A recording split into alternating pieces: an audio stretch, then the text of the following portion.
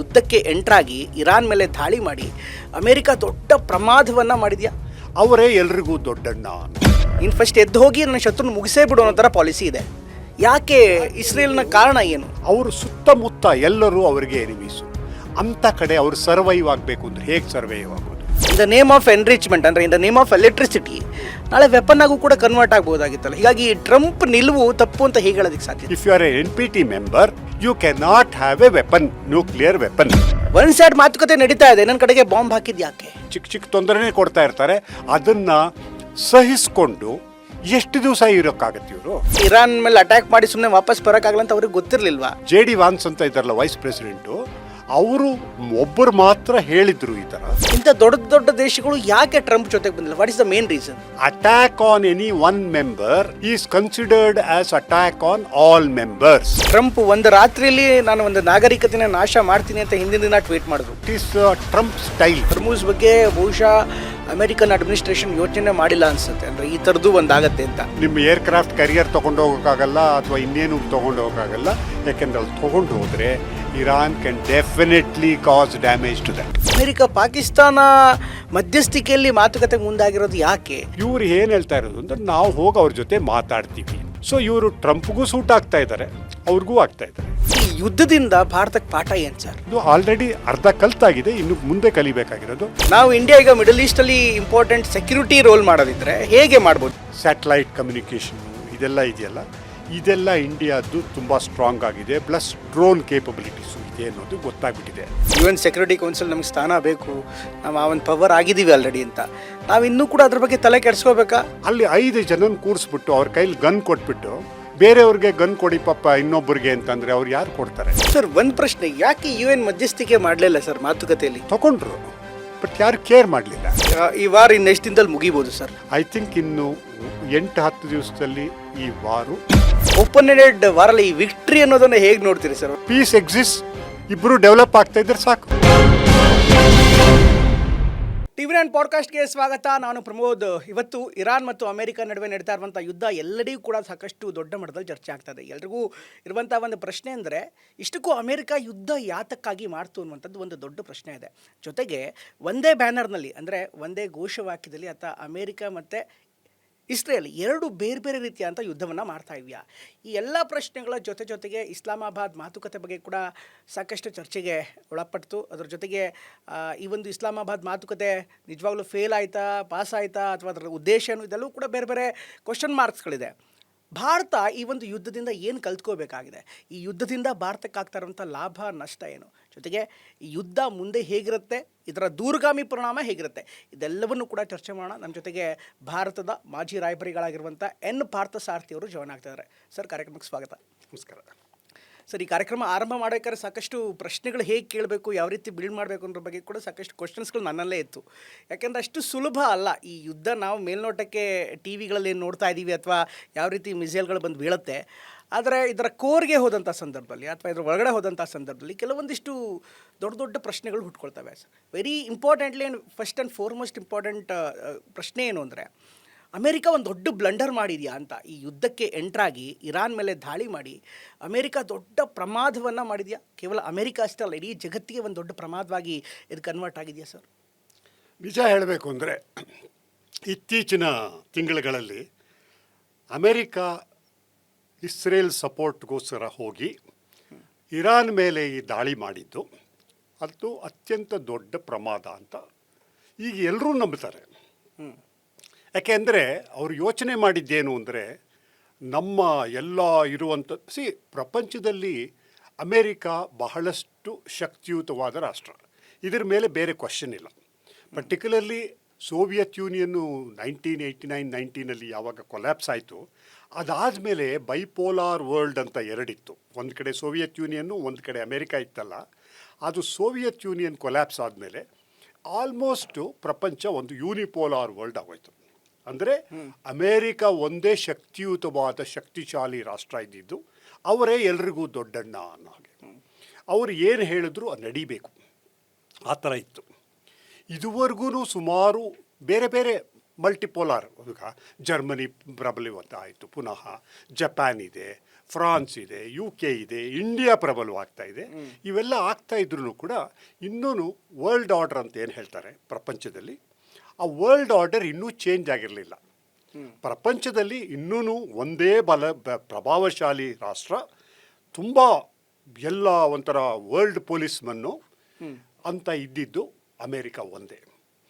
ಈಗ America Iran ಮೇಲೆ ದಾಳಿ ಮಾಡಿ ಒಂದು ವಿಷಯ ಅವ್ರಿಗೆ ಗೊತ್ತಾಯಿತು. ಏನು ಅಂದರೆ ಅವ್ರು ಅಂದ್ಕೊಂಡಿದ್ದು, ಅಲ್ಲಿ ನಾವು ದಾಳಿ ಮಾಡಿ ಅಲ್ಲಿರೋ ಮೇನ್ ಇನ್ಫ್ರಾಸ್ಟ್ರಕ್ಚರನ್ನೆಲ್ಲ ಚಿಂದಿ ಮಾಡಿ ಅಲ್ಲಿರುವ ಲೀಡರ್ ಹೇಗಿದ್ದಾರೆ, ಅಲ್ಲಿರುವ ಖಮೇನಿ ಅಂತ ರಿಲಿಜಿಯಸ್ ಲೀಡರು, ಅವರನ್ನು ಅಸಾಸಿನೇಟ್ ಮಾಡಿಬಿಟ್ಟು ಅವ್ರ ಲೀಡರ್ಶಿಪ್ ಇಲ್ಲ ಅನ್ನೋ ಥರ ಲೀಡರ್ಸ್ ಯಾರ್ಯಾರಿದ್ದಾರೆ ಅವ್ರನ್ನೆಲ್ಲ ಅಸಾಸಿನೇಟ್ ಮಾಡಿಬಿಟ್ರೆ ಅವರು ನಡುಗ್ತಾ ನಮ್ಮ ಹತ್ರ ಬಂದು ಶರಣಾಗತರಾಗಿ ನೀವು ಹೇಳಿದ್ದು ಕೇಳ್ತೀವಿ ಅಂತ ಅಂದ್ಕೊಂಡಿದ್ರು. ಆದರೆ ಆದಿದ್ದೇ ಬೇರೆ. ಯಾಕೆಂದರೆ ಇರಾನ್ ದೇಶ ಹೇಗಿದೆ, ಅದು ಬೇರೆ ದೇಶಗಳಿದೆಯಲ್ಲ, Libya, Syria, even Iraq, Afghanistan ಆ ಥರ ದೇಶ ಅಲ್ಲ. ಇರಾನು ಇವಾಗ ಇಸ್ಲಾಮಿಕ್ಕು, ಬಟ್ ಅದಕ್ಕೂ ಮೊದಲು ಪರ್ಷಿಯಾ. ಕರೆಕ್ಟ್. ಅವರು ಸಾವಿರಾರು ವರ್ಷ ಅವರದೇ ಸಿವಿಲೈಸೇಷನ್ನು, ಅವರದೇ ಪ್ರಭಾವಶಾಲಿಯಾಗಿದ್ದಂಥ ಕಲ್ಚರು ಎಲ್ಲ ಇರುವಂಥ ಜನಗಳು. ಒಂದು. ಎರಡನೇದೇನು ಅಂದರೆ, ಮೊದಲನೇದಾಗಿತ್ತು ಇಸ್ರೇಲು ಮತ್ತು ಇರಾನು ಸ್ನೇಹಿತರಾಗಿದ್ದರು. ಯಾವಾಗ? 1979 ಮೊದಲು. ಶಾ ಆಫ್ ಇರಾನ್ ಅಂತ ಅಂದ್ಬಿಟ್ಟು western supporting king, he was the king of Iran. ಅಲ್ಲಿದ್ದಾಗ ಅವರು ಮತ್ತು ಇಸ್ರೇಲು ಶುರುವಾದಾಗ ಆ ಎರಡು ದೇಶಗಳು ಸ್ನೇಹಿತ ದೇಶಗಳಾಗಿ, ಈವನ್ ಇಸ್ರೇಲು ಅವರಿಗೆ ಶಾ ಆಫ್ ಇರಾನ್ಗೆ ಸಪೋರ್ಟ್ ಮಾಡ್ತಾಯಿದ್ರು, even army and other security ಇಶ್ಯೂಸಲ್ಲಿ. ಅದಾದಮೇಲೆ 1979 ಇಸ್ಲಾಮಿಕ್ ರೆವಲ್ಯೂಷನ್ ಆಯಿತು. ರೆವಲ್ಯೂಷನ್ ಆಗಿ ಶಾನ ಓವರ್ಥ್ರೋ ಮಾಡಿ ಅಲ್ಲಿ ಥಿಯೋಕ್ರಟಿ ಅಂದರೆ ರಿಲಿಜಿಯಸ್ ಆರ್ಡರ್, ಶಿಯಾ ಆರ್ಡರ್ ಬಂತು. ಅಲ್ಲಿ ಬಂದ ಮೇಲೆ ಅವರೇನು ಮಾಡಿದ್ರು, ಹೇಗಿದ್ದರೂ ನಮ್ಮ ಅರಬ್ ರಾಷ್ಟ್ರಗಳು ಸುತ್ತಮುತ್ತ ಇದೆಯಲ್ಲ ಅವರದೆಲ್ಲ ನಮಗೆ ಸಪೋರ್ಟ್ ಬೇಕು ಅಂದ್ಕೊಂಡು, ಅವ್ರ ಸಪೋರ್ಟ್ ಹೇಗೆ ಬರುತ್ತೆ? ಇಸ್ರೇಲು ಪ್ಯಾಲೆಸ್ತೈನ್ಗೂ ಜಗಳ ನಡೀತಾ ಇತ್ತು ಆವಾಗಲಿಂದ. ಯಾಕೆಂದರೆ ಇಸ್ರೇಲ್ ಹುಟ್ಟಿದ್ದು ಪ್ಯಾಲೆಸ್ತೈನಿನ ಜಾಗದಲ್ಲಿತ್ತು, ಅಲ್ಲಿಂದ ಆಗಿದ್ದದ್ದು. ಆದ್ದರಿಂದ ಪ್ಯಾಲೆಸ್ತೈನು ಇದನ್ನು ಒಪ್ಕೊಳ್ತಾ ಇರಲಿಲ್ಲ. ಆದ್ದರಿಂದ ಅದರ ಜೊತೆ ಇದ್ದ ಮುಸ್ಲಿಂ ಅಥವಾ ಅರಬ್ ರಾಷ್ಟ್ರಗಳೆಲ್ಲ ಇತ್ತು. ಸೌದಿ ಅರೇಬಿಯಾ ಇರ್ಬೋದು, UAE ಇರ್ಬೋದು, ಕತಾರ್ ಇರ್ಬೋದು, ಬಹರೇನ್ ಇರ್ಬೋದು, ಈ ಎಲ್ಲ ರಾಷ್ಟ್ರಗಳು ಕೂಡ ಪ್ಯಾಲೆಸ್ತೈನಿಗೆ ಸಪೋರ್ಟ್ ಮಾಡ್ತಾಯಿದ್ರು. ಆವಾಗ ಇರಾನು ರೆವಲ್ಯೂಷನರಿ ಆಗಿ ಬಂದಿತ್ತಲ್ಲ, ಇವರೇನು ಮಾಡಿದ್ರು, ನಮಗೆ ಅರಬ್ ದೇಶಗಳೆಲ್ಲ ಸಪೋರ್ಟ್ ಬೇಕು ಅಂದ್ಬಿಟ್ಟು, ಮುಸ್ಲಿಂ ವರ್ಡ್ ಇಂಪಾರ್ಟೆಂಟು ನಮಗೆ, ನಾವು ಅದರ ಲೀಡರ್ ಆಗಬೇಕು ಅಂತ ಹೇಳಿಬಿಟ್ಟು ಅವರು ಇಸ್ರೇಲು ಇಲ್ಲೀಗಲ್, ಇಸ್ರೇಲನ್ನು ಧ್ವಂಸ ಮಾಡಬೇಕು, ನಾಶ ಮಾಡಬೇಕು ಅಂದ್ಬಿಟ್ಟು ಶುರು ಮಾಡಿದ್ರು. ಆವಾಗಲಿಂದ ಇರಾನ್ ಮತ್ತು ಇಸ್ರೇಲ್ ಎನ್ಮಿಟಿ ಜಾಸ್ತಿ ಆಯಿತು. ಅದ್ರ ಜೊತೆಗೆ ಏನು ಮಾಡಿದ್ರು, ಇರಾನ್ ಅಲ್ಲಿಗೆ ನಿಲ್ಲಿಸಲಿಲ್ಲ. ಅವರೇನು ಮಾಡಿದ್ರು, ಲೆಬನಾನಲ್ಲಿ ಹೆಸ್ಬುಲ್ಲಾ ಅಂತ ಒಂದು ಫೋರ್ಸ್ ಕ್ರಿಯೇಟ್ ಮಾಡಿದ್ರು, ಶಿಯಾ ಫೋರ್ಸ್, ಆ್ಯಂಟಿ ಇಸ್ರೇಲ್ ಫೋರ್ಸ್. ಅವ್ರನ್ನ ಚೆನ್ನಾಗಿ ಟ್ರೈನ್ ಮಾಡಿ ಅವ್ರಿಗೆ ಎಷ್ಟು ವೆಪನ್ಸ್ ಬೇಕು ವೆಪನ್ಸನ್ನೆಲ್ಲ ಕೊಟ್ಟು, ಮಿಸೈಲ್ಸ್ ಕೊಟ್ಟು ಎಲ್ಲ ಮಾಡಿ ಇಸ್ರೇಲ್ಗೆ ಎದುರಾಗಿ ಒಂದು ದೊಡ್ಡ ಫೋರ್ಸ್ ಥರ ಮಾಡಿದ್ರು. ಅದ್ರ ಜೊತೆಗೆ ಪ್ಯಾಲೆಸ್ತೈನ್ನಲ್ಲೇ ಆ ಗಾಜಾ ಸ್ಟ್ರಿಪ್ ಅಂತ ಎಲ್ಲಿದೆ ಅಲ್ಲಿ ಒಂದು ಹಮಾಸ್ ಅಂತ ಒಂದು ಗ್ರೂಪ್, ಅವರನ್ನು ಟ್ರೈನ್ ಮಾಡಿದ್ರು. ಅವರು ಶುರು ಮಾಡಿದ್ರು, ಅವರಿಗೆ ಸಪೋರ್ಟ್ ಮಾಡಿದ್ರು. ಅದರ ಜೊತೆಗೆ ಪಕ್ಕದಲ್ಲಿ ಸಿರಿಯಾ ಅನ್ನೋ ದೇಶದಲ್ಲಿ ಅವ್ರನ್ನೂ ಅಲೈನ್ ಮಾಡಿಕೊಂಡು ಥ್ರೂ ಸಿರಿಯಾ ಹೆಸ್ಬುಲ್ಲಾಗೆ ಸಪೋರ್ಟ್ ಮಾಡ್ತಾಯಿದ್ರು. ಇಷ್ಟೆಲ್ಲ ಮಾಡಿ ಇಸ್ರೇಲ್ಗೆ ಯಾವ ಥರ ಆಗಿತ್ತು ಅಂದರೆ, ಆ ಸುತ್ತಮುತ್ತ ಇರೋ ಕಡೆ ಎಲ್ಲರೂ 1-2 ಯುದ್ಧಗಳಾಗಿತ್ತು ಮೊದಲು. ಆ ಯುದ್ಧಗಳಲ್ಲಿ ಇಸ್ರೇಲು ಜಯಪಡಿಸಿತ್ತು. ಆದ್ದರಿಂದ ಈ ಅರಬ್ ಕಂಟ್ರಿಗಳು ಇದು ಮಾಡ್ತಾ ಇರಲಿಲ್ಲ. ಸರ್, ಈ ಯುದ್ಧದಲ್ಲಿ ನಾವು ನೋಡ್ತಾ ಇದ್ದಾರೆ ಈಗಾಗಲೇ ಅಫ್ಕೋರ್ಸ್ ಇಸ್ರೇಲ್ ವಿರುದ್ಧ ಇರಾನ್ ನಿರಂತರವಾಗಿ ಒಂದಲ್ಲ ಒಂದು ರೀತಿಯಂಥ ಪ್ಲ್ಯಾನನ್ನು ಮಾಡ್ಕೊಂಬರ್ತಾ ಇದೆ. ಇಸ್ರೇಲ್ ಮೊದಲಿಂದಲೂ ಕೂಡ ಇರಾನ್ಗೆ ಏನೋ ಒಂದು ಪಾಠ ಕಲಿಸ್ಬೇಕು. ಯಾಕೆಂದರೆ ಇಸ್ರೇಲ್ನ ಅಸ್ತಿತ್ವದ ಪ್ರಶ್ನೆ ಪ್ರತಿ ಬಾರಿ ಕೂಡ ಇರಾನ್ ಅವರು ಒಂದಲ್ಲ ಒಂದು ರೀತಿಯಲ್ಲಿ ಅವ್ರಿಗೆ ತೊಂದರೆ ಕೊಡ್ತಾ ಇದ್ದಾರೆ. ಹಿಜ್ಬುಲ್ಲಾ ಇರ್ಬೋದು, ಸಿರಿಯಾ ಇರ್ಬೋದು, ಅದೇ ರೀತಿ ಹಮಾಸ್ ಇರ್ಬೋದು, ಈ ರೀತಿ ಅವರಿಗೆ ಟ್ರೈನ್ ಮಾಡಿ ಅವರಿಗೆ ಸಪೋರ್ಟ್ ಮಾಡಿ ಇಸ್ರೇಲ್ನ ಅಸ್ತಿತ್ವಕ್ಕೆಂತೂ ತೊಂದರೆ ಕೊಡ್ತಾ ಇದ್ದಾರೆ. ಇಸ್ರೇಲ್ಗೆ ಯುದ್ಧ ಮಾಡೋದಕ್ಕೆ ಒಂದು ಕಾರಣ ಇತ್ತು ಸರ್. ಈಗ ಪ್ರಶ್ನೆ ಇರೋದು ಅಮೇರಿಕ ಯಾಕೆ ಎಂಟ್ರಾಗಿದೆ ಅನ್ನೋದು. ಮತ್ತೊಂದು ದೊಡ್ಡ ಪ್ರಶ್ನೆ ಅಂದರೆ, ಈಗ ಒಂದೇ ಬ್ಯಾನರ್ ಅಡಿ 2 ಯುದ್ಧ ನಡೀತಾ ಇದೆಯಾ ಸರ್.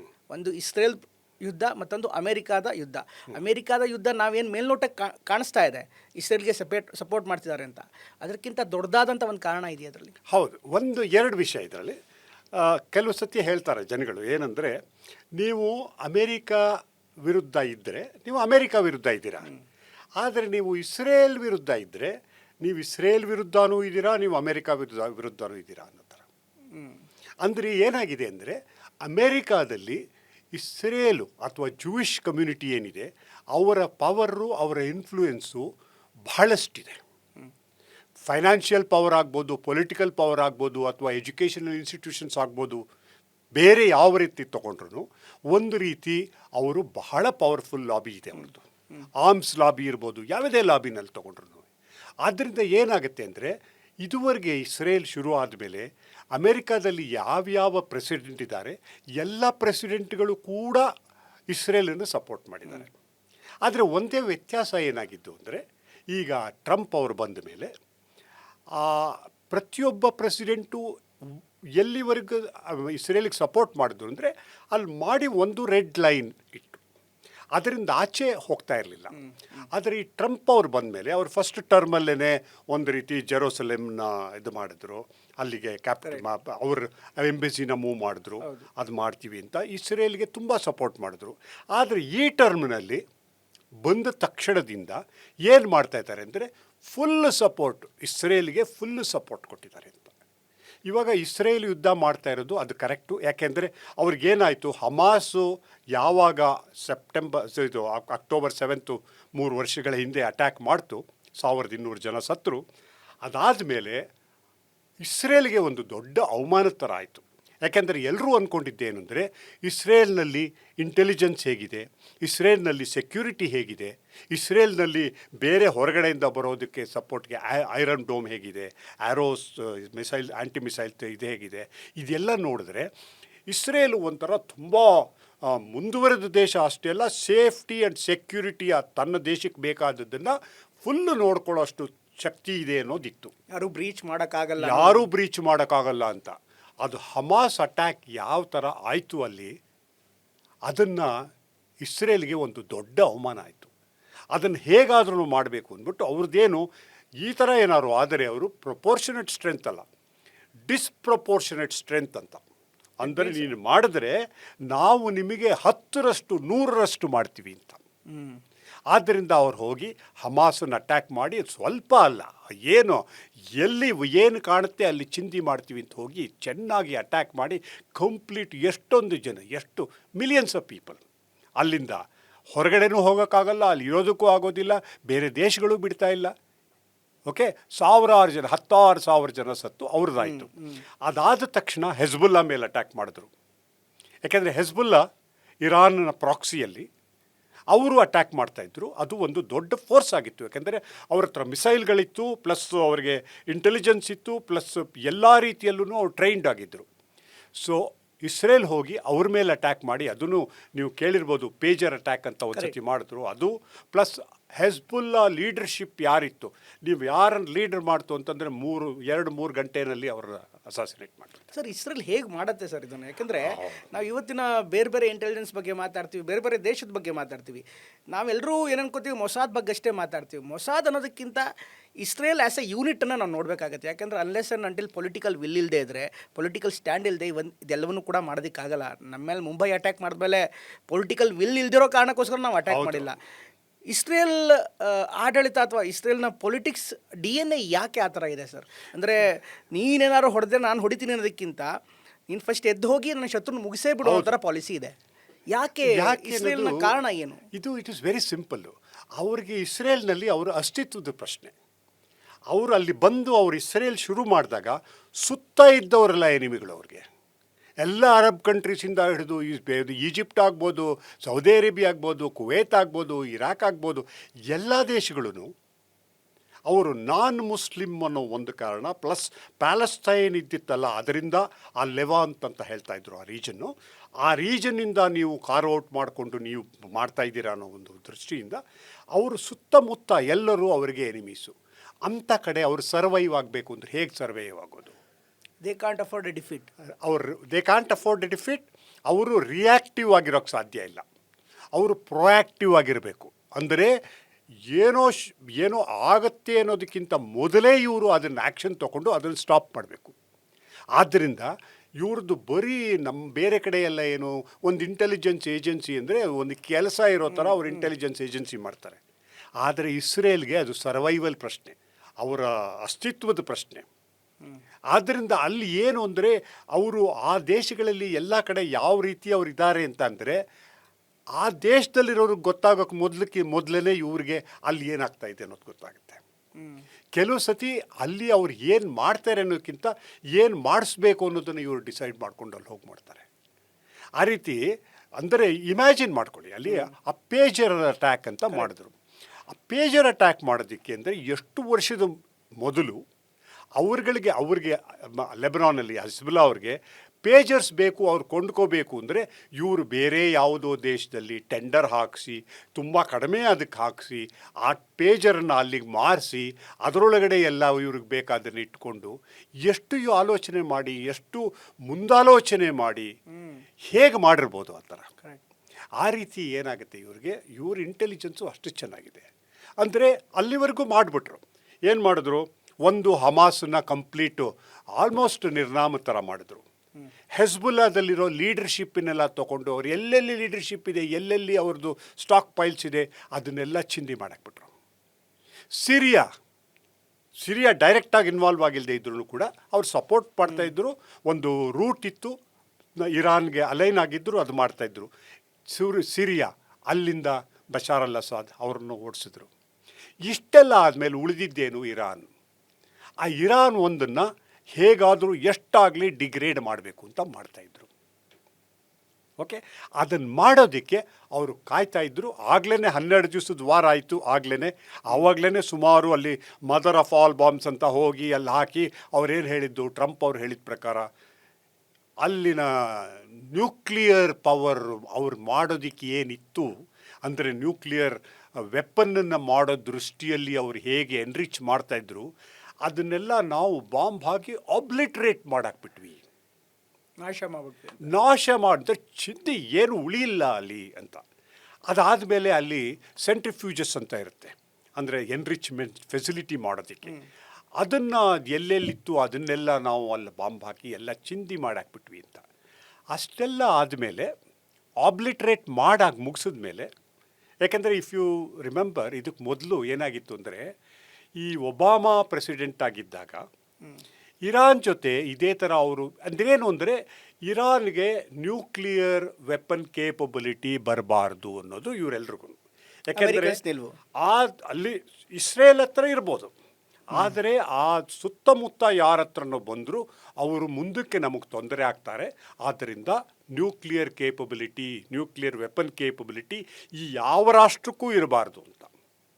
ಒಂದು ರೀತಿ ಇದೇ ಥರ ಇರಾಕ್ ಟ್ರೈ ಮಾಡ್ತು, ಇರಾಕ್ ಅಂತ ಅಲ್ಲಿ ಹೋಗ್ಬಿಟ್ಟು ಅಲ್ಲಿ ಇವರನ್ನೇ ಇಸ್ರೇಲೇ ಹೋಗ್ಬಿಟ್ಟು ಅದನ್ನು ಚಿಂದಿ ಮಾಡಿ ಬಂದಿದ್ದರು. ಅದೇ ಥರ ಹೇಳಿದಾಗ ಒಬಾಮಾ ಅವರು ಒಂದು ಒಡಂಬಡಿಕೆ ಮಾಡಿಕೊಂಡಿದ್ರು. ಜಸ್ಟ್ ಒಬಾಮಾ ಅಲ್ಲ, ಅವರು ಮತ್ತು ಯುರೋಪಿಯನ್ ಕಂಟ್ರೀಸ್ ಎಲ್ಲ ಸೇರಿ ಇರಾನ್ ಜೊತೆ ಒಂದು ಅಗ್ರಿಮೆಂಟ್ ಮಾಡಿಕೊಂಡು ಅದರ ಪ್ರಕಾರ ಇವರು ನಾನ್ ಪ್ರೊಲಿಫರೇಷನ್ ಟ್ರೀಟಿ ಮೆಂಬರು ಯಾರು ಇರಾನ್. ಅದರ ಪ್ರಕಾರ ಅವರು ನಾರ್ಮಲಿ ಪೀಸ್ಫುಲ್ ಪರ್ಪಸಸ್ಗೆ ಇದನ್ನು ಯೂಸ್ ಮಾಡ್ಕೋಬೋದು. Enrichment up to certain extent enrich ಮಾಡ್ಬೋದು. ಅದನ್ನೆಲ್ಲ ಓವರ್ಸಿ ಮಾಡೋದಕ್ಕೆ ಇಂಟರ್ನ್ಯಾಷನಲ್ ಅಟಾಮಿಕ್ ಎನರ್ಜಿ ಏಜೆನ್ಸಿ ಅಂತ ಇದೆ. ಅವರು ಬಂದು ಅಲ್ಲಿ ಅವ್ರ ರೆಪ್ರೆಸೆಂಟೇಟಿವ್ಸ್ ಇಟ್ಕೊಂಡು ಇವರು ಆ ನ್ಯೂಕ್ಲಿಯರ್ ಏರಿಯಾದಲ್ಲಿ ಏನು ಮಾಡ್ತಾರೆ, ಪೀಸ್ಫುಲ್ ಪರ್ಪಸಸ್ಗೆ ಏನು ಮಾಡ್ಕೊಳ್ತಾ ಇದ್ದಾರೆ, ಬೇರೆ ಏನು ಅಂತ ನೋಡಿಕೊಂಡು ಅವ್ರು ಕಂಟ್ರೋಲ್ ಮಾಡ್ತಾಯಿದ್ರು.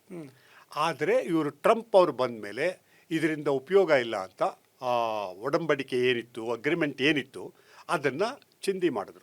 ನಾನು ಒಪ್ಕೊಳ್ಳಲ್ಲ ಅಂತ, ಅದೇ ಪ್ರಯೋಜನ ಇಲ್ಲ ಇಲ್ಲ ಸರ್. ಅದು ಟ್ರಂಪ್ ಅವರು ಈ ನಿಲುವು ಅಂದರೆ ಟ್ರಂಪ್ ಯಾವಾಗ ಇರಾನ್ ಅಗ್ರಿಮೆಂಟನ್ನು ಕ್ಯಾನ್ಸಲ್ ಮಾಡಿದ್ರು, ಒಬಾಮಾ ಅಗ್ರಿಮೆಂಟ್ ಮಾಡ್ಕೊಂಡಿದ್ದನ್ನು, ಒಂದು ರೀತಿ ಅಮೆರಿಕಾಗೆ ಹೆಲ್ಪ್ಫುಲ್ ಅಲ್ವಾ? ಯಾಕೆಂದರೆ ಯು ನೆವರ್ ನೋ, ನೀವು ಇರಾನ್ನ ಹಿನ್ನೆಲೆ ನೋಡ್ತಾ ಇದ್ದಂಥ ಸಂದರ್ಭ ಜೊತೆಗೆ ಇರಾನ್ನ ಅಮೆರಿಕ ವಿರುದ್ಧ ಇರುವಂಥ ಶತ್ರುತ್ವ, ಅನಿಮೋಸಿಟಿ ನೋಡ್ತಾ ಇದ್ರೆ in the name of enrichment ಅಂದರೆ in the name of electricity ನಾಳೆ ವೆಪನ್ ಆಗು ಕೂಡ ಕನ್ವರ್ಟ್ ಆಗ್ಬೋದಾಗಿತ್ತಲ್ಲ. ಹೀಗಾಗಿ ಟ್ರಂಪ್ ನಿಲುವು ತಪ್ಪು ಅಂತ ಹೇಗೆ ಹೇಳೋದಕ್ಕೆ ಸಾಧ್ಯ ಸರ್? ಯಾತಕ್ಕೆ ಅಂದರೆ ಒಂದೇ ವೇಳೆ ನೋಡಿ, there is something called international law, international bodies ಇದೆ, ಯುನೈಟೆಡ್ ನೇಷನ್ಸ್ ಇದೆ, ಯುನೈಟೆಡ್ ನೇಷನ್ಸ್ ಸೆಕ್ಯೂರಿಟಿ ಕೌನ್ಸಿಲ್ ಇದೆ, ಇಂಟರ್ನ್ಯಾಷನಲ್ ಅಟಾಮಿಕ್ ಎನರ್ಜಿ ಏಜೆನ್ಸಿ ಇದೆ. ಇವೆಲ್ಲ ಯಾತಕ್ಕಿರೋದು? ಯಾಕೆ ಅಂದರೆ ನೀವು ನಾನ್ ಪ್ರೊಲಿಫರೇಷನ್ ಟ್ರೀಟಿನ ನೀವು ಸೈನ್ ಮಾಡಿದ್ದೀರಾ ಅಂತ ಅಂದರೆ ಅದಕ್ಕೆ ತಕ್ಕಂತೆ ಸೇಫ್ ಗಾರ್ಡ್ಸ್ ಇರುತ್ತೆ, ಸೆಲ್ಫ್ ಇನ್ಸ್ಪೆಕ್ಷನ್ಸ್ ಇರುತ್ತೆ, ಅದನ್ನೆಲ್ಲ ನೀವು ನೋಡಬೇಕು ಮಾಡಬೇಕು ಅಂತ. ಅದನ್ನು ನೀವು ಇಂಪೋಸ್ ಮಾಡೋದಕ್ಕೆ ನಿಮಗೆ ಯುನೈಟೆಡ್ ನೇಷನ್ಸ್ ಇದೆ, ಯುನೈಟೆಡ್ ನೇಷನ್ಸ್ ಸೆಕ್ಯೂರಿಟಿ ಕೌನ್ಸಿಲ್ ಇದೆ, ಬೇರೆ ಎಲ್ಲ ರೀತಿಯ ಮಾಧ್ಯಮಗಳು ಇದೆ, ಅದೆಲ್ಲ ಇದೆ. ಆದರೆ ನೀವು ನಾನೊಬ್ಬನೇ ರೈಟು ಬೇರೆ ಯಾರೂ ರೈಟ್ ಆಗಲ್ಲ ಅಂತ ಯಾಕೆ ಅನ್ಕೋಬೇಕು? ಎಲ್ಲ ದೇಶಗಳಿಗೂ ರೆಸ್ಪಾನ್ಸಿಬಿಲಿಟಿ ಇರುತ್ತಲ್ವಾ. ಅದೇ ಥರ ಇರಾನ್ ಏನು ಪುಟ್ಟ ದೇಶನಾ? ಅವ್ರೂ ಭಾರತ ದೇಶದ ಅರ್ಧದಷ್ಟು ಸೈಜ್ ಇದ್ದಾರೆ ಅವರು. 93 ಮಿಲಿಯನ್ ಪೀಪಲ್ ಇದ್ದಾರೆ ಅವರು. ಓಲ್ಡ್ ಸಿವಿಲೈಸೇಷನ್ನು, UN ಮೆಂಬರು. ಇಷ್ಟೆಲ್ಲ ಇರುವಾಗ ನೀವು ಒಂದು ಒಡಂಬಡಿಕೆ ಮಾಡಿಕೊಂಡಾದಮೇಲೆ ಅವರು ಅದನ್ನು ಫಾಲೋ ಮಾಡದೇ ಇದ್ದರೆ ಇಂಟರ್ನ್ಯಾಷನಲ್ ಅಟಾಮಿಕ್ ಎನರ್ಜಿ ಏಜೆನ್ಸಿ ಇದ್ದಾರೆ, ರೆಪ್ರೆಸೆಂಟೇಟಿವ್ಸ್ ಇದ್ದಾರೆ, ನಿಮ್ಗೆ UN ಸೆಕ್ಯೂರಿಟಿ ಕೌನ್ಸಿಲ್ ಇದೆ, ಯುನೈಟೆಡ್ ನೇಷನ್ಸ್ ಇದೆ, ಅಲ್ಲಿ ಹೋಗ್ಬಿಟ್ಟು ಮಾಡ್ಬೋದಾಗಿತ್ತಲ್ವಾ. ನೀವು ಅವರು ಮುಂದೆ ಮಾಡಬಹುದು ಅನ್ನೋದನ್ನು NPTನಲ್ಲಿ ಪ್ರೊವೈಡ್ ಮಾಡಲ್ಲ. ನೀವು NPT, if you are a NPT member you can not have a weapon, nuclear weapon. ಅದಿದೆ, ಅದನ್ನು ಒಪ್ಕೊಂಡಿದ್ದಾರೆ. ಒಪ್ಕೊಂಡಿದ್ದ ಮೇಲೆ ಅವರೇ ಒಪ್ಕೊಂಡಿರುವಾಗ ಅಕಸ್ಮಾತ್ ಅವರೇನಾದ್ರು ಅದರಲ್ಲಿ ತಪ್ಪು ಮಾಡ್ತಾ ಇದ್ದರೆ ಅದರ ಮೇಲೆ ಆ್ಯಕ್ಷನ್ ತೊಗೊಳ್ಳೋದಕ್ಕೆ ನಿಮಗೆ ಆಪರ್ಚುನಿಟೀಸ್ ಇದೆ. ಮತ್ತು ಮಾತುಕತೆ ಮಾಡ್ತಾ ಇರಬೇಕಾದ್ರೆ ಯಾಕೆ ಟ್ರಂಪ್ ದಾಳಿ ಮಾಡೋದು ಸರ್? ಇರಾನ್ ಮತ್ತು ಅಮೆರಿಕ ನಡುವೆ ಒಂದು ಮಾತುಕತೆ ನಡೀತಾ ಇತ್ತು. ಈ ಎಸ್ಪೆಷಲಿ ಯಾವಾಗ ಟ್ರಂಪ್ ಹೇಳಿದ್ರಿಲ್ಲ ನೀವು ಯಾವುದೇ ಕಾರಣಕ್ಕೂ ನ್ಯೂಕ್ಲಿಯರ್ ಬಾಂಬ್ ಇಟ್ಕೊಳ್ಳೋಂಗಿಲ್ಲ ಮಾಡೋಂಗಿಲ್ಲ ಅಂತ ಹೇಳಿದ ಮೇಲೂ ಕೂಡ ಬ್ಯಾಕ್ ಚಾನಲ್ ಅಮೆರಿಕ ಮತ್ತು ಇರಾನ್ ನಡುವೆ ಮಾತುಕತೆ ನಡೀತಾ ಇತ್ತು. ಇಂಟರ್ನ್ಯಾಷನಲ್ ನ್ಯೂಸ್ಗಳು ಬರ್ತಾ ಇತ್ತಿಲ್ಲ ಮಾತುಕತೆ ಚೆನ್ನಾಗಿ ಆಗ್ತಾ ಇದೆ ಅಂತ. ಒನ್ ಸೈಡ್ ಮಾತುಕತೆ ನಡೀತಾ ಇದೆ, ನನ್ನ ಕಡೆಗೆ ಬಾಂಬ್ ಹಾಕಿದ್ದು ಯಾಕೆ? ಇದರಿಂದ ಎರಡು ವಿಷಯ ಸ್ಪಷ್ಟವಾಗುತ್ತೆ. ಒಂದು, ನೀವು ಮಾತುಕತೆ ನಡೀತಾ ಇದೆಯಲ್ಲ ಅದರಲ್ಲಿ ನೀವು ಸೀರಿಯಸ್ ಆಗಿ ಮಾತುಕತೆ ಮಾಡ್ತಾ ಇಲ್ಲ. ಆ ಮಾತುಕತೆ ನಡೀತಾ ಇರೋದನ್ನು ನೀವು ಯೂಸ್ ಮಾಡಿಕೊಂಡು ಆ ಟೈಮ್ನಲ್ಲಿ ಇವ್ರನ್ನ ಬಾಂಬ್ ಹಾಕೋದಕ್ಕೆ ಹೋದ್ರಿ, ನೀವು ಅವ್ರನ್ನ ಡಿಸ್ಟ್ರಾಯ್ ಮಾಡೋಕ್ಕೆ ಹೋದ್ರಿ. ಒಂದು. ಎರಡನೇದೇನು ಅಂದರೆ ಇದರಿಂದ ಇವ್ರು ಅಂದ್ಕೊಂಡಿದ್ದೇನು, ಅಮೇರಿಕ ಅಂದ್ಕೊಂಡಿದ್ದೇನು ಅಂದರೆ ನಾವು ಅತ್ಯಂತ ಪ್ರಭಾವಶಾಲಿ ರಾಷ್ಟ್ರ, ನಾವು ಹೋಗಿ ಇಲ್ಲಿ ಆಲ್ರೆಡಿ ನೋಡಿ ಸುಮಾರು 40 ವರ್ಷಗಳಿಂದ ಇರಾನ್ ಮೇಲೆ ಎಷ್ಟು ಸ್ಯಾಂಕ್ಷನ್ಸ್ ಇದೆ ಅಂದರೆ ಅವರು ಆಲ್ರೆಡಿ ಅವ್ರ ಆಯಿಲನ್ನು ಸರಿಯಾಗಿ ಮಾರೋಕ್ಕಾಗಲ್ಲ, ಅವ್ರು ಬೇರೆ ಕಡೆಯಿಂದ ಇಂಪೋಸ್ ಮಾಡೋಕ್ಕಾಗಲ್ಲ, ಬೇರೆ ಎಷ್ಟೊಂದು ರಿಸ್ಟ್ರಿಕ್ಷನ್ಸ್ ಇದೆ. ಇಷ್ಟೆಲ್ಲ ಇರುವಾಗ ಆಲ್ರೆಡಿ ಅವ್ರು ವೀಕ್ ಆಗಿದ್ದಾರೆ. ನಾವು ಇಷ್ಟೊಂದು ಪ್ರಭಾವಶಾಲಿ ರಾಷ್ಟ್ರ, ನಾವಿಷ್ಟು ಅಲ್ಲಿ ಹೋಗಿ ಅವ್ರ ಮೇಲೆ ನಾವು ಇಷ್ಟೊಂದು ದಾಳಿ ಮಾಡಿ 2 ದಿವಸದಲ್ಲಿ ಅವ್ರನ್ನ ಚಿಂದಿ ಮಾಡಾಕ್ಬಿಟ್ರೆ ಅವರು ನಡುಗ್ತಾ ನಮ್ಮ ಹತ್ರ ಬಂದು ಶರಣಾಗತರಾಗ್ತಾರೆ, ನಾವು ಹೇಳಿದಾಗ ಕೇಳ್ತಾರೆ ಅಂತ ಅಂದ್ಕೊಂಬಿಟ್ರು. ಅವ್ರು ಅಂದ್ಕೊಂಡಿದ್ದೇನು, ನಮ್ಮ ಫ್ರಿಗೇಟ್ಸು, ನಮ್ಮ ಏರ್ಕ್ರಾಫ್ಟ್ ಕ್ಯಾರಿಯರ್ಸು, ನಮ್ಮ ಇಷ್ಟೊಂದು ವಾರ್ ಶಿಪ್ಸು ಇದನ್ನೆಲ್ಲ ತೊಗೊಂಡೋಗಿ ಅಲ್ಲಿ ಇಟ್ಕೊಂಬಿಟ್ಟು ಎಲ್ಲ ನಮ್ಮ ಬೇಸ್ಗಳನ್ನು ಇಟ್ಕೊಂಬಿಟ್ಟು ನಾವು ಜೋರಾಗಿ 2 ದಿವಸದಲ್ಲಿ ದಾಳಿ ಮಾಡಿ ಅರ್ಧದಷ್ಟು ಅವ್ರನ್ನ ಅಲ್ಲಿರೋದನ್ನೆಲ್ಲ ಡ್ಯಾಮೇಜ್ ಮಾಡಿಬಿಟ್ರೆ ಅವ್ರ ಹತ್ರ ಏನೂ ಇರಲ್ಲ, ನಮ್ಮ ಹತ್ರ ಬರಲೇಬೇಕು ಅಂತ. ಬಟ್ ಅವ್ರಿಗೆ ಇರಾನು 25 ವರ್ಷದಿಂದ ಅಮೇರಿಕ ಹೇಗೆ ಯುದ್ಧ ಮಾಡುತ್ತೆ, ಅವರ ಸ್ಟ್ರಾಂಗ್ ಪಾಯಿಂಟ್ಸ್ ಏನು, ಅವರ ವೀಕ್ ಪಾಯಿಂಟ್ಸ್ ಏನು, ಇದನ್ನೆಲ್ಲ ಬಹಳ ಕೇರ್ಫುಲ್ಲಾಗಿ ಸ್ಟಡಿ ಮಾಡಿದ್ದಾರೆ. ಯಾಕೆಂದರೆ 40 ವರ್ಷದಿಂದ ಅವರಿಗೆ ಸ್ಯಾಂಕ್ಷನ್ ಮಾಡಿ ಇರಾನನ್ನು ಕ್ರಿಪಲ್ ಮಾಡೋದಕ್ಕೆ ಟ್ರೈ ಮಾಡಿದ್ದಾರೆ ಇವರೆಲ್ಲರೂ. ಅದನ್ನೆಲ್ಲ ಅವ್ರು ನೋಡಿ ಅಮೇರಿಕ ಹೇಗೆ ಇರಾಕ್ಗೆ ಹೋಯಿತು, ಹೇಗೆ ಅಲ್ಲಿ ಅವರು ದೊಡ್ಡದಾಗಿ ಏನು ಇದು ಅವ್ರು ಮಾಡಿದ್ದು ಒಳ್ಳೆ ಟಿ ವಿನಲ್ಲಿ ಶೋಮಿ ಮಾಡಿ ಅಲ್ಲಿ ಹೋಗಿ ಕೊನೆಗೆ ಹೇಗೆ ಅಲ್ಲಿಂದ ಹೊರಗಡೆ ಬರಬೇಕಾಯಿತು. ವಿಯೆಟ್ನಾಂನಲ್ಲಿ ಅಷ್ಟು ಹೋಗಿ ಅಷ್ಟು ಪ್ರಭಾವಶಾಲಿ ರಾಷ್ಟ್ರ ಅಲ್ಲಿದ್ದು ಹೇಗೆ ಅಲ್ಲಿಂದ ಹೊರಗಡೆ ಬರಬೇಕಾಯಿತು. ಅಫ್ಘಾನಿಸ್ತಾನದಲ್ಲಿ ಹೋಗಿ ಅವ್ರ ಹತ್ರ ಏನಿತ್ತು, ಏನು ಸೊಫಿಸ್ಟಿಕೇಟೆಡ್ ವೆಪನ್ಸ್ ಇತ್ತಾ, ಏನಿತ್ತು, ಟೆಕ್ನಾಲಜಿ ಇತ್ತಾ, ಏನೂ ಇಲ್ಲ. ಅಥವಾ ದೊಡ್ಡ ಆರ್ಗನೈಸ್ಡ್ ಆರ್ಮಿ ಇತ್ತಾ, ಅದೂ ಇಲ್ಲ. ನೇವಿ ಇತ್ತಾ, ಇಲ್ಲ. ಏರ್ಫೋರ್ಸ್ ಇತ್ತಾ, ಇಲ್ಲ. ಅಷ್ಟೆಲ್ಲ ಇದ್ರೂ ಹೇಗೆ ಅವರು ಹೊರಗಡೆ ಬರಬೇಕಾಯಿತು. ಇದನ್ನೆಲ್ಲ ಇರಾನು ತುಂಬ ಚೆನ್ನಾಗಿ ಅಭ್ಯಸಿಸಿ ಅದನ್ನೆಲ್ಲ ಅಳವಡಿಸ್ಕೊಂಡು ಅವ್ರಿಗೆ ಒಂದು ಗೊತ್ತಾಗಿದೆ ಏನು ಅಂದರೆ ಅಮೇರಿಕ ಬಂದು 1 ವಾರ ನಿಮ್ಮ ಹತ್ತಿರೋ ದೊಡ್ಡ ಆರ್ಮ್ಸು ಅಮ್ಯುನಿಷನ್ ಎಲ್ಲ ನಿಮ್ಮನ್ನು ಬಂದು ಚಿಂದಿ ಮಾಡ್ಬೋದು ಅಷ್ಟೇ. ಅದನ್ನು ಬಿಟ್ಟರೆ ಈ ವಾರ್ ಆಫ್ ಅಟ್ರಿಷನ್ ಅಂತಾರಲ್ಲ, ಒಳಗಡೆ ನುಗ್ಗು ಬರೋದಕ್ಕಾಗಲ್ಲ. ನುಗ್ಗು ಬರೋಕ್ಕಾಗಲ್ಲ. ನುಗ್ಗು ಬರ್ಬೋದು, 2 ದಿವಸದಲ್ಲಿ ನುಗ್ಗು ಬರ್ಬೋದು. ಅವರು ನುಗ್ಗು ಬಂದ ಮೇಲೆ ಅಲ್ಲಿ ಇರೋದು ಮತ್ತೆ ಅಲ್ಲಿಂದ ವಾಪಸ್ ಹೋಗೋದು ಅವ್ರ ಕಂಟ್ರೋಲ್ ಇರಲ್ಲ. ದಟ್ ಈಸ್ ಒಂದು. ಎರಡನೇದೇನು ಅಂದರೆ ಈಗ ಅಮೇರಿಕಾ ಅಲ್ಲಿರೋ ತನ್ನೆಲ್ಲ ಏರ್ಕ್ರಾಫ್ಟ್ ಕ್ಯಾರಿಯರಿಂದ ಹಿಡಿದು ಬಾಂಬರ್ಸಿಂದ ತೊಗೊಂಡೋಗಿ ಎಲ್ಲನೂ ಅಲ್ಲಿ ತೊಗೊಂಡೋಗಿ ಅಲ್ಲಿ ಅಸೆಂಬಲ್ ಮಾಡಿಕೊಂಡು ಅಲ್ಲಿ ಒಂದೊಂದು ದಿವಸ ಇದ್ದರೆ ಅಲ್ಲಿ ಒಂದೊಂದು ದಿವಸಕ್ಕೆ ಅವರು ಬಿಲಿಯನ್ಸ್ ಆಫ್ ಡಾಲರ್ ಖರ್ಚು ಮಾಡಬೇಕು. ಓಕೆ, ಆದರೆ ಇರಾನು ಅಲ್ಲಿ ಒಂದಲ್ಲ 10 ದಿವಸ ಇರಬೇಕು ಅಂದರೆ ಅವ್ರಿಗೆ ಫುಡ್ ಇಲ್ಲ ಅಂದ್ರೂ ಸ್ಟ್ರಗಲ್ ಮಾಡ್ತಾರೆ, ಹೇಗೋ ಜೀವನ ಮಾಡ್ಕೊಳ್ತಾರೆ. ಇರೋ ಚಿಕ್ಕ ಚಿಕ್ಕ ಪುಟ್ಟ ಇದರಲ್ಲಿ ಸಣ್ಣ ಮಿಸೈಲ್ಸ್ಗಳಲ್ಲಾಗ್ಬೋದು, ಡ್ರೋನ್ಸಲ್ಲಾಗ್ಬೋದು, ಅಥವಾ ಸ್ಪೀಡ್ ಬೋಟ್ಸಲ್ಲಾಗ್ಬೋದು, ಇದರಿಂದ ಅವರು ಇವ್ರಿಗೆ ತೊಂದರೆ ಕೊಡ್ತಾನೆ ಇರ್ತಾರೆ. ಚಿಕ್ಕ ತೊಂದರೆನೇ ಕೊಡ್ತಾ ಇರ್ತಾರೆ. ಅದನ್ನು ಸಹಿಸ್ಕೊಂಡು ಎಷ್ಟು ದಿವಸ ಇರೋಕ್ಕಾಗತ್ತೆ ಇವರು? ಸರ್, ಒಂದು ಪ್ರಶ್ನೆ. ಇದೆಲ್ಲವೂ ಕೂಡ ಅಮೆರಿಕನ್ ಎಕ್ಸ್ಪರ್ಟ್ಸ್ಗಳಿಗೆ ಗೊತ್ತಿರಲಿಲ್ವಾ ಸರ್? ಯಾವ ರೀತಿ ಇರಾನ್ ಅಮೆರಿಕ ನಮ್ಮಲ್ಲಿ ಅಟ್ಯಾಕ್ ಮಾಡುತ್ತೆ ಅಂತ 40 ವರ್ಷದಿಂದ ಪ್ಲ್ಯಾನ್ ಮಾಡ್ತಾ ಇತ್ತೋ, ತಯಾರಿ ಮಾಡ್ತಾ ಇತ್ತೋ, ಎಲ್ಲವೂ ಕೂಡ ರೆಡಿ ಮಾಡಿ ಇಟ್ಕೊಂಡಿತ್ತು. ಅದೇ ರೀತಿ ಅಮೆರಿಕಾದಲ್ಲೂ ಎಕ್ಸ್ಪರ್ಟ್ಸ್ಗಳಿದ್ದಾರೆ, ಅಮೆರಿಕಾದಲ್ಲಿ ಮಿಲಿಟ್ರಿ ಎಕ್ಸ್ಪರ್ಟ್ಸ್ಗಳು ಕೂಡ ಇದ್ದಾರೆ. ಅಷ್ಟೆಲ್ಲ ಮಿಲಿಟ್ರಿ ಎಕ್ಸ್ಪರ್ಟ್ಸ್ಗಳು ಇರಾನ್ ಸುಮ್ಮನೆ ಇರಲ್ಲ ಅಥವಾ ಇರಾನ್ ಮೇಲೆ ಅಟ್ಯಾಕ್ ಮಾಡಿ ಸುಮ್ಮನೆ ವಾಪಸ್ ಬರೋಕ್ಕಾಗಲ್ಲ ಅಂತ ಅವ್ರಿಗೆ ಗೊತ್ತಿರಲಿಲ್ವಾ? ಇಷ್ಟೆಲ್ಲ ಗೊತ್ತಿದ್ರೂ ಏನು ಮಿಸ್ಟೇಕ್ ಆಯಿತು ಅವ್ರ ಕಡೆಯಿಂದ? ಇದರಲ್ಲಿ 2 ಮಿಸ್ಟೇಕ್ ಆಯಿತು.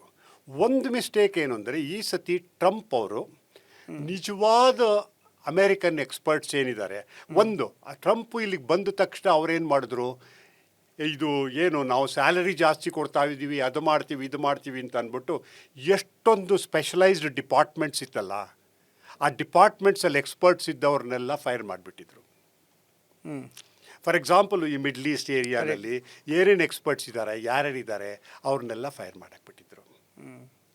ಸಪೋರ್ಟಿಗಿದ್ದವ್ರನ್ನೆಲ್ಲ ಎಷ್ಟು ಜನನ ಫೈರ್ ಮಾಡಿಬಿಟ್ಟಿದ್ರು. ಮೂರನೇದಾಗಿ ಇವರು ಜೊತೆಯಲ್ಲಿ ಹತ್ತಿರದಲ್ಲಿ ಇವ್ರಿಗೆ ಅಡ್ವೈಸ್ ಮಾಡೋರೆಲ್ಲ ಇರೋರೆಲ್ಲ ಎಸ್ ಮೆನ್ಗಳು. ನಾವು ಪ್ರೆಸಿಡೆಂಟ್ ಹೇಳಿದಾಗೆ ಅವರಿಗೆ ಗಟ್ ಫೀಲಿಂಗ್ ಇರುತ್ತಪ್ಪ, ಅವ್ರಿಗೆ ಗೊತ್ತಾಗುತ್ತೆ ಏನು ಮಾಡಬೇಕು, ಆ ಥರ ನೋಡೋರಿದ್ದರೆ ಹೊರತು ನಿಜವಾಗ್ಲೂ ಬಂದು ಅಪೋಸ್ ಮಾಡಿ ಅಥವಾ ರ್ಯಾಷನಲ್ ಆಗಿ ಎಕ್ಸ್ಪ್ಲೈನ್ ಮಾಡಿ ಈ ಥರ ಆಗೋ ಸಾಧ್ಯತೆ ಇದೆ, ಈ ಥರ ಆಗೋತ್ತಾಗತ್ತೆ ಅಂತ ಹೇಳ್ತಾರಲ್ಲ, ಅಂಥವರು ಬಹಳ ಕಡಿಮೆ. ಇದರಲ್ಲಿ ಅವ್ರು ಹೇಳಿದೇನು, JD ವ್ಯಾನ್ಸ್ ಅಂತ ಇದ್ದಾರಲ್ಲ ವೈಸ್ ಪ್ರೆಸಿಡೆಂಟು, ಅವರು ಒಬ್ಬರು ಮಾತ್ರ ಹೇಳಿದರು ಈ ಥರ ಆಗೋ ಸಾಧ್ಯತೆ ಇದೆ, ಅಲ್ಲಿ ಅದು ಪ್ರೊಲಾಂಗ್ ಆಯಿತು ಅಂತಂದರೆ ನಾವು ಅದನ್ನು ತಡ್ಕೊಳ್ಳೋಕ್ಕಾಗಲ್ಲ ಜಾಸ್ತಿ ಹೊತ್ತು, ಆದ್ದರಿಂದ ನಾವು ಹೋಗಬಾರ್ದು ಈ ವಾರಿಗೆ ಅಂತ ಹೇಳಿದ್ರು ಅಂತ. ಬಟ್ ಅವರು ಹೇಳೋದಕ್ಕಿಂತ ಬೇರೆ ಪೀಟ್ ಹ್ಯಾಕ್ಸೆತ್ತಿಂದ ಹಿಡಿದು ಎಲ್ಲರೂ ಸುತ್ತಮುತ್ತ ಇರೋರೆಲ್ಲರೂ ನಮ್ಮ ಪ್ರೆಸಿಡೆಂಟ್ ನಾವು ಏನು ಅಂದ್ಕೊಂಡಿದ್ದೀವಿ ಅಂತ.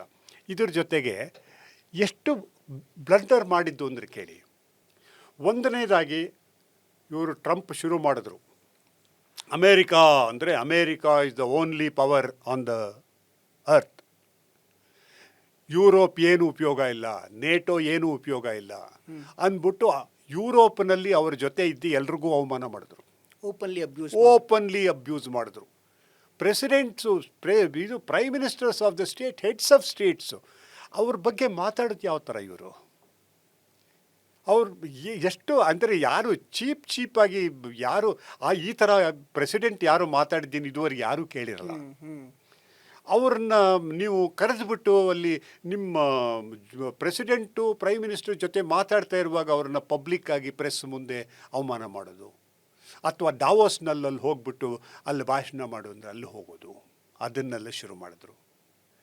ಸೊ ನಾರ್ಮಲಿ ಯುರೋಪು ಯಾವಾಗ ಇವ್ರ ಜೊತೆ ಇರ್ತಾ ಇತ್ತು, ಯಾವಾಗಲೂ ಕ್ಲೋಸೆಸ್ಟ್ ಅಲೈ, ಅವ್ರು ಎಲ್ಲರೂ ಕೂಡ ಇವಾಗ ಫಾರ್ ಎಕ್ಸಾಂಪಲ್ ಇಲ್ಲಿ ಹಾರ್ಮೋಸನ್ನು ಓಪನ್ ಮಾಡಬೇಕು ಅಂತ ಹೋಗ್ತಾ ಇದ್ದರೆ ಯಾವ ಯುರೋಪಿಯನ್ ದೇಶವಾಗಲಿ, ಸೌತ್ ಕೊರಿಯಾ ಆಗಲಿ, ಜಪಾನ್ ಆಗಲಿ, ಆಸ್ಟ್ರೇಲಿಯಾ, ಯಾರೂ ಇವ್ರ ಜೊತೆ ಬರಲಿಲ್ಲ. What is the reason sir, ಏನಕ್ಕೆ ಬರಲಿಲ್ಲ? ಯೂಶಲಿ ಈ ನ್ಯಾಟೋದಲ್ಲಿ ಅಮೆರಿಕಾ ಇಸ್ ಲ ಬಿಗ್ ಬಾಸ್ ಅನ್ನೋ ಥರ ಆ ಆಟಿಟ್ಯೂಡ್ ಮೊದಲಿಂದಲೂ ಕೂಡ ಇದೆ.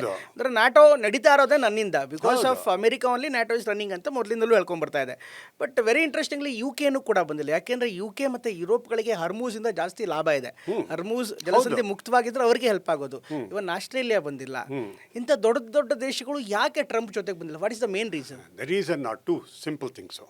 ಒಂದು ರೀಸನ್ನು, ಇವರು ಹೇಳಿದ್ದೇನು ಅಂದರೆ ನೇಟೋ ಅಂದರೆ ನಾವು ಅಮೇರಿಕಾ, ಓಕೆ, ನಾನಿಲ್ಲದೆ ಇದ್ದರೆ ನೀವ್ಯಾರೂ ಇಲ್ಲ, ನೇಟೋನೇ ಇಲ್ಲ ನಾನಿಲ್ಲದೆ ಇದ್ದರೆ ಒಂದು.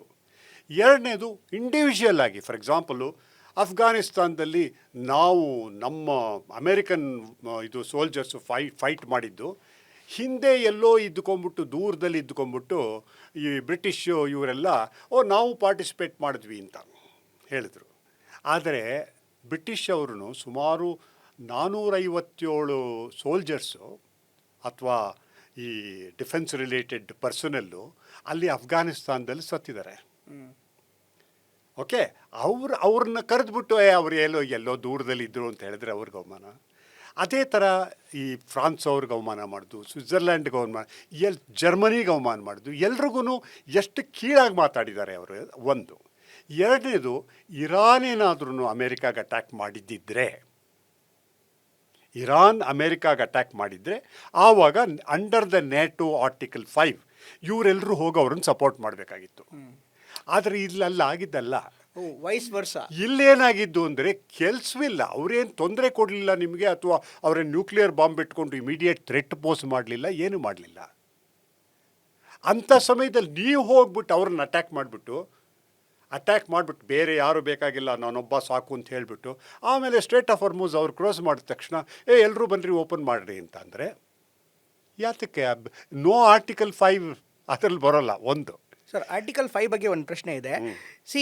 ಎಲ್ಲರೂ ಅಂದ್ಕೊಂಡಿರುವಂಥದ್ದು ಅಥವಾ ಲಾರ್ಜರ್ ಜನ ಅಥವಾ ಲಾರ್ಜರ್ ಗ್ರೂಪ್ ಆಫ್ ಪೀಪಲ್ ಅಂದ್ಕೊಂಡಿರುವಂಥದ್ದು, ಒಂದು ವೇಳೆ ಅವ್ರಿಗೆ ಸಂಬಂಧಪಟ್ಟಂತೆ ಅಂದರೆ ನ್ಯಾಟೋ ಗ್ರೂಪ್ನ ಸದಸ್ಯರ ದೇಶದ ಮೇಲೆ ಅಟ್ಯಾಕ್ ಆದರೆ ಅಥವಾ ಅವ್ರು ಯುದ್ಧದಲ್ಲಿ ಪಾರ್ಟಿಸಿಪೇಟ್ ಮಾಡಿದ್ರೆ ಉಳಿದವರೆಲ್ಲ ಹೆಲ್ಪ್ ಮಾಡಬೇಕು ಅಂತ. ಬಟ್ ವಾಸ್ತವದಲ್ಲಿ ನಿಮ್ಮ ಮೇಲೆ ಅಟ್ಯಾಕ್ ಮಾಡಿದ್ರೆ ಮಾತ್ರ ಆಗಬೇಕು. ಹೇಗೆ? ಹೌದು. ಇವಾಗ ಏನಂದರೆ ನೀವೇ ಯುದ್ಧಕ್ಕೆ ಹೋದ್ರೆ ಅಪ್ಲೈ ಆಗಲ್ಲ. ಇವಾಗ ನೇಟೋ ಮೆಂಬರ್ಸಲ್ಲಿ ಅದು ಹೇಳೋದೇನು article, attack on any one member is considered as attack on all members.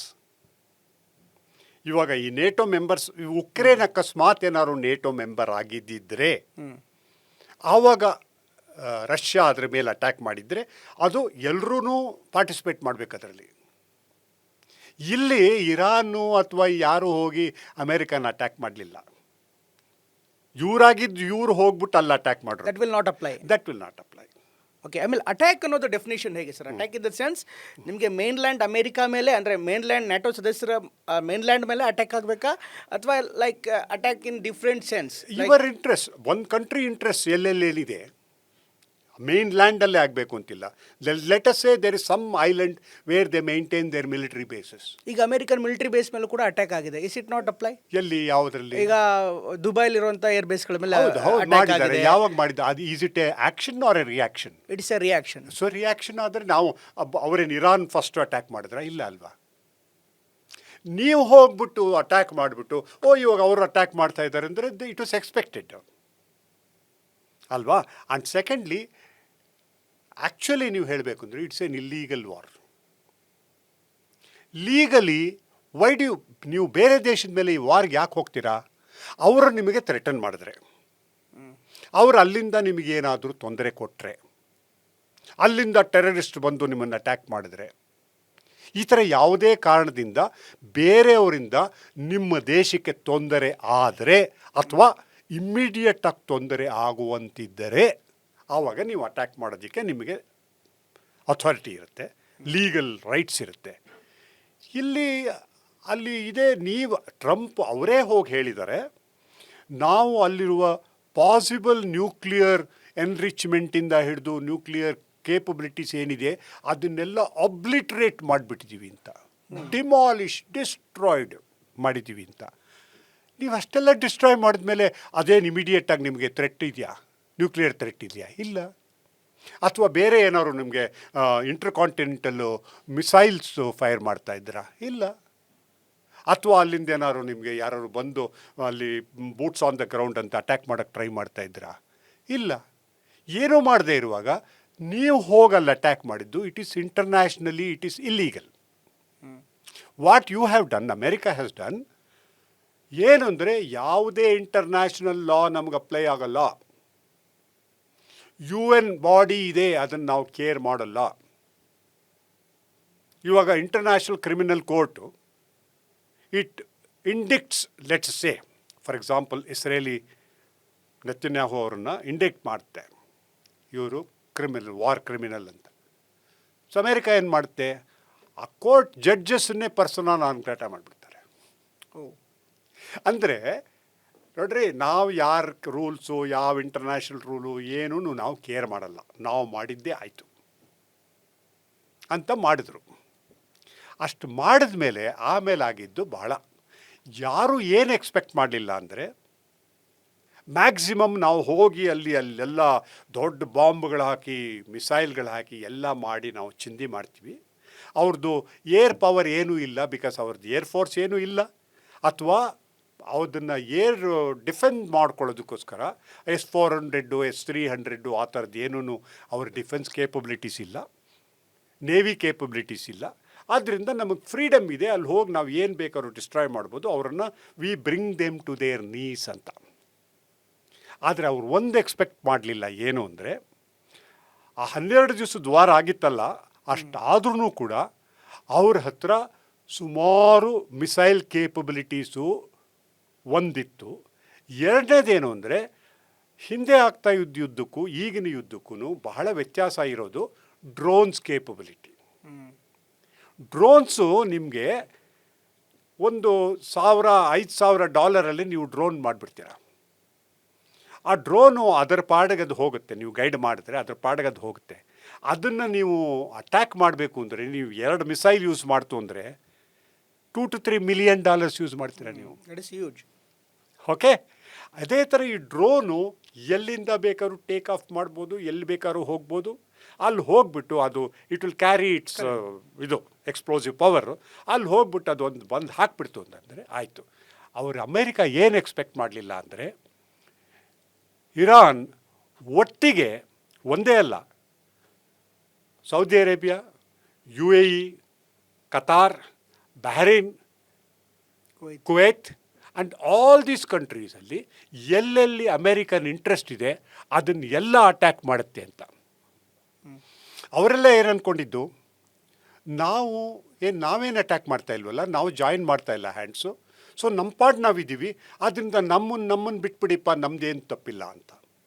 ಆದರೆ ಇರೋದು ಅಲ್ಲಿ ಮಿಲಿಟ್ರಿ ಬೇಸಸ್ ಇರೋದು ಎಲ್ಲಿ, ಇವ್ರದ್ದು military personnel and other personnel, intelligence personnel ಅಥವಾ ಇದ್ರ ಪರ್ಸನಲ್ಲೆಲ್ಲ ಇರೋದು ಎಲ್ಲಿ, ಅಲ್ಲಿ ಅರಬ್ ಕಂಟ್ರೀಸಲ್ಲಿ ಅಲ್ಲೆಲ್ಲ ಇದ್ಕೊಂಡು ಅವ್ರಿಗೇನಾಯಿತು ಅಂದರೆ ಇದುವರೆಗೂ ಅವರು ಮಿಲಿಟ್ರಿ ಬೇಸ್ ಇದೆ, ನಾವು $hundreds of billions ಕೊಟ್ಬಿಡ್ತಾ ಇದ್ದೀವಿ ನಮ್ಮ ಸೆಕ್ಯೂರಿಟಿಗೋಸ್ಕರ, we have outsourced our security to America, so ನಮ್ಮ ಪಾರ್ಟ್ ನಾವು $petro ತೊಗೊಂಡು ನಾವು ಎಕನಾಮಿಕಲಿ ಮುಂದುವರಿತಾ ಇದ್ದೀವಿ.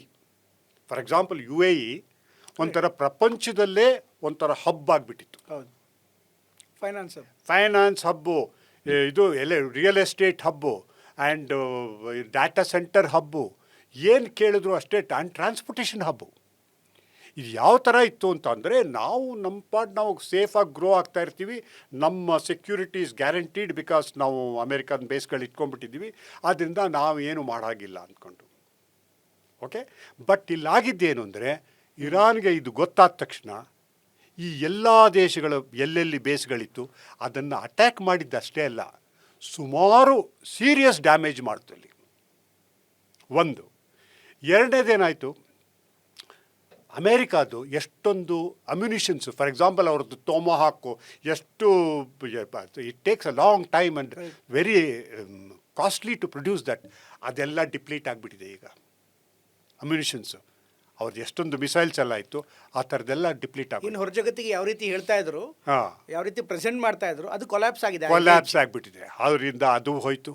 ಅದ್ರ ಜೊತೆಗೆ ಒಂದು F-15E ಅವರು ಅಟ್ಯಾಕ್ ಮಾಡಿದ್ದು, ಅದು ಒಂದನ್ನು ಅಲ್ಲಿರೋ ಪೈಲಟ್ ಪ್ಲಸ್ ಅವರ ಆರ್ಮ್ಸ್ ಆಫೀಸರ್ನ ಸೇವ್ ಮಾಡೋದಕ್ಕೋಸ್ಕರ ಅವ್ರು ಹೋಗಿ ಎಷ್ಟು ಏರ್ಕ್ರಾಫ್ಟ್ಗಳನ್ನು ಕಳ್ಕೊಂಡ್ರು, ಯಾವ ರೀತಿ ಒದ್ದಾಡಿದ್ರು, ಎಷ್ಟು $1 billion ಕಳ್ಕೋಬೇಕಾಯಿತು.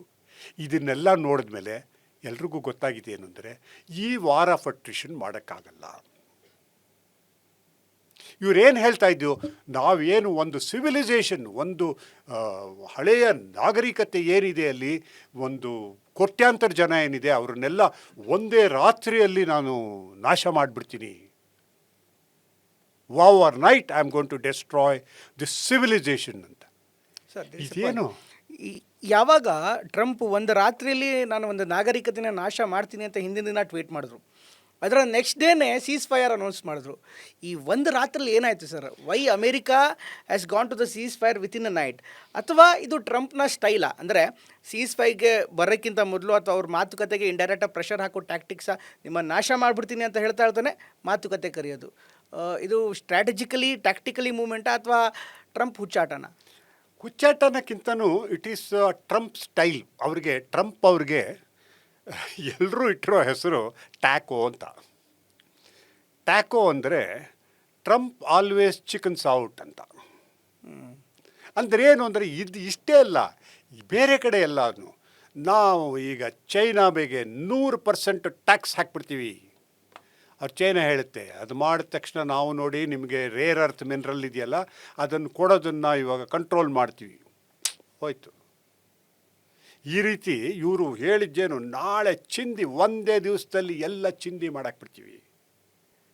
ಇದು ಈ ವಾರಿಂದನೇ ಶುರುವಾಗಲಿಲ್ಲ, ಟ್ಯಾರಿಫಿಂದ ಶುರುವಾಯಿತು. ಏನು ನೀವು ಮಾತೆತ್ತಿದ್ರೆ 10% ಹಾಕ್ಬಿಡ್ತೀವಿ, 20% ಹಾಕ್ಬಿಡ್ತೀವಿ, 50% ಹಾಕ್ಬಿಡ್ತೀವಿ. ಅರೆ, ಬೈಡನ್ ಅಡ್ಮಿನಿಸ್ಟ್ರೇಷನ್ ಏನಿತ್ತು ಇದಕ್ಕೆ ಮೊದಲು ಅವ್ರಿಗೆ ಗೊತ್ತಿರೋ ಥರನೇ ಇಂಡಿಯಾ ರಷ್ಯಾಯಿಂದ ಆಯಿಲ್ ಕೊಂಡ್ಕೊಳ್ತಾ ಇತ್ತು. ಅಥವಾ ನಾವೂ ಸ್ವಾತಂತ್ರ್ಯ ದೇಶ, ನಾವು ಬೇರೆಯವ್ರ ಪರ್ಮಿಷನ್ ಬೇಕಾಗಿಲ್ಲ, ಅಥವಾ ಬೇರೆಯವರು ಅಂದರೆ ತೊಗೊಳ್ತೀವಿ, ಇಲ್ಲದೇ ಇದ್ರಿಲ್ಲ ಅನ್ನೋ ಥರ ಇಲ್ಲ. ನಮಗೆ ಯಾವುದು ಉಪಯೋಗ ಆಗುತ್ತೆ ಅದು ನಾವು ಮಾಡ್ತೀವಿ. ಆದರೆ ಬೈಡನ್ ಇದ್ದಾಗ, ಪ್ರೆಸಿಡೆಂಟ್ ಇದ್ದಾಗ ಒಂಥರ ವರ್ಲ್ಡ್ ಲೆವೆಲಲ್ಲಿ ಆಯಿಲ್ ಪ್ರೈಸಸ್ಸು ಸ್ಟೆಬಿಲೈಸ್ ಆಗುತ್ತೆ ಇಂಡಿಯಾ ಕೊಂಡ್ಕೊಳ್ತಾ ಇರೋದ್ರಿಂದ ಅಂತ ಅದನ್ನು ಅಪ್ರಿಷಿಯೇಟ್ ಮಾಡ್ತಾಯಿದ್ರು. ನಮಗಿಂತ ಜಾಸ್ತಿ ಆಯಿಲ್ ತೊಗೊಳ್ತಾ ಇದ್ದಿದ್ದು ಚೈನಾ, ರಷ್ಯಾಯಿಂದ. ಬಟ್ ಟ್ರಂಪ್ ಸಡನ್ಲಿ ಬಂದು ನಮಗೆ ಮೋದಿಯವ್ರು ನನ್ನ ಕ್ಲೋಸ್ ಫ್ರೆಂಡು, ಇಂಡಿಯಾ ನಮ್ಮ ಕ್ಲೋಸ್ ಫ್ರೆಂಡು ಅಂತ ಹೇಳಿಬಿಟ್ಟು ಇದ್ದಕ್ಕಿದ್ದ ಹಾಗೆ ತೊಗೊಂಡು ನಿಮಗೆ 50% ಟ್ಯಾಕ್ಸ್ ಹಾಕ್ತಾಯಿದ್ದೀನಿ because you are buying Iranian oil, Russian oil. ಅಂದರೆ ಇದು ಹುಚ್ಚಾಟ ಅಲ್ವಾ? ಇದೇ ಥರ ಅವ್ರು ಮಾಡಿಕೊಂಡು ಬ್ಲಂಡರ್ ಮಾಡಿಕೊಂಡೇ ಬರ್ತಾಯಿದ್ರು. ಅವ್ರು ಹೇಳಿದ್ದೇನು, ಇವತ್ತು ನಾನೆಲ್ಲ ಬಾಂಬ್ ಹಾಕ್ಬಿಟ್ಟು ಎಲ್ಲ ನಾಶ ಮಾಡಿಬಿಡ್ತೀನಿ ಅಂದರೆ ನಾವು ಹೇಳಿದ್ದನ್ನು ಒಪ್ಕೊಳ್ತೀವಿ ಅಂತ. ಬಟ್ ಇಮಿಡಿಯೇಟ್ಲಿ ಅವ್ರಿಗೆ ಗೊತ್ತಾಯಿತು, ಅಲ್ಲಿ ಬ್ಯಾಕ್ ಚಾನಲ್ಸ್ ಇರುತ್ತಲ್ಲ, ಅವ್ರು ಹೇಳ್ತಾರೆ ಅವರೇನು ಅವರು ಹೆದರ್ಕೊಂಡು ನಡುಕ್ತಾ ಇದ್ದಾರಾ ಅದರಿಂದ, ಅಥವಾ ಏನಾದ್ರು ರಿಯಾಕ್ಟ್ ಮಾಡ್ತಾ ಇದ್ದಾರಾ, ಅಥವಾ ಒಪ್ಕೊಳ್ಳೋ ಚಾನ್ಸಸ್ ಇದೆಯಾ, ಅವರು ಸರೆಂಡರ್ ಆಗೋ ಚಾನ್ಸಸ್ ಇದೆಯಾ, ಅಥವಾ ನಾವು ಇನ್ನೂ ಒಂದು ಮಾಡಿದ್ರು ಇವರು. ಏನು ಅಂದರೆ ಈ ಡಿಸ್ಕಷನ್ಸು ನೆಗೋಸಿಯೇಷನ್ಸ್ ಏನಿತ್ತು ಅಲ್ಲಿ ಡಿಸ್ಕಷನ್ಸು ನೆಗೋಸಿಯೇಷನ್ ಮಾಡ್ತಾ ಇರಲಿಲ್ಲ ಇವರು. ಇವ್ರು ಏನು ಹೇಳಿದ್ರು ಅಂದರೆ ಡಿಸ್ಕಷನ್ ನೆಗೋಸಿಯೇಷನ್ ಅಂದರೆ ಏನು, ನಾವು ಏನು ಹೇಳ್ತೀವಿ ಅದಕ್ಕೆ ನೀವು ಒಪ್ಕೊಂಡು ಶರಣಾಗತರಾಗಬೇಕು ಅಷ್ಟೇ. ಡಿಕ್ಟೇಷನ್ನು ನೀವು ಅವ್ರಿಗೇನು ಅವ್ರು ಹೇಳಿದ್ದು ನೋಡಿ, ಒಂದು ರಿಜೀಮ್ ಚೇಂಜ್, ನಾವು ನಿಮ್ಮ ಯಾರಿದ್ದಾರೆ ಅವ್ರನ್ನ ನಾವು ಅಸಾಸಿನೇಟ್ ಮಾಡಾಕ್ಬಿಟ್ಟಿದೆ, ನಿಮ್ಮ ಆರ್ಮಿ ಇರ್ಬೋದು, ನೇವಿ ಇರ್ಬೋದು, ಯಾರ್ಯಾರು ಚೀಫ್ ಅಂತೀರ ಅವ್ರನ್ನೆಲ್ಲ ನಾವು ಅಸಾಸಿನೇಟ್ ಮಾಡ್ತೀವಿ, ನೀವು ಯಾರನ್ನು ನಾಮಿನೇಟ್ ಮಾಡ್ತೀರಾ ನೆಕ್ಸ್ಟು 2-3 ಅವರ್ಸಲ್ಲಿ ಅವರನ್ನು ನಾವು ಅಸಾಸಿನೇಟ್ ಮಾಡ್ತೀವಿ. ಆದ್ದರಿಂದ ನೀವು ರಿಜಿಮ್ ಚೇಂಜ್ ಆಗಿಬಿಡುತ್ತೆ. ಒಂದು. ಎರಡನೇದೇನು ಹೇಳಿದ್ದು, ನಿಮ್ಮ ನ್ಯೂಕ್ಲಿಯರ್ ಕೇಪಬಿಲಿಟೀಸ್ ನಾವು ಆಗಲೇ ಒಬ್ಲಿಟ್ರೇಟ್ ಮಾಡಾಕ್ಬಿಟ್ಟಿದ್ದೀವಿ, ಬಟ್ ಇನ್ನು ಮುಂದೆ ನೀವು ಅದನ್ನು ಬಗ್ಗೆ ಯೋಚನೆ ಕೂಡ ಮಾಡಬಾರ್ದು, ನ್ಯೂಕ್ಲಿಯರ್ ವೆಪನ್ ಬಗ್ಗೆ ಯೋಚನೆ ಕೂಡ ಮಾಡಬಾರ್ದು, ನಾವು ಅದರ ಬಗ್ಗೆ ನಾವು ಇನ್ನೇನೂ ಮಾಡಲ್ಲ ಅಂತ ನೀವು ಬರೆದು ಕೊಡಬೇಕು. ಮೂರನೇದಾಗೇನು, ನಿಮ್ಮಲ್ಲಿ ಮಿಸೈಲ್ ಕೇಪಬಿಲಿಟೀಸ್ ಏನಿದೆ ಆ ಮಿಸೈಲ್ ಕೇಪಬಿಲಿಟೀಸನ್ನು ಲಿಮಿಟ್ ಮಾಡಬೇಕು. ಎಷ್ಟು ಲಿಮಿಟ್ ಅಂದರೆ ಅದು ನಿಮ್ಮ ದೂರದಲ್ಲಿರೋ ಇಸ್ರೇಲ್ ಹತ್ರ ರೀಚ್ ಆಗೋಷ್ಟು ಕೇಪಬಿಲಿಟೀಸೇ ಇರಬಾರ್ದು. ಇದೆಲ್ಲ ಬೇಕು, ಇದನ್ನೆಲ್ಲ ನೀವು ಒಪ್ಕೋಬೇಕು. ಅದೇ ಡಿಸ್ಕಷನ್ ಅಂದರೆ it is not you give me something, I give you something ಅಲ್ಲ. ಕೇವಲ ಅಮೆರಿಕನ್ ಇಂಟ್ರೆಸ್ಟ್. ನಾವು ಏನು ಹೇಳ್ತೀವಿ ಅದಕ್ಕೆ ನಾವು ಇಷ್ಟು ಪವರ್ಫುಲ್ಲು, ನಾವು ಹೇಳಿದ್ರೆ ಮಾಡಬೇಕು ಅಂತ. ಆದ್ದರಿಂದ ಆಗಲಿಲ್ಲ. ಬಟ್ ಅವ್ರಿಗೆ ಅರ್ಥ ಆಗಿದ್ದೇನು ಅಂದರೆ, ಓಕೆ ನಾವಿನ್ನೂ ಡಿಸ್ಟ್ರಾಯ್ ಮಾಡ್ತೀವಿ, ಇನ್ನು ಸ್ವಲ್ಪ ಡಿಸ್ಟ್ರಾಯ್ ಮಾಡ್ತೀವಿ. ಅವ್ರು ಹೇಳ್ತಾರೆ, ಇರಾನ್ ಅವ್ರು ಹೇಳ್ತಾರೆ, ಏನಪ್ಪ ನೀವು ಆಗಲೇ ಡಿಸ್ಟ್ರಾಯ್ ಮಾಡಿದ್ದೀರಾ ಸುಮಾರು, ನೀವು ಮ್ಯಾಕ್ಸಿಮಮ್ ನೀವು ಹೇಳ್ತಾ ಇರೋದೇನು, ಬ್ರಿಡ್ಜಸ್ ಡಿಸ್ಟ್ರಾಯ್ ಮಾಡ್ತೀವಿ, ಇದ್ರ power electricity power plants destroy ಮಾಡ್ತೀವಿ ಅಂತ ಮಾಡಿ ನಾವು ರೀಬಿಲ್ಡ್ ಮಾಡ್ತೀವಿ. ಆದರೆ ನಾವು ನಿಮಗೆ ಶರಣಾಗತರಾಗಲ್ಲ. ನೀವು ಎಷ್ಟು ದಿವಸ ನೀವು ಮಾಡ್ತೀರೋ ಅದನ್ನು ನಾವು ನೋಡ್ತೀವಿ, ಪ್ಲಸ್ ಈ ಸ್ಟ್ರೇಟ್ ಆಫ್ ಹಾರ್ಮುಜ್ ಕ್ಲೋಸ್ ಮಾಡಿಬಿಡ್ತೀವಿ. Right, I will come to that one sir. ಈಗ ಅಪಾರ್ಟ್ ಫ್ರಮ್ ಮಿಲಿಟ್ರಿ ಪ್ರೆಷರ್, ಈ ಸೀಸ್ ಫೈರ್ಗೆ ಹೋಗೋದಕ್ಕೆ ಅಮೆರಿಕಾಗೆ ಬೇರೆ ಬೇರೆ ಯಾವ್ಯಾವ ಒತ್ತಡ ಕಾರಣ ಆಗಿತ್ತು ಸರ್? ಒಂದು ಹರ್ಮೂಸ್ ಬಗ್ಗೆ ಬಹುಶಃ ಅಮೆರಿಕನ್ ಅಡ್ಮಿನಿಸ್ಟ್ರೇಷನ್ ಯೋಚನೆ ಮಾಡಿಲ್ಲ ಅನಿಸುತ್ತೆ, ಅಂದರೆ ಈ ಥರದ್ದು ಒಂದಾಗತ್ತೆ ಅಂತ. ಯಾಕೆಂದರೆ ಯಾರಿಗೂ ಗೊತ್ತಿರಲಿಲ್ಲ, ಹರ್ಮೂಸ್ ಅದ್ರ ಪಾಡಿಗೆ ನ್ಯಾವಿಗೇಟ್ ಆಗ್ತಾಯಿತ್ತು, ಎಲ್ಲರೂ ಟ್ರೇಡ್ ಮಾಡ್ತಾಯಿದ್ರು, ಶಿಪ್ಗಳೆಲ್ಲ ಹೋಗ್ತಾಯಿತ್ತು. ಬಟ್ ಮೊಮೆಂಟ್ ಈ ವಾರ್ ಶುರುವಾದ ಮೇಲೆ ಇರಾನ್ಗೆ ಒಂದು ಸ್ಪೆಷಲ್ ವೈಲ್ಡ್ ಕಾರ್ಡ್ ಎಂಟ್ರಿ ಥರ ಅಥವಾ ವೈಲ್ಡ್ ಕಾರ್ಡ್ ಆಪ್ಷನ್ಸ್ ಥರ ಈ ಒಂದು ಹರ್ಮೂಸ್ ಸಿಕ್ತು. ಯಾರ್ಯಾರು ನೀವು ಹೋಗ್ತೀರಾ ನಮಗೆ ಟೋಲ್ ಕೊಟ್ಬಿಟ್ಟು ಹೋಗಿ ಅಂತ. ಈ ಇಂಟರ್ನ್ಯಾಷನಲ್ ಟ್ರೇಡ್ ಕೂಡ ಅಮೇರಿಕನ್ ಮೇಲೆ ಅಥವಾ ಈ ಡಾಲರ್ ವ್ಯತ್ಯಾಸಗಳು ಜೊತೆಗೆ ಪೆಟ್ರೋಲ್ ಫ್ಲಕ್ಚುಯೇಷನ್ಸ್ ಎಲ್ಲವೂ ಕೂಡ ಒತ್ತಡಕ್ಕೆ ಕಾರಣ ಆಯಿತಾ? ಇದು 2, 3, 4, 5 ಕಾರಣಗಳಿದೆ. ಇದು ಒಂದೇ ಅಲ್ಲ. ಒಂದು, ಸ್ಟ್ರೇಟ್ ಆಫ್ ಹಾರ್ಮುಜು ಇವಾಗ ಸಡನ್ನಾಗಿ ಇವ್ರಿಗೆ ಇರಾನ್ಗೆ ಸಿಕ್ಕಿದ್ದು ಲಿವರೇಜ್ ಅಲ್ಲ. ಈ ಸ್ಟ್ರೇಟ್ ಆಫ್ ಹಾರ್ಮುಜನ್ನು ನಾವು ಕ್ಲೋಸ್ ಮಾಡ್ತೀವಿ ಅಂತ ಹೇಳಿ ಬಹಳ ವರ್ಷಗಳಾಯ್ತು ಅವರು. ರೈಟ್. ಆವಾಗಲಿಂದನೂ ಅವ್ರಿಗೆ ಗೊತ್ತು. ಯಾಕೆಂದರೆ 20-30% of all the oil, gas and all the exports and imports go through that straight of Hormuz, which is practically under the control of Iran. ಅಲ್ಲಿ ನೀವೇನು ಮಾಡೋಕ್ಕಾಗಲ್ಲ. ನೀವು ನಿಮ್ಮ ಏರ್ಕ್ರಾಫ್ಟ್ ಕ್ಯಾರಿಯರ್ ತೊಗೊಂಡು ಹೋಗೋಕ್ಕಾಗಲ್ಲ ಅಥವಾ ಇನ್ನೇನು ತೊಗೊಂಡು ಹೋಗೋಕ್ಕಾಗಲ್ಲ. ಯಾಕೆಂದರೆ ಅಲ್ಲಿ ತೊಗೊಂಡು ಹೋದರೆ Iran can definitely cause damage to that. ಅಲ್ಲಿ 1. 2, ಅಲ್ಲಿ ಎಲ್ಲಿ ಬೇಕು ಅಲ್ಲಿ ಮೈನ್ಸ್ ಹಾಕ್ಕೊಂಡಿದ್ದಾರೆ ಅವರು. ಓಕೆ, ಅದಕ್ಕೆ ನೀವು ಇನ್ನೊಂದು ಪ್ರಶ್ನೆ ಕೇಳಿದ್ರಿ ಯಾವಾಗಲೇ. ಯಾಕೆಂದರೆ ಬೇರೆ ದೇಶಗಳು, ಫಾರ್ ಎಕ್ಸಾಂಪಲ್ ಯುರೋಪ್ಗೂ ಇದು ತುಂಬ ಎಫೆಕ್ಟ್ ಆಗ್ತಾಯಿದೆ. ಅವರೆಲ್ಲ ಯಾತಕ್ಕೆ ಅಮೇರಿಕಾ ಸಪೋರ್ಟಿಗೆ ಬಂದಿಲ್ಲ ಓಪನ್ ಮಾಡಲಿಕ್ಕೆ ಅಂತ. ಬಟ್ ಅದು ಮಾತಾಡ್ತಾ ಇದ್ದಾರೆ. ಅವ್ರು ಓಪನ್ ಮಾಡೋದು ಅಥವಾ ಹೇಗೆ ಯೂಸ್ ಮಾಡೋದು ಅದನ್ನು ಕಂಟ್ರೋಲ್ ಮಾಡೋದು ಈ ವಾರ್ ಮುಗಿದ ಮೇಲೆ ಡಿಸ್ಕಸ್ ಮಾಡೋಣ ಅಂತ. ಈಗ ಮಾಡೋಕ್ಕಾಗಲ್ಲ. ಈಗ ಎಷ್ಟೇ ನೀವು ಪವರ್ ಇಟ್ಕೊಂಡ್ರು ನೀವು ಅಲ್ಲಿ ಹೋದರೆ ಅಲ್ಲಿ ಡೆಫಿನೆಟ್ಟಾಗಿ ನಿಮಗೆ ತೊಂದರೆ ಆಗುತ್ತೆ. ಇರಾನ್ ಕಂಟ್ರೋಲಿಂದ ನೀವು ತಪ್ಪಿಸ್ಕೊಳ್ಳೋಕೆ ಸಾಧ್ಯ ಇಲ್ಲ. ಆದ್ದರಿಂದ ಇವಾಗ ನೀವು 10 ದೇಶಗಳಲ್ಲಿ ಹೋಗ್ಬಿಟ್ಟು ನಾವು ಸಪೋರ್ಟ್ ಮಾಡ್ತೀವಿ, ನಮಗೆ ಒಂದೊಂದು ಶಿಪ್ಪು ಅಲ್ಲಿ ಟ್ಯಾಂಕರಲ್ಲಿ ಹೋಗೋದನ್ನು ನಾವು ಎಸ್ಕಾರ್ಟ್ ಮಾಡ್ತೀವಿ ಅಂತ ಅಂದರೆ ಅದು ನಡೆಯೋ ಕೆಲಸ ಅಲ್ಲ. 1. 2ನೇದು ತಿಳ್ಕೊಳ್ಳಿ, ಇಷ್ಟೇ ಅಲ್ಲ, ಅದರ ಪಕ್ಕದಲ್ಲಿ ಇನ್ನೊಂದು ರೆಡ್ ಸಿ ಅಂತ ಇದೆ. ಓಕೆ, ಆ ರೆಡ್ ಸೀನಲ್ಲೂ ಕೂಡ ಒಂದು ನ್ಯಾರೋ ಬಾಬೆಲ್ ಅಂತ ಬಂತಾನೋ ಏನೊಂದು ಬಾಬಲ್ ಮಂಡಬ್ ಒಂದು ತುಂಬ ನ್ಯಾರೋ ಸ್ಟ್ರೇಟ್ ಇದೆ ಅಲ್ಲಿ. ಅದು it is under Houthis control. Houthis ಯಮನ್ನಲ್ಲಿ ಏನಿದ್ದಾರೆ ಅವರು they are aligned with Iran. Already if you remember, ಈ ಇಸ್ರೇಲ್ ಯುದ್ಧ ಶುರು ಮಾಡಿದಾಗ ಸುಮಾರು ಅಲ್ಲಿ ಆಯಿಲ್ ಶಿಪ್ಸ್ ಟ್ಯಾಂಕರ್ಸನ್ನು ಅವರು ಅಟ್ಯಾಕ್ ಮಾಡಿ ಹೂತಿ ಸುಮಾರು ಎಷ್ಟೋ ತಿಂಗಳಿಂದ ಅಲ್ಲಿ ಡಿಸ್ರಪ್ಟ್ ಮಾಡಿಬಿಟ್ರು. ಇಲ್ಲಿ ಇವ್ರು ಇನ್ನೇನಾದ್ರು ಮಾಡೋಕ್ಕೆ ಹೋದರೆ ಅಲ್ಲೂ ಕೂಡ ನೀವು ಅಲ್ಲಿ ಬಾಬೆಲ್ ಮಂತಾಬಲ್ಲಿ ಒಂದು ನೀವು ಅಟ್ಯಾಕ್ ಮಾಡಿ ಅದನ್ನು ಕ್ಲೋಸ್ ಮಾಡಿಬಿಟ್ರೆ ಎಲ್ರಿಗೂ ಎಷ್ಟು ತೊಂದರೆ ಆಗುತ್ತೆ ಗೊತ್ತಾ? ಅದನ್ನು ಮಾಡೋಕ್ಕಾಗಲಿಲ್ಲ. 1. 2ನೇದು ಅಮೇರಿಕಾಗೆ ತೊಂದರೆ ಆಗಿದ್ದು. 2ನೇದು ಏನು ಅಂದರೆ ಅಲ್ಲಿ ಲೋಕಲಿ ಅಮೇರಿಕಾದಲ್ಲೇ ಆಯಿಲ್ ಪ್ರೈಸಸ್ ಜಾಸ್ತಿ ಆಗೋಕ್ಕೆ ಶುರು ಆಯಿತು. ಓಕೆ, ಆಯಿಲ್ ಪ್ರೈಸಸ್ ಜಾಸ್ತಿ ಆಯಿತರೆ ಅಲ್ಲಿ ಜಾಸ್ತಿ ಆದಷ್ಟು ಅವ್ರು ಎಲ್ರಿಗೂ ಇಮಿಡಿಯೇಟಾಗಿ ಗೊತ್ತಾಗೋದೇನು ಅಂದರೆ ಯಾತಕ್ಕೆ ನಮ್ಮದೆಲ್ಲ ವಾರ್ ಇದು, ನಾವು ಯಾತಕ್ಕೋಸ್ಕರ ಇಲ್ಲಿ ವಾರ್ ನಡೀತಾ ಇದೆ, ನಾವು ಯಾತಕ್ಕೆ ಸ್ಯಾಕ್ರಿಫೈಸ್ ಮಾಡಬೇಕು.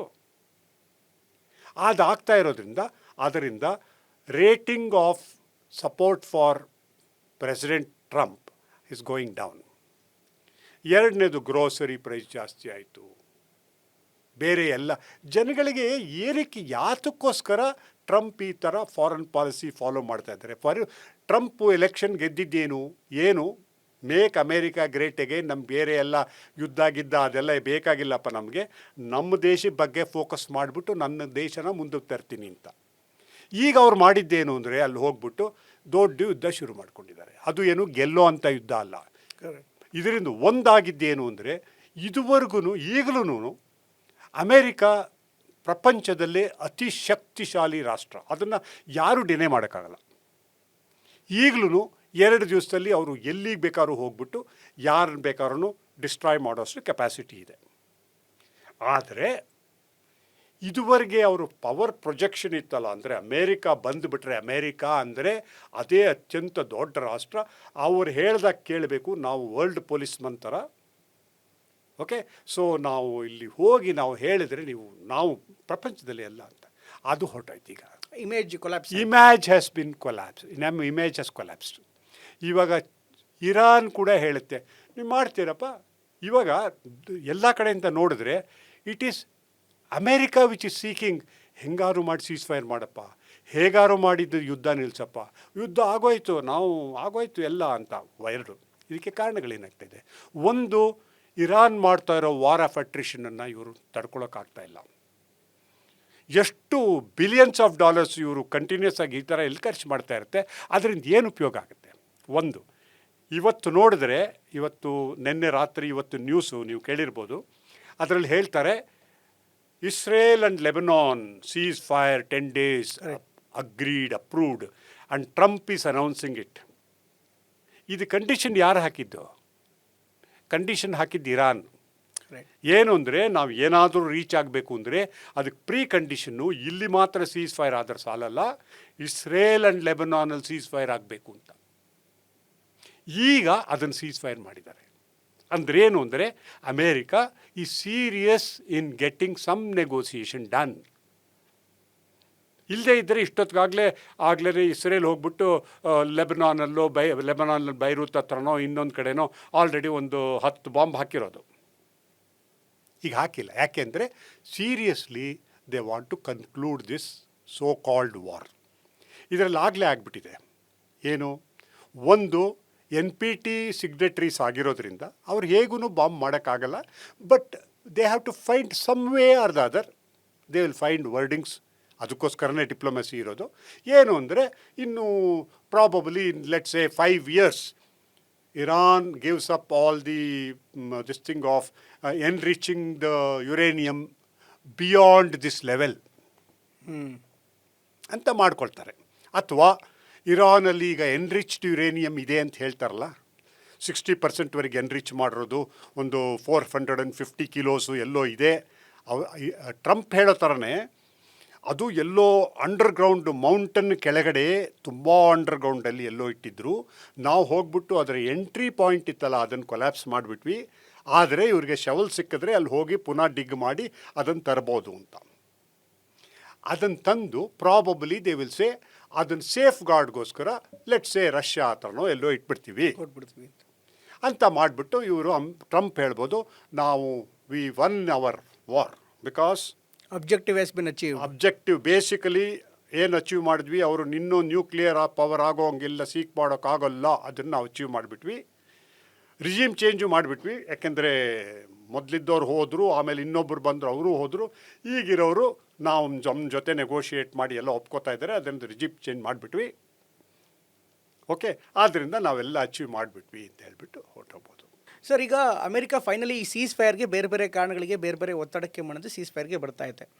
ಬಟ್ ಒಂದು ಪ್ರಶ್ನೆ ಇರೋದು, why Pakistan sir? America Pakistan ಮಧ್ಯಸ್ಥಿಕೆಯಲ್ಲಿ ಮಾತುಕತೆಗೆ ಮುಂದಾಗಿರೋದು ಯಾಕೆ? ಪಾಕಿಸ್ತಾನದ ಮೇಲೆ ಅಷ್ಟೊಂದು ಅಮೆರಿಕಾಗೆ ಟ್ರಂಪ್ಗೆ ಒಲವು ಯಾಕೆ? ಈ ಪಾಕಿಸ್ತಾನದ ಎಂಟ್ರಿನ ಹೇಗೆ ನೋಡ್ತೀರಿ? ನೋಡಿ, ಪಾಕಿಸ್ತಾನ ಇವಾಗ ಏನು ಮಾಡೋದಕ್ಕೆ ಟ್ರೈ ಮಾಡ್ತಾ ಇದೆ, ಅವ್ರು ಏನು ಮಾಡೋದಕ್ಕೆ ಹೋಗ್ತಾ ಇದ್ದಾರೆ ಅದನ್ನು ಅಪ್ರಿಷಿಯೇಟ್ ಮಾಡಬೇಕು. ಓಕೆ, ಪಾಕಿಸ್ತಾನನೇ ಯಾಕೆ ಅಂದರೆ, ಯಾವಾಗ ಈ ಸೋ ಕಾಲ್ಡ್ ಮೀಡಿಯೇಷನ್ ಅಥವಾ ಟ್ರಾನ್ಸ್ಮಿಟಿಂಗ್ ಮೆಸೇಜಸ್ ಇದೆಲ್ಲ ಶುರುವಾಯಿತು. ಒಂದನೇದು, ಪಾಕಿಸ್ತಾನ ಅಲ್ಲಿ particularly prime minister and also the field marshal Asif Munir ಅವರಿಬ್ಬರೂ ಆಪರೇಷನ್ ಸಿಂಧೂರ್ ಆದಮೇಲೆ, ಇಫ್ ಯು ರಿಕಾಲ್, ಭಾರತ ಏನು ಮಾಡ್ತು, ಆಪರೇಷನ್ ಸಿಂಧೂರ್ನಲ್ಲಿ ಪ್ರೆಸಿಡೆಂಟ್ ಟ್ರಂಪು ನಾನೇ ನಿಲ್ಲಿಸಿದ್ದು ಈ ಯುದ್ಧ, ಸೀಸ್ ಫೈರ್ ನಾನೇ ಮಾಡಿಸಿದ್ದು ಅಂತ ಒಂದು 50 ಸತಿ ರಿಪೀಟ್ ಮಾಡಿದ್ರು. ಆದರೆ ನಮ್ಮ ಪ್ರೈಮ್ ಮಿನಿಸ್ಟರು ಕ್ಯಾಟಗಾರಿಕಲಿ ಹೇಳಿದ್ದೇನು ಅಂದರೆ, ಇದಕ್ಕೂ ಟ್ರಂಪ್ಗೂ ಸಂಬಂಧ ಇಲ್ಲ, ಅವ್ರದ್ದೇನು ಇದರಿಲ್ಲ, ಇದೇನಿದ್ರು bilateral.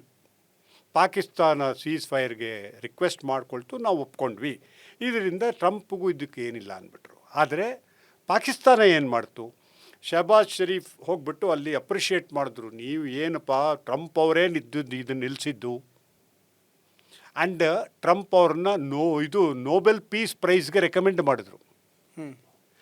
Asif Munir went there appreciating Trump ಮಾಡಿದ್ದನ್ನು ಕೆಲಸ, ಪ್ಲಸ್ ಅದ್ರ ಜೊತೆಗೆ ಕ್ರಿಪ್ಟೋ ಕರೆನ್ಸಿನಲ್ಲಿ ಅವರು ಇನ್ವೆಸ್ಟ್ ಮಾಡೋದಕ್ಕೆ ರೆಡಿಯಾದರು. ಪ್ಲಸ್ ರೇರ್ ಅರ್ತ್ ಮಿನರಲ್ಸ್ ಅಲ್ಲೇನಿದೆ ಅದನ್ನು ಇವರು ಡಿಗ್ ಮಾಡಿ ಅದನ್ನೇನಾದ್ರು ಮಾಡ್ಕೋಬೋದು ಅಂತ ಅಂದ್ಬಿಟ್ಟು ಅಮೇರಿಕಾಗೆ ಸಪೋರ್ಟ್ ಮಾಡೋಕ್ಕೆ ಹೋದರು. ಇಷ್ಟೆಲ್ಲ ಆಗಿದ್ದು ಒಂದು ರೀತಿ ಏನು ಅಂದರೆ, ಅವರು ಟ್ರಂಪ್ ಜೊತೆ ಒಂದು ನಮ್ಮ ಹುಡುಗ ಅನ್ನೋ ಥರ ನಡೆದುಕೊಂಡಿದ್ದಾರೆ. ಎರಡನೇದು, it's an Islamic country. Okay, ಅಲ್ಲಿ ನಡೀತಾ ಇರೋದು Iran, it's an Islamic country. ಅಲ್ಲಿರೋ ಸುತ್ತಮುತ್ತ ಇರೋ ಕಂಟ್ರಿಗಳೆಲ್ಲ ಏನಿದೆ, ಈಜಿಪ್ಟ್ ಆಗ್ಬೋದು, ಟರ್ಕಿ ಆಗ್ಬೋದು, ಅರಬ್ ಕಂಟ್ರೀಸ್ ಆಗ್ಬೋದು, they are all Islamic. So ಇವರು ಏನು ಹೇಳ್ತಾ ಇರೋದು ಅಂದರೆ ನಾವು ಹೋಗಿ ಅವ್ರ ಜೊತೆ ಮಾತಾಡ್ತೀವಿ ಅಂತ. ಸೊ ಇವರು ಟ್ರಂಪ್ಗೂ ಸೂಟ್ ಆಗ್ತಾ ಇದ್ದಾರೆ, ಅವ್ರಿಗೂ ಆಗ್ತಾ ಇದ್ದಾರೆ. ಬಟ್ ಮೊದಲನೇ ಅವರು ಸೋ ಕಾಲ್ಡ್ ಮೀಡಿಯೇಷನ್ ಅಥವಾ ಆಗಿದ್ದು ಯಾತಕ್ಕೆ ಸಕ್ಸಸ್ ಆಗಲಿಲ್ಲ ಅಂದರೆ it's a very simple thing. Pakistan is not responsible for that. Sir, ಅದಕ್ಕಿಂತ ಮೊದಲು ಯೂಶಲ್ ಆಗಿ ವರ್ಲ್ಡ್ ಮೀಡಿಯೇಷನ್ಸ್ ಅಂತ ನೋಡ್ತಾ ಇದ್ದಾರೆ ಅಥವಾ ಸೀಸ್ ಫೈರ್ಸ್ಗಳ Qatar has become the headquarters. Ukraine ಇರ್ಬೋದು, ಆಫ್ರಿಕನ್ ಕಂಟ್ರೀಸ್ ಇರ್ಬೋದು, ಬೇರೆ ಬೇರೆ ಇದಕ್ಕೆಲ್ಲೂ ಕೂಡ ಕತಾರ್ ಲೀಡರ್ಶಿಪ್ ಮೊದಲಿಂದಲೂ ಕೂಡ ಈ ಜಗತ್ತಿನಲ್ಲಿ ಎಲ್ಲೇ ಗಲಾಟೆ ಆದರೂ ದೋಹಾಗೆ ಹೋಗ್ತಾ ಇದ್ರು. ಕತಾರ್ ರಾಜಧಾನಿ ದೋಹಾಗೆ ಹೋಗಿ ಬನ್ನಿ, ನೀವು ಮಾತುಕತೆ ಮಾಡಿ ನಿಮ್ಗೆ ಹೆಲ್ಪ್ ಮಾಡ್ತೀವಿ ಅಂತ.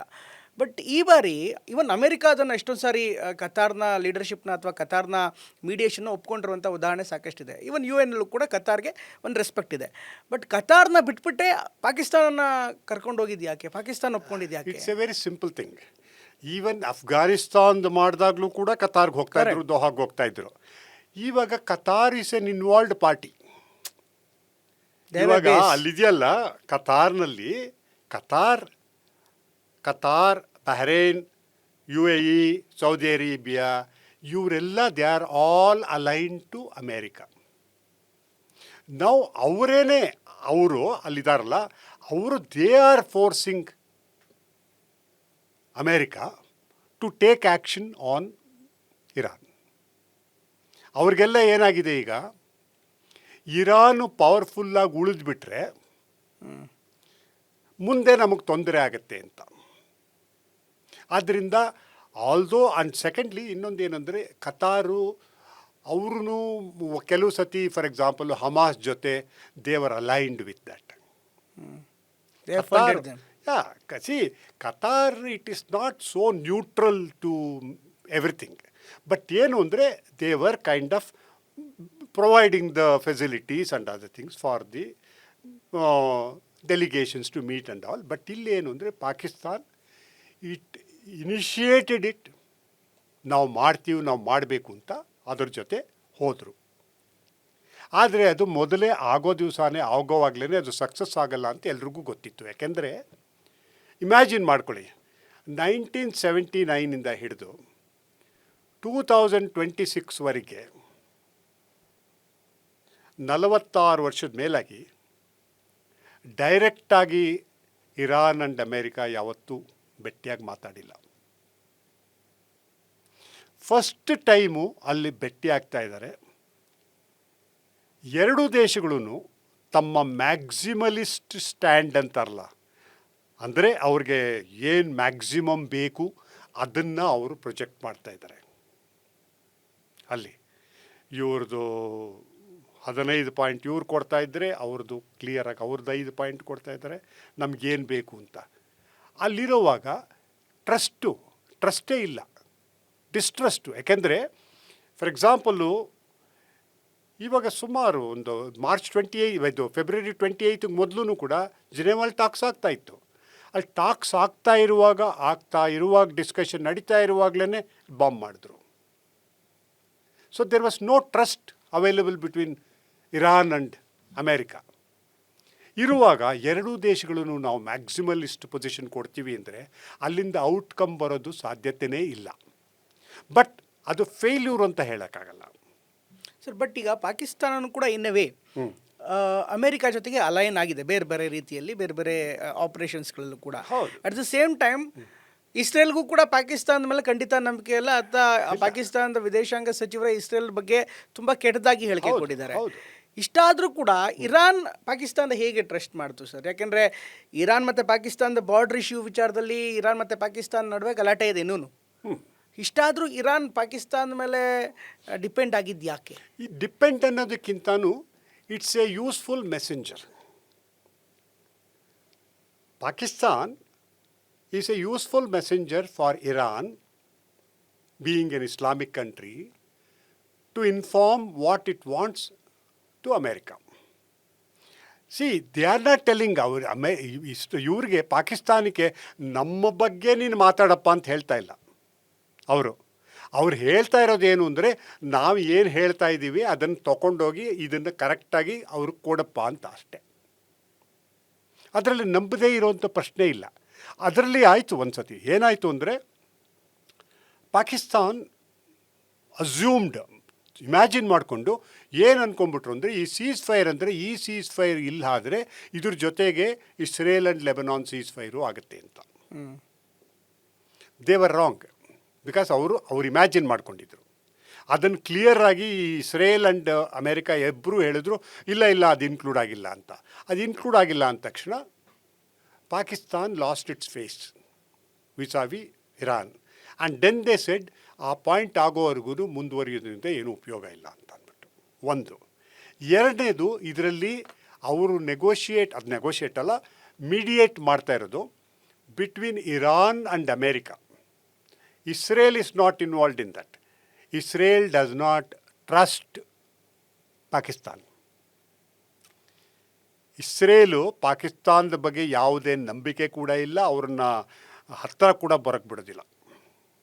ಓಕೆ, ಇವಾಗ ನಡೀತಾ ಇರೋದು it is only basically between Iran and America.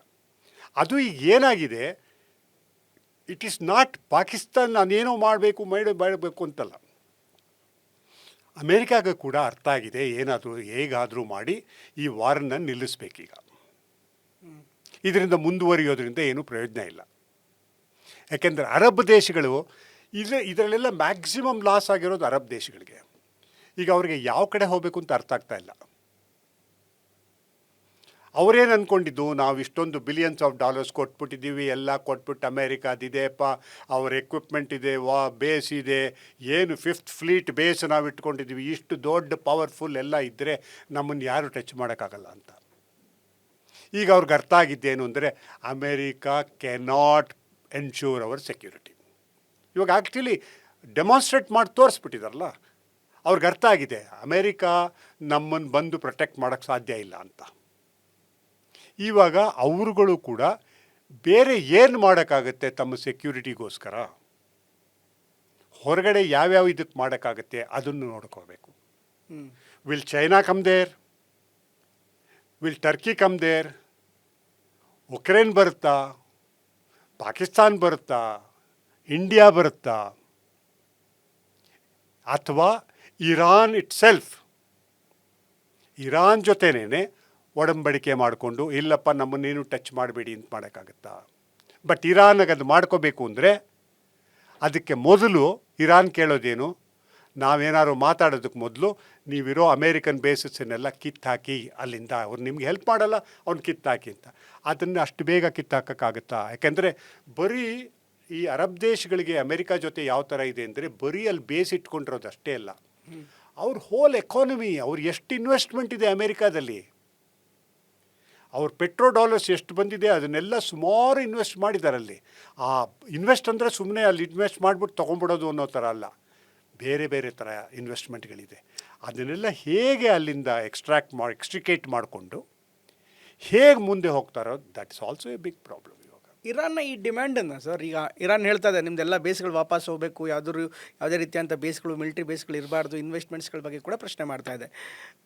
But Iran ಬೇಡಿಕೆ ರಿಯಲಿಸ್ಟಿಕ್ ಆಗಿದೆಯಾ? ಒಂದು ವೇಳೆ ಈಗ ಈ ಸೀಸ್ ಫೈರನ್ನು ಫೇಲ್ ಆಯಿತು, ಸೆಕೆಂಡ್ ರೌಂಡ್ ಆಫ್ ಟಾಕು ಕೂಡ ಫೇಲ್ ಆದರೆ, ಎರಡನೇ ಹಂತದ ಮಾತುಕತೆ ಕೂಡ ಫೇಲ್ ಆದರೆ, ಅವಾಗ ವಾಟ್ ಇಸ್ ದ ಆಪ್ಷನ್? ಮತ್ತೆ ಏನೋ ಯುದ್ಧ ಮುಂದುವರಿಯುತ್ತಾ? ಓಕೆ, 2 ಆಪ್ಷನ್ ಇದೆ ಇವಾಗ. ಒಂದು, ಇವಾಗ ಇರೋ ಥರ ನೋಡಿದ್ರೆ ನಿಮ್ಮ ಬಾಡಿ ಲ್ಯಾಂಗ್ವೇಜು ಅಥವಾ ನೀವು ಯೂಸ್ ಮಾಡ್ತಾ ಇರೋ ಲ್ಯಾಂಗ್ವೇಜು, ಟ್ರಂಪು, ಇದನ್ನೆಲ್ಲ ನೋಡಿದ್ರೆ ಟ್ರಂಪ್ ಇವಾಗ ಇರೋದ್ರಲ್ಲಿ ಒಂಥರ ಡೆಸ್ಪರೇಟ್ ಪೊಸಿಷನ್. ಏನು ಅಂದರೆ ಮುಗಿಸಿಪ್ಪ, ನಾವು ಡಿಕ್ಲೇರ್ ಮಾಡಿಬಿಟ್ಟು ನಾವು ಗೆದ್ವಿ ಅಂತ ಹೇಳ್ಕೊಂಡು ನಾವು ಹೋಗ್ತೀವಿ ಅನ್ನೋ ಥರ ಇದೆ. ಓಕೆ, ಅದು ಮಾಡೋದಕ್ಕೆ 2-3 ವಿಷಯಗಳಾಗುತ್ತೆ. ಒಂದು, ಇರಾನ್ ಶುಡ್ ಅಗ್ರಿ ನಾವು ನ್ಯೂಕ್ಲಿಯರ್ ವೆಪನ್ ಮಾಡಲ್ಲ ಅಂತ. They will find some way of saying ನಾವು ನ್ಯೂಕ್ಲಿಯರ್ ವೆಪನ್ಗೆ ಇವಾಗ ಇನ್ನೂ 5 ವರ್ಷನೋ 10 ವರ್ಷನೋ ನಾವು ನ್ಯೂಕ್ಲಿಯರ್ ವೆಪನ್ ಬಗ್ಗೆ ನಾವು ಸೀರಿಯಸ್ ಆಗಿ ನ್ಯೂಕ್ಲಿಯರ್ ವೆಪನ್ ಮಾಡಲ್ಲ. ನಮ್ಮ ಖಮೇನಿ ಅವರೇ ಹೇಳಿದರು, ನಮಗೆ nuclear weapon is against our culture, ಅದು ಇದೆ ಅಂತ ಹೇಳಿಬಿಡ್ತಾರೆ. ಅದು ಒಂದು ಪಾಸಿಬಿಲಿಟಿ. ಎರಡನೇದು, ಇರೋ ಕಾನ್ಸಂಟ್ರೇಟೆಡ್ ನ್ಯೂಕ್ಲಿಯರ್ ಇದು ಎನ್ರಿಚ್ಡ್ ಯುರೇನಿಯಮ್ ಏನಿದೆ ಅದನ್ನೆಲ್ಲೋ ಸೇಫ್ ಗಾರ್ಡ್ ಮಾಡ್ತಾರೆ. ಅದನ್ನು ಮಾಡಿಕೊಂಡು ಮಿಸೈಲ್ ಬಗ್ಗೆ ಮಾತಾಡಲ್ಲ, ಯಾಕೆಂದರೆ ಮಿಸೈಲನ್ನು ಕೊಡೋದಕ್ಕೆ ಅಥವಾ ರೇಂಜ್ ಕಡಿಮೆ ಮಾಡೋದಕ್ಕೆ ಒಪ್ಕೊಳ್ಳಲ್ಲ ಅವರು. ಅದನ್ನು ಮುಗಿಸ್ತಾರೆ. ಓಕೆ, ಆ ಕಡೆಯಿಂದ ಹೋಗ್ತಾರೆ. ಇರಾನ್ಗೆ ಇವರೇನು ಕೊಡ್ತಾರೆ, ಒಂದು ದೋಹಾದಲ್ಲಿ ಒಂದು ಇದರಲ್ಲಿ ಬ್ಯಾಂಕಲ್ಲಿ ಇವ್ರದ್ದೇ ಫ್ರೋಝನ್ $7 ಬಿಲಿಯನ್ ಏನೋ ಇದೆ ಇರಾನ್ದು. ಅದನ್ನು ಕೊಟ್ಕೊಂಡು ಬರ್ತಾಯಿದ್ರು, ಅದನ್ನು ಸಡನ್ನಾಗಿ ಇವಾಗ ಸ್ಟಾಪ್ ಮಾಡಿದ್ದಾರೆ. ಮೋಸ್ಟ್ ಪ್ರಾಬಬಲಿ ಅದನ್ನು ಅನ್ಫ್ರೀಸ್ ಮಾಡಬೇಕು ಇವರು. ಓಕೆ, ಎರಡನೇದು ಇವರು ಕೇಳ್ತಾ ಇರೋದೇನು, ನಾವು ಸ್ಟ್ರೇಟ್ ಆಫ್ ಹಾರ್ಮುಝು ಇದೆಯಲ್ಲ ಅಲ್ಲಿಂದ ಟೋಲ್ ಕಲೆಕ್ಟ್ ಮಾಡ್ತೀವಿ. ಯಾಕೆಂದರೆ ಟೋಲ್ ಕಲೆಕ್ಟ್ ಮಾಡಿಬಿಟ್ಟು ಪ್ರತಿಯೊಂದು ಟ್ಯಾಂಕರು ಶಿಪ್ಪು ಅಲ್ಲಿ ಹೋಗೋದ್ರಿಂದ $2 ಮಿಲಿಯನ್ ಕಲೆಕ್ಟ್ ಮಾಡಿಬಿಟ್ಟು ನಮಗೆ ಎಷ್ಟು $270 ಬಿಲಿಯನ್ ಅಷ್ಟು ಡಿಸ್ಟ್ರಾಯ್ ಆಯ್ತಲ್ಲ, ಅಮೇರಿಕನ್ ಡಿಸ್ಟ್ರಾಯ್ ಮಾಡೋದು, ಅದನ್ನು ನಾವು ರೀಬಿಲ್ಡ್ ಮಾಡೋದಕ್ಕೆ ಯೂಸ್ ಮಾಡ್ಕೊಳ್ತೀವಿ ಅಂತ. ಬಟ್ ಅದನ್ನು ಅವರು ಮಾಡ್ಬೋದು, ಬಟ್ ಮಾಡಿದ್ರೆ ಅದು ಬೇರೆ ಎಲ್ಲ ದೇಶಗಳಿಗೂ ಒಳ್ಳೆಯದಲ್ಲ. ಯಾತಕ್ಕೆ ಅಂದರೆ ನೀವು ಒಂದು ಸತಿ ಅಲ್ಲಿ ಟೋಲ್ ನಿಮಗೆ ತೊಂದರೆ ಆಯ್ತಪ್ಪ, ನೀವು ಟೋಲ್ ಕಲೆಕ್ಟ್ ಮಾಡಪ್ಪ, ಯಾಕೆಂದರೆ ಅಲ್ಲಿ ಪಕ್ಕದಲ್ಲಿರೋದ್ರಿಂದ ನಿಮ್ಮ ಕಂಟ್ರೋಲ್ ಇದೆ ಅಂತ ಅಂದರೆ, ಅದಾದಮೇಲೆ ಸಿಂಗಪೂರ್ ಅವರು ಹೇಳ್ಬೋದು ಸ್ಟ್ರೇಟ್ ಅಪ್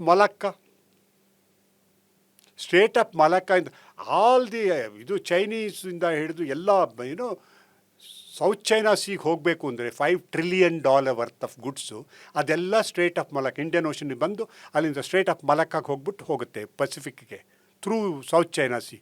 ಸೊ ಅವರು ಹೇಳ್ಬೋದು ನಮಗೂ ಕಂಟ್ರೋಲ್ ಇದೆಯಲ್ಲ, ನಾವು ಕಲೆಕ್ಟ್ ಮಾಡ್ತೀವಿ ಅಂತ.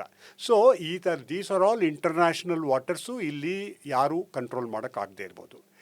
ಅದೇನು ಅಂದರೆ ಸದ್ಯಕ್ಕೆ ಓಪನ್ ಮಾಡಿಸಿ, ಇದು ಸೀಸ್ ಫೈರ್ ಆದಮೇಲೆ ಸದ್ಯಕ್ಕೆ ಓಪನ್ ಮಾಡಿಸಿ ಟಾಲ್ ಇಲ್ದೇನೆ ಅದನ್ನು ಹೇಗೆ ಓಪನ್ ಮಾಡೋದು, that is the most important thing they will have to do. That's one option.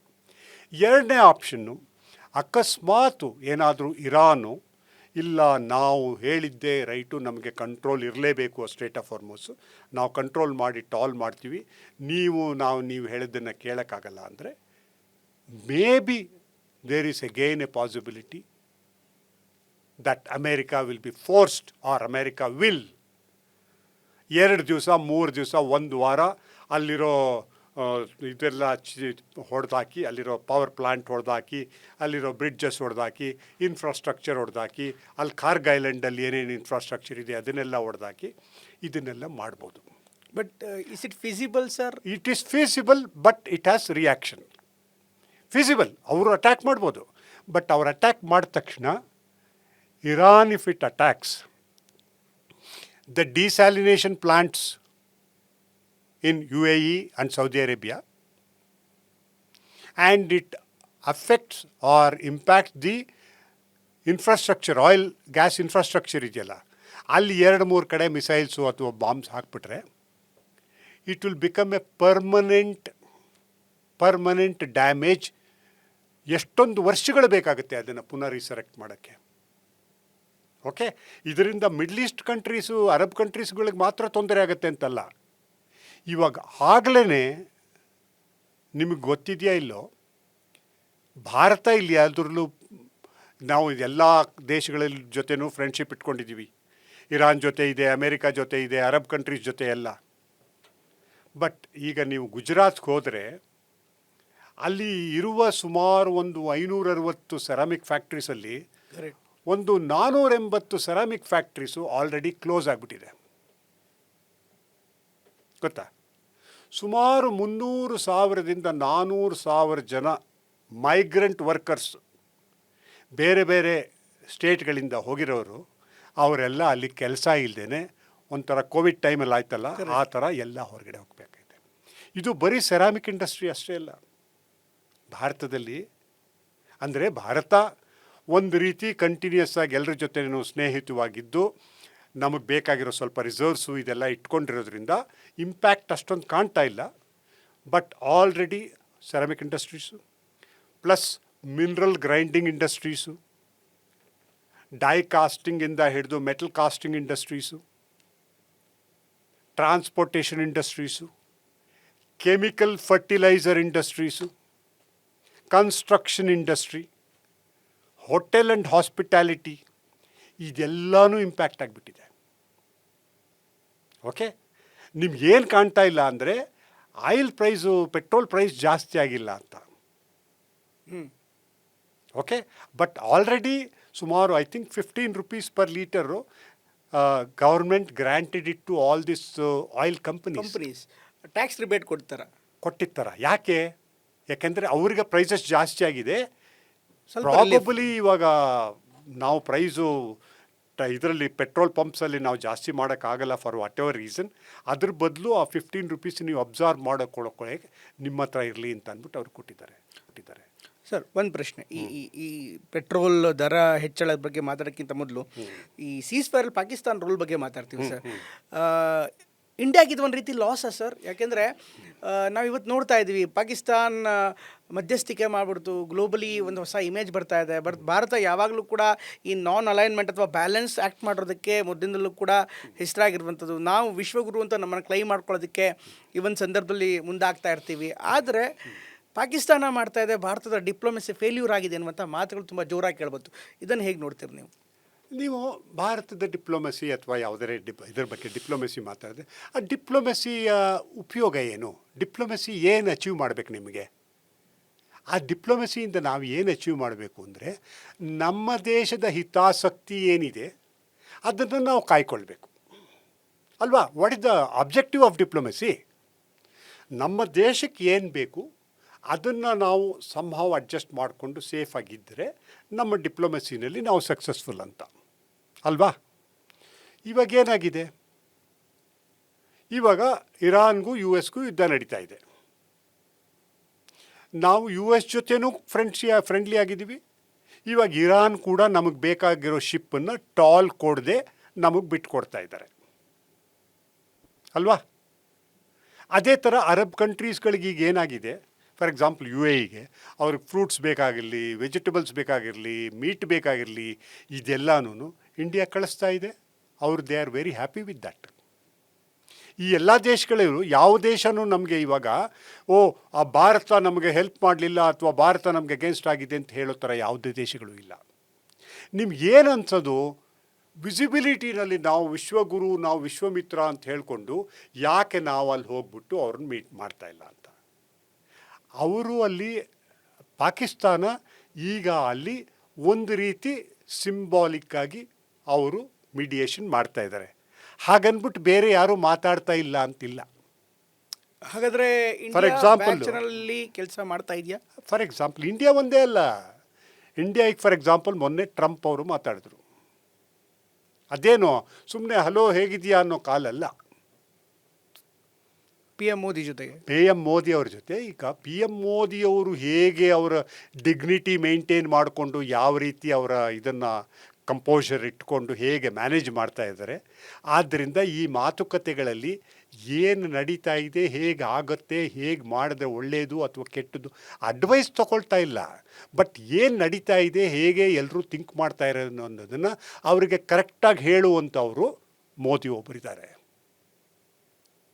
ಇದೇ ಥರ ಈಜಿಪ್ಟ್ ಕೂಡ ಮಾತಾಡ್ತಾ ಇದೆ, ಟರ್ಕಿ ಮಾತಾಡ್ತಾ ಇದೆ, ಓಕೆ, ರಷ್ಯಾ ಕೂಡ ಮಾತಾಡ್ತಾ ಇದೆ ಇರಾನ್ ಜೊತೆ, ನಾವು ಏನಾಗುತ್ತೆ ಹೆಲ್ಪ್ ಮಾಡ್ತೀವಿ ಅಂತ. ಚೈನಾ ಕೂಡ ಮೆಸೇಜ್ ಕಳಿಸ್ತಾ ಇದೆ. ಆದರೆ ನೋಡಿ, ಇವಾಗ ನಾವು ಫೆಸಿಲಿಟೀಸ್ ಕೊಡ್ತೀವಿ, ಅಕಾಮಡೇಷನ್ ಪ್ರೊವೈಡ್ ಮಾಡ್ತೀವಿ, ನಾವು ಹೋಗಿ ಮಾತಾಡ್ತೀವಿ, ಈ ಥರ ಮೀಡಿಯೇಟ್ ಮಾಡ್ತಾ ಇದ್ದೀವಿ ಅಂತ ಪಾಕಿಸ್ತಾನ ಏನು ಮಾಡ್ತಾ ಇದೆ, ಅವ್ರ ಪ್ರಯತ್ನ ಮಾಡ್ತಾ ಇರಲಿ. ಅದರಿಂದ ಭಾರತಕ್ಕೆ ಏನೋ ಲಾಸ್ ಆಯಿತು ಅನ್ನೋದು ಮಾತ್ರ ನಾವು ಒಪ್ಕೊಳ್ಳೋಕ್ಕಿಲ್ಲ.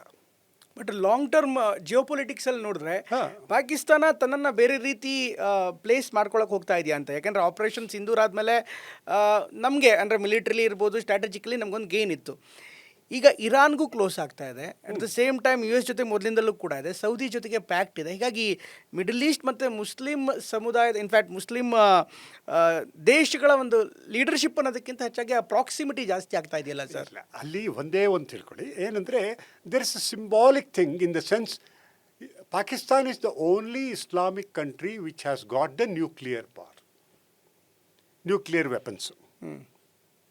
ಓಕೆ, ಸೊ ಕೆಲವು ದೇಶಗಳಿಗೆ, ಫಾರ್ ಎಕ್ಸಾಂಪಲ್ ಸೌದಿ ಅರೇಬಿಯಾ ಆಗ್ಬೋದು ಅಥವಾ ಇನ್ನೊಂದು ಕಂಟ್ರಿಗಳಿಗೆ, ನಮ್ಮ ಒಂದು ಇಸ್ಲಾಮಿಕ್ ದೇಶದ ಈ ಥರ ಪವರ್ಫುಲ್ ಆಗಿದೆಯಪ್ಪ ಅಂತ.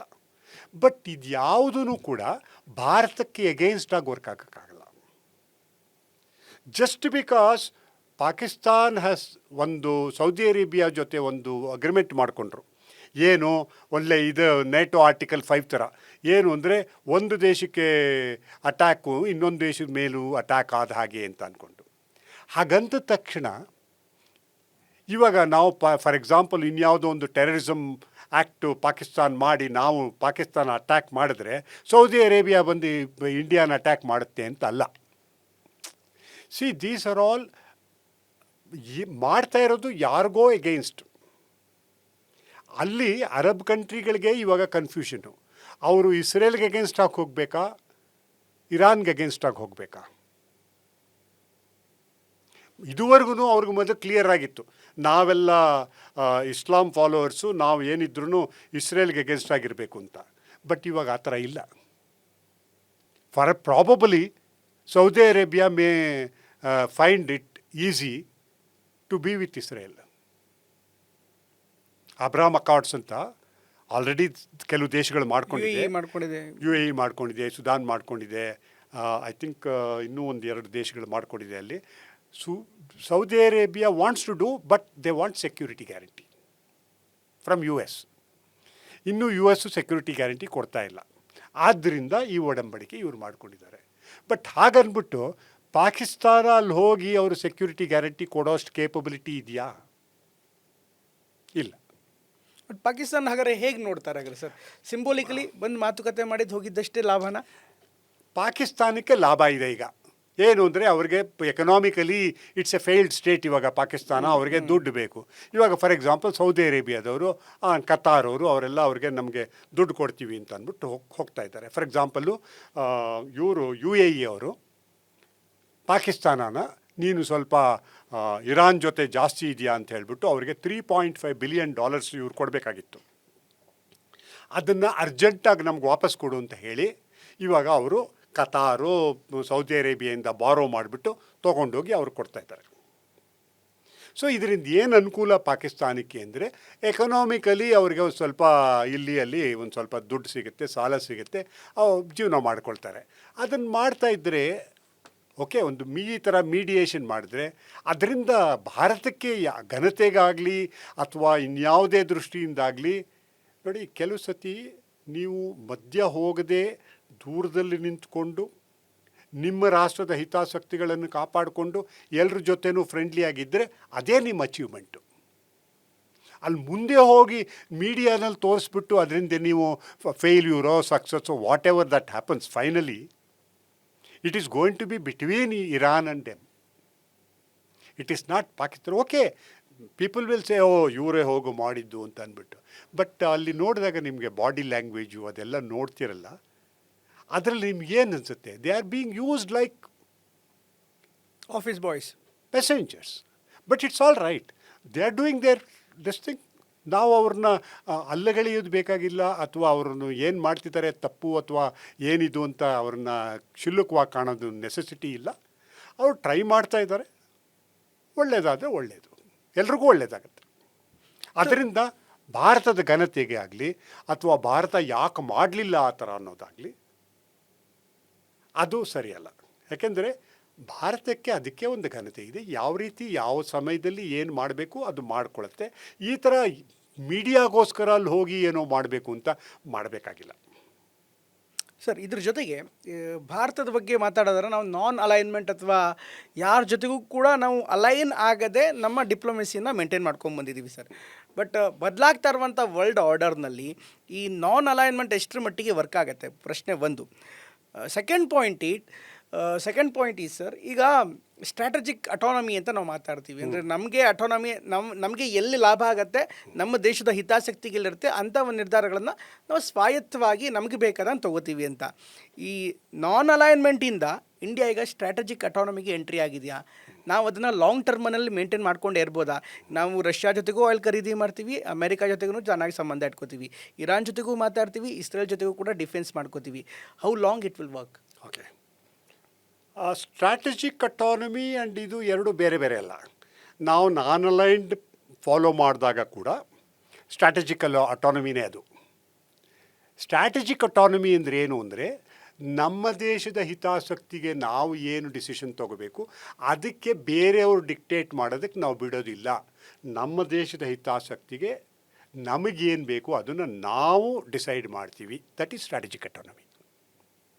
ಓಕೆ, ಹಳೆ ಹಿಂದಿನ ಕಾಲದಲ್ಲಿ 47ನಲ್ಲಿ ನಾವು ಇಂಡಿಪೆಂಡೆಂಟ್ ಆದಮೇಲೆ ನಾವು we use non alignment because ಅಲ್ಲಿ ಎರಡು ಪವರ್ಫುಲ್ಲು ಇದಿತ್ತು. ಒಂದು ಕಡೆ ಸೋವಿಯತ್ ಯೂನಿಯನ್ ಇತ್ತು, ಇನ್ನೊಂದು ಕಡೆ ಅಮೇರಿಕಾ ಕ್ಯಾಪಿಟಲಿಸ್ಟ್ ಕಂಟ್ರೀಸ್ ಇತ್ತು. ನಾವು ಎರಡು ಕಡೆಯಲ್ಲಿ ಯಾರ ಜೊತೆನೂ ಅಲೈನ್ ಆಗಬೇಕಾಗಿರಲಿಲ್ಲ. ಸೊ ಆದ್ದರಿಂದ ನಾನ್ ಅಲೈನ್ಡ್ ಅಂತ ಮಾಡಿದ್ವಿ. ನಾನ್ ಅಲೈನ್ಡ್ ಅಂದರೆ ನ್ಯೂಟ್ರಲ್ ಅಲ್ಲ. ಯಾರು ಸರಿ ಅನಿಸುತ್ತೆ ನಮ್ಮ ದೇಶದ ಹಿತದೃಷ್ಟಿಯಿಂದ ಅದನ್ನು ಸಪೋರ್ಟ್ ಮಾಡ್ತಾಯಿದ್ವಿ. ಓಕೆ, ಒಂದು ಸತಿ ಸೋವಿಯತ್ ಯೂನಿಯನ್ ಕೊಲ್ಯಾಪ್ಸ್ ಆಗಿ ಅಮೇರಿಕಾ ಒಂದೇ ಯೂನಿಪೋಲಾರ್ ವರ್ಲ್ಡ್ ಆದಮೇಲೆ ಆವಾಗ ಸ್ವಲ್ಪ ದಿವಸ ಎಲ್ರಿಗೂ ಕಷ್ಟ ಆಯಿತು. ಯಾಕೆಂದರೆ ಇದ್ದಿದ್ದೇ ಒಂದೇ ಪವರು. ಅವರು ಆ್ಯಕ್ಚುಯಲ್ ಪವರ್ ಯೂಸು ಮಾಡಬೇಕಾಗಿರಲಿಲ್ಲ. ಅವ್ರು ಏನು ಮಾಡ್ತಾರೆ ಅವರೇ ಕಂಟ್ರೋಲ್ ಮಾಡೋ ಥರ ಆಗಿತ್ತು. ಅದಾದಮೇಲೆ ಈಗೇನಾಗಿದೆ, it is multipolar. It is no more unipolar world like America ಅಂದರೆ ಮುಗ್ದೋಯ್ತು ಅನ್ನೋ ಥರ ಇಲ್ಲ. Germany, China, Russia, France, even UK, Japan, India, these are all emerging powers, emerging multipolars. And ಪ್ರಪಂಚದಲ್ಲಿ ಎಲ್ಲರೂ ಅಂದ್ಕೊಳ್ತಾ ಇರೋ ಥರ India is one country, large economy, fast growing large economy. Okay, ನಮ್ಮದೇ ಆದ ಸುಮಾರು 800 ಮಿಲಿಯನ್ ಮಂದಿ ಇರೋವಂಥದ್ದು ಮಾರ್ಕೆಟ್ ನಮ್ಮಲ್ಲೇ ಇದೆ. ವೆದರ್ ಯು ಟೇಕ್ ಡಿಜಿಟಲಲ್ಲಿ ತೊಗೊಳ್ಳಿ, ಡಿಜಿಟಲ್ ಡೊಮೈನಲ್ಲಿ, ಡಿಫೆನ್ಸ್ ಡೊಮೈನಲ್ಲಿ ತೊಗೊಳ್ಳಿ, ಅಥವಾ ಬೇರೆ ಎಷ್ಟೊಂದು ಕಡೆ ಡೊಮೈನಲ್ಲಿ ತೊಗೊಂಡ್ರೆ India is becoming A important power. ಬೇರೆ ಏನು ಬೇಡ, ಒಂದೇ ಒಂದು ಸಿಂಪಲ್ ಆಗಿರೋದು ಹೇಳ್ತೀನಿ ನಿಮಗೆ. ಭಾರತ ದೇಶದಲ್ಲಿ ಸುಮಾರು 820 million people, 820 million people, which is more than America and Europe put together. 820 million ಪೀಪಲ್ಗೆ ಪ್ರತಿ ತಿಂಗಳು ಗೌರ್ಮೆಂಟು ನಿಮಗೆ ಫುಡ್ ಸಪೋರ್ಟ್ ಕೊಡುತ್ತೆ.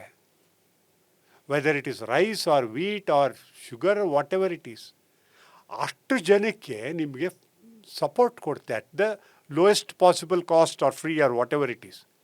ಅಷ್ಟು ಕೊಟ್ಟುಕೊಂಡು ಕೂಡ 1480 ಮಿಲಿಯನ್ ಪೀಪಲ್ ಅವ್ರಿಗೆಲ್ಲ ಊಟ ಎಲ್ಲ ಕೊಟ್ಟು, ಆದ್ರೂ ನಾವು ಬೇರೆ ಯಾರ ಹತ್ರನೂ ಹೋಗ್ಬಿಟ್ಟು ಫುಡ್ ಇಂಪೋರ್ಟ್ ಮಾಡ್ಕೋಬೇಕಾಗಿಲ್ಲ. India has the capacity. Okay, ಇವಾಗ ಬೇರೆ ಎಲ್ಲ ಸೆಕ್ಟರ್ಗಳನ್ನು ಕೂಡ we are becoming powerful. So ಈಗ ಏನಾಗ್ತಾ ಇದೆ ಅಂದರೆ, there is no question of unipolarity in the world. ನಾವು ಮಲ್ಟಿಪೊಲಾರ್. ನಾವು ನಮಗೆ ಎಲ್ಲಿ ಸೂಟ್ ಆಗುತ್ತೆ ಅಲ್ಲಿ ನಾವು ರಷ್ಯಾಯಿಂದ ಆಯಿಲ್ ತೊಗೊಳ್ತೀವಿ. ಅದೇ ಟೈಮಲ್ಲಿ ಉಕ್ರೇನ್ ಅಂದರೆ ನಾವು ಎನಿಮೀಸ್ ಆಗಿಲ್ಲ. ಉಕ್ರೇನಿಂದ ನಮ್ಮ 23,000 ಜನ ಮೆಡಿಕಲ್ ಸ್ಟೂಡೆಂಟ್ಸ್ ಇದ್ದರೆ ಅವ್ರ ಜೊತೆ ಮಾತಾಡ್ಬಿಟ್ಟು ಅವ್ರನ್ನೆಲ್ಲ ವಾಪಸ್ ತರ್ತೀವಿ. ಓಕೆ, ನಾವು ಇರಾನ್ ಜೊತೆ ವ್ಯವಹಾರ ಮಾಡ್ತೀವಿ, ಅಲ್ಲಿಂದ ಆಯಿಲ್ ತೊಗೊಳ್ತೀವಿ, ಬೇರೆ ಅವ್ರಿಗೆ ಬೇಕಾದ್ದನ್ನು ಎಕ್ಸ್ಪೋರ್ಟ್ ಮಾಡ್ತೀವಿ. ಅದೇ ಟೈಮಲ್ಲಿ ನಾವು ಇಸ್ರೇಲ್ ಜೊತೆ we are very close with them. ಏನಾಗಿದೆ ಅಂದರೆ, ಇದುವರೆಗೂ ನಾವು ವಿಶ್ವಮಿತ್ರ ಅನ್ನೋದನ್ನು ನೋಡ್ಕೊಂಡಿದ್ದೀವಿ. ಅದ್ರ ಜೊತೆಗೆ ಮಲ್ಟಿ ಅಲೈನ್ಡ್ ಆಗಿ ನಮಗೆ ಎಲ್ಲಿ ಬೇಕು ಯುರೋಪ್ ಜೊತೆ ನಾವು ಮಾಡ್ಕೊಳ್ತಿದ್ವಿ. ಇವಾಗೆಲ್ಲ ನೀವು ನೋಡ್ತಾ ಇರ್ಬೋದು, ನಾವು ಫ್ರೀ ಟ್ರೇಡ್ ಅಗ್ರಿಮೆಂಟ್ ಮಾಡ್ಕೊಳ್ತಾ ಇದ್ದೀವಿ ದೊಡ್ಡದಾಗಿ. ಅವರು ಎಲ್ಲ ಯಾಕೆ ಮಾಡ್ತಾ ಇದ್ದಾರೆ ಅಂದರೆ, ಇಂಡಿಯಾದ ಇಂಪಾರ್ಟೆನ್ಸು, ಇಂಡಿಯಾದ ಮಾರ್ಕೆಟು, ಇಂಡಿಯಾಸ್ ಗ್ರೋತು ಇದೆಲ್ಲ ಇಂಪಾರ್ಟೆಂಟ್ ಆಗ್ತಾ ಇದೆ ಅವ್ರಿಗೆ. So we will maintain strategic autonomy without any doubt. Okay, we will be aligned with all the major powers. Russia ಇರ್ಬೋದು, even China. In so many areas we are working together. They are the largest trading partner with us.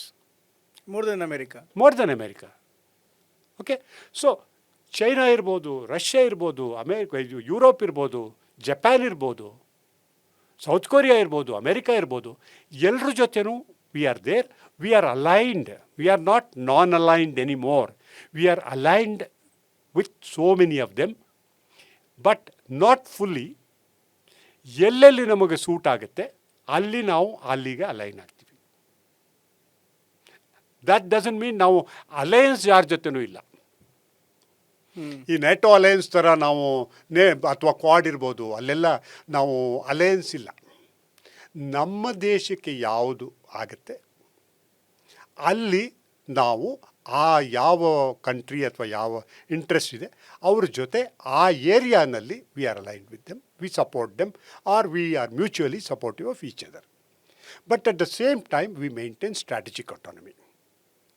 ಇದರಿಂದ ಏನಾಗುತ್ತೆ, ನಾವು ಎಲ್ರಿಗೂ ವಿಶ್ವಮಿತ್ರ. ಆದರೆ are we going to be a major power? ನೀವು power ಆದರೆ you should be capable of taking decisions so that ಇದರ ಸರಿನಾ ಅದು ನಾವು ಎಲ್ರಿಗೂ ಒಳ್ಳೆಯವರಾಗ್ಬಿಟ್ಟು ಸೂಪರ್ ಪವರ್ ಆಗೋಕ್ಕೆ ಸಾಧ್ಯ ಇಲ್ಲ. ಅದನ್ನೇ ಕೇಳೋಣ ಅಂತ ಬಂದೆ ಸರ್. ಇದನ್ನು ನೀವು ಹೌ ಲಾಂಗ್ ನೀವು ಇದನ್ನು ಕ್ಯಾರಿ ಮಾಡ್ಬೋದು ಅಂತ. ಯಾಕಂದರೆ ಇವತ್ತಿನ ಗ್ಲೋಬಲ್ ಸಿಚುವೇಶನ್ಸಲ್ಲಿ ಅಥವಾ ಈ ಫಾಸ್ಟ್ ರನ್ನಿಂಗ್ ಗ್ಲೋಬಲ್ ಸಿಚುವೇಶನ್ಸಲ್ಲಿ ಎಲ್ಲರ ಜೊತೆನೂ ಚೆನ್ನಾಗಿರೋದಕ್ಕಾಗಲ್ಲ. ಯಾವುದೋ ಒಂದು ಕಾರಣಕ್ಕೋಸ್ಕರ ಬೇರೆ ಬೇರೆ ರೀತಿಯಂಥ ಸಿಚುವೇಶನ್ಸ್ಗಳು ಅರೈಸ್ ಆಗುತ್ತೆ ಬರುತ್ತವೆ. ಹೀಗಾಗಿ ನಾನು ಎಲ್ಲರ ಜೊತೆಗೂ ಚೆನ್ನಾಗಿರ್ತೀನಿ, ನನ್ನ ದೇಶದ ಹಿತಾಸಕ್ತಿ ನೋಡ್ಕೋತೀನಿ ಅಂದರೆ ಎಷ್ಟು ದಿನದ ತನಕ ವರ್ಕೌಟ್ ಆಗುತ್ತೆ? ನಾಳೆ ಯಾವುದೋ ಒಂದು ಸಿಚುವೇಶನ್ಸ್ ಬರ್ಬೋದು. ನಮ್ಮ ಫ್ರೆಂಡ್ಸ್ ಆಗಿರುವಂಥ ರಷ್ಯಾಸೇ ಇರ್ಬೋದು ಅಥವಾ ಫ್ರಾನ್ಸೇ ಇರ್ಬೋದು, ಇಸ್ರೇಲೇ ಇರ್ಬೋದು, ಅವ್ರು ನಮ್ಮನ್ನು ಪ್ರಶ್ನೆ ಮಾಡುವಂಥ ಒಂದು ಪರಿಸ್ಥಿತಿ ಬರ್ಬೋದು. ಆಗ ನಾವು ಏನು ಮಾಡ್ತೀವಿ? ಹೇಗೆ ವರ್ಕ್ ಆಗುತ್ತೆ ಇದು? ಎಷ್ಟು ದಿವಸ ನೀವು ಮಾಡಬೇಕಿದು ಅಂದರೆ ಎರಡು ಪಾಸಿಬಿಲಿಟೀಸು. ಒಂದು, ಈಗ ವರ್ಲ್ಡ್ ಆರ್ಡರ್ ಚೇಂಜ್ ಆಗ್ತಾ ಇದೆ. ಓಕೆ, ಯೂನಿಪೋಲಾರ್ ವರ್ಲ್ಡಿಂದ ಇವಾಗ as of today there are no international laws, there are no international rules, there are no international bodies which are effective. UN ಏನೂ ಎಫೆಕ್ಟಿವ್ ಆಗಿಲ್ಲ. UN ಸೆಕ್ಯೂರಿಟಿ ಕೌನ್ಸಿಲು ಒಬ್ಬರಲ್ಲ ಇನ್ನೊಬ್ಬರು veto ಮಾಡ್ತಾರೆ, ಅದು ಎಫೆಕ್ಟಿವ್ ಆಗಿಲ್ಲ.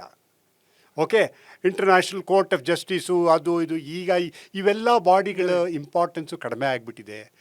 ವರ್ಲ್ಡಲ್ಲಿ ರೀಅಲೈನ್ಮೆಂಟ್ ಆಗ್ತಾ ಇದೆ, ವರ್ಲ್ಡ್ ರೀಆರ್ಡರ್ ಆಗ್ತಾ ಇದೆ. ಅದಾಗೋವರೆಗೂ ಎರಡು ಪಾಸಿಬಿಲಿಟೀಸ್ ಆಸ್ ಐ ಸೆಡ್. ಒಂದು, UN ಸೆಕ್ಯೂರಿಟಿ ಕೌನ್ಸಿಲಿಂದ ಹಿಡಿದು ಎಲ್ಲರೂ ಏನಾದರೂ ರೀಆರ್ಡರ್ ಆಗಿ ಅದರಲ್ಲಿ India becomes like a permanent member in the UN Security Council and it has the powers. ಅಲ್ಲಿವರೆಗೂ ಒಂದು ನಡೆಯುತ್ತೆ. ಎರಡನೇದು, ಕರೆಕ್ಟಾಗಿ ನಾವು ಮಾಡ್ತಾ ಇರೋ ದಾರಿ ಪ್ರಕಾರ ಆತ್ಮನಿರ್ಭರ ಭಾರತ್ ಅಂತ. ನೋಡಿ, ನೀವು ಎಷ್ಟೇ ಹೇಳಿದ್ರು ನೀವು ನಿಮ್ಮ ಸೆಕ್ಯೂರಿಟಿ ಫೈನಲಿ ನೀವು ಸೆಕ್ಯೂರ್ ಮಾಡ್ಕೊಳ್ಳೋದು ಯಾವಾಗ ಪಾಸಿಬಿಲಿಟಿ ಅಂದರೆ only when you are capable of taking care of your security. For example, food security we are taking care of. In so many other domains we are doing it. But we still, ನಾವು ಇನ್ನೂ ಬಹಳ ಮುಂದೆ ಹೋಗಿ ನಮ್ಮ ದೇಶದ security full ನಾವು ಬೇರೆಯವರ support ಇಲ್ಲದೇ ನಾವು ಮಾಡ್ಕೊಳ್ಳೋ ತಾಕತ್ತು ಬರಬೇಕು. ಸುಮಾರಿಗಾಗಲೇ ಬಂದಿದೆ. ಯಾಕೆಂದರೆ ಇವಾಗ ನಮ್ಮದು ಯಾವುದೋ ಒಂದು ದೇಶದ ಜೊತೆ ಯುದ್ಧ ಆದರೆ ಫೈನಲಿ ಕೊನೆಗೆ ಯಾರು ಗೆಲ್ತಾರೆ ಅನ್ನೋದು ಇಂಪಾರ್ಟೆಂಟ್ ಅಲ್ಲ. ಇವಾಗಲೇ ನೋಡ್ತಾ ಇದೀವಲ್ಲ ನಾವು ಇರಾನಲ್ಲಿ, ಫೈನಲಿ ಯಾರು ಗೆಲ್ತಾರೆ ಅಂದರೆ ಅಮೇರಿಕಾ ಗೆದ್ದೇ ಗೆಲ್ಲುತ್ತೆ. ಬಟ್ ಅಲ್ಲಿವರೆಗೂ ಹೋಗಬೇಕಾಗಿಲ್ಲ. ನೀವು ಈ ಯುದ್ಧ ಶುರು ಆದರೆ ನೀವು ಆಪೋಸಿಟ್ ಪಾರ್ಟಿಗೆ ಅವರು ತಡ್ಕೊಳ್ಳೋಕ್ಕಾಗದೇ ಇರೋಷ್ಟು ಡ್ಯಾಮೇಜ್ ಮಾಡೋಕ್ಕೆ ಸಾಧ್ಯನಾ ಅಂತ. ಇವಾಗ ಫಾರ್ ಎಕ್ಸಾಂಪಲು ಅಮೇರಿಕಾ ಇರಾನ್ಗೆ ಸುಮಾರು ಡ್ಯಾಮೇಜ್ ಮಾಡುತ್ತೆ, ಬಟ್ ಅಷ್ಟನ್ನು ಅವ್ರು ತಡ್ಕೋಬೋದು. ಅವ್ರಿಗೆ ಊಟಕ್ಕೆ ಫುಲ್ ಇಲ್ಲ ಅಂತ ಅಂದರೆ 3 ತಿಂಗಳು ಸ್ಟಾರು ಮಾಡಿಕೊಂಡು ತಡ್ಕೋಬೋದು. 50,000 ಜನ ಇರಾನಿಯನ್ ಸಾಯ್ತಾರೆ, ಅವರೆಲ್ಲ ನಾವು ಮಾರ್ಟೈರ್ಸ್ ಅಂತ ಸಾಯ್ತಾರೆ. Because they believe that dying like that is ಅವ್ರಿಗೆ ಒಂಥರ ಬಹಳ ಒಳ್ಳೇದು ಮಾಡಿದ್ವಿ ಅಂತ. ಆದರೆ ಅದೇ ಥರ ಅಮೇರಿಕಾ ತಡ್ಕೊಳಕ್ಕಾಗಲ್ಲ. ಸೊ ಅದು ಈಕ್ವಲ್ಲಾಗಿ ಅವರು ಡ್ಯಾಮೇಜ್ ಮಾಡಬೇಕಾಗಿಲ್ಲ. ಯಾರು ಎಷ್ಟು ತಡ್ಕೊಳ್ತಾರೆ ಅಷ್ಟು ಮಾಡೋಕ್ಕಾಗತ್ತಾ ಅಂತ. ಯುದ್ಧದಲ್ಲಿ ಫೈನಲಿ ಗೆಲ್ಲಬೇಕು ಸೋಲ್ಬೇಕು ಅನ್ನೋದು ಹೊಟ್ಟೋಯ್ತೀಗ. ಸೊ ಇಂಡಿಯಾ ಇವಾಗ ಸುಮಾರು ನಮ್ಮಲ್ಲಿ ಕೇಪಬಿಲಿಟಿ ಇದೆ. ಬಟ್ ಏನು ಅಂದರೆ ಆರ್ಥಿಕವಾಗಿ ಮತ್ತು ಸೆಕ್ಯೂರಿಟಿ ಡಿಫೆನ್ಸ್ ಕೇಪಬಿಲಿಟೀಸ್ ಜೊತೆ ನಾವು ಯಾವಾಗ ನಾವೇ ನಿಂತ್ಕೊಳ್ತೀವಿ ಆವಾಗ then you are eligible to take sides which are useful to you.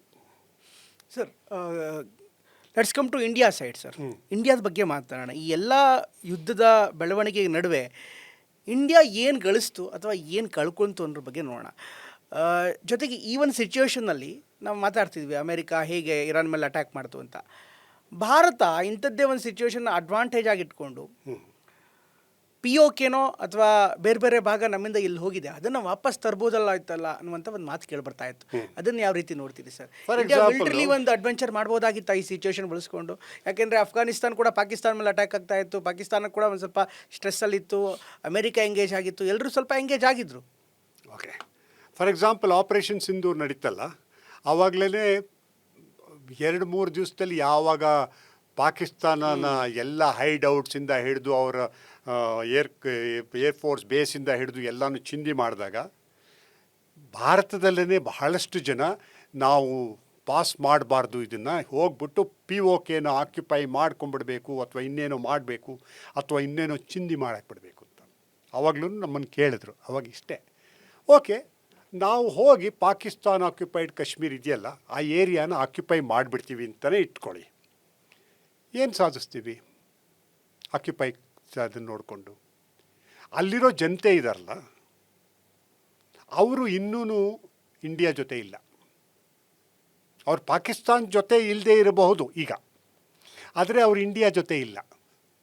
Okay, ನಾವೀಗ ಅಲ್ಲಿ ಹೋಗಿ ಆಕ್ಯುಪೈ ಮಾಡಿದ್ರೆ ನೀವು ಪ್ರತಿ ದಿವಸ ಅಲ್ಲಿಂದ ಪ್ರಾಬ್ಲಮ್ ಬರುತ್ತೆ ಹೊರತು ನಿಮಗೆ ಅದರಿಂದ ನಿಮ್ಗೆ ಏನೇ ಅಡ್ವಾಂಟೇಜ್ ಇಲ್ಲ.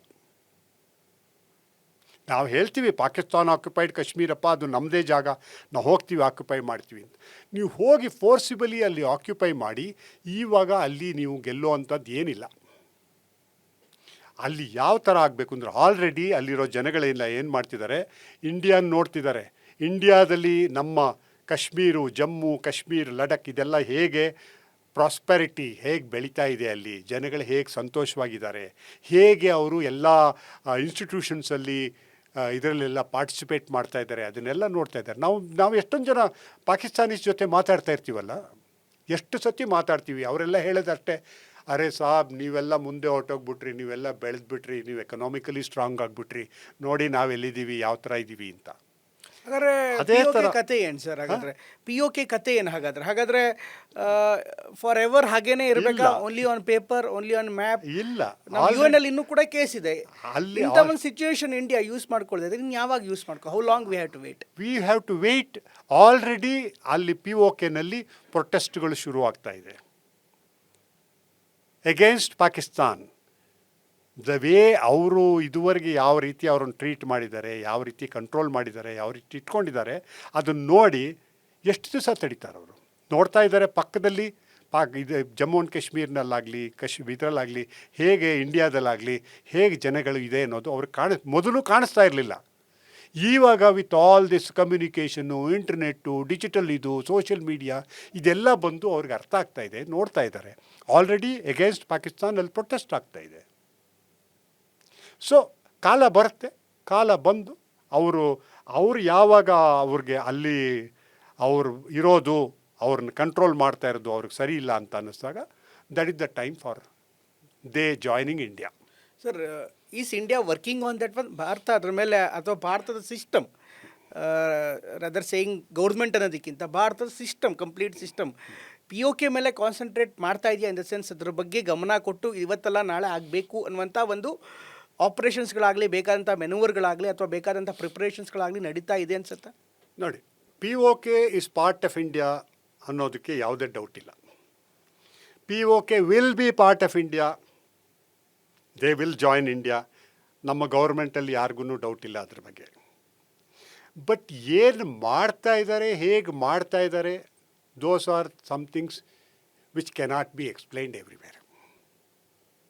ಬಟ್ ಒಂದು ನಿಜ ಗೊತ್ತಾಗ್ತಾ ಇದೆ, ಅಲ್ಲಿ ಜನಗಳೇನಿದ್ದಾರೆ ಅವರು ಇವಾಗ ಬಿಕಾಸ್ ಆಫ್ ಸೋಷಿಯಲ್ ಮೀಡಿಯಾ ಆಗ್ಬೋದು, ಬಿಕಾಸ್ ಆಫ್ ಇಂಟರ್ನೆಟ್ ಆಗ್ಬೋದು, ಬಿಕಾಸ್ ಆಫ್ ಕಮ್ಯುನಿಕೇಷನ್ ಈಸಿ ಆಗಿರೋದ್ರಿಂದ ಆಗ್ಬೋದು, ಇದೆಲ್ಲದರಿಂದ ಅವ್ರಿಗೆಲ್ಲ ಒಂದು ಚೆನ್ನಾಗಿ ಗೊತ್ತಾಗ್ತಾ ಇದೆ ಏನು ಅಂದರೆ, ಭಾರತದಲ್ಲಿರುವಂತಹ ನಮ್ಮ brothers sisters they are all ಒಂಥರ they have got freedom, they have got economy, they are growing and they have got their own how do you call their own individual goals ಏನಿದೆ ಅಥವಾ ಇಂಪ್ರೂವ್ ಆಗೋದು ಸಾಧ್ಯತೆ ಇದೆ ಅನ್ನೋದು.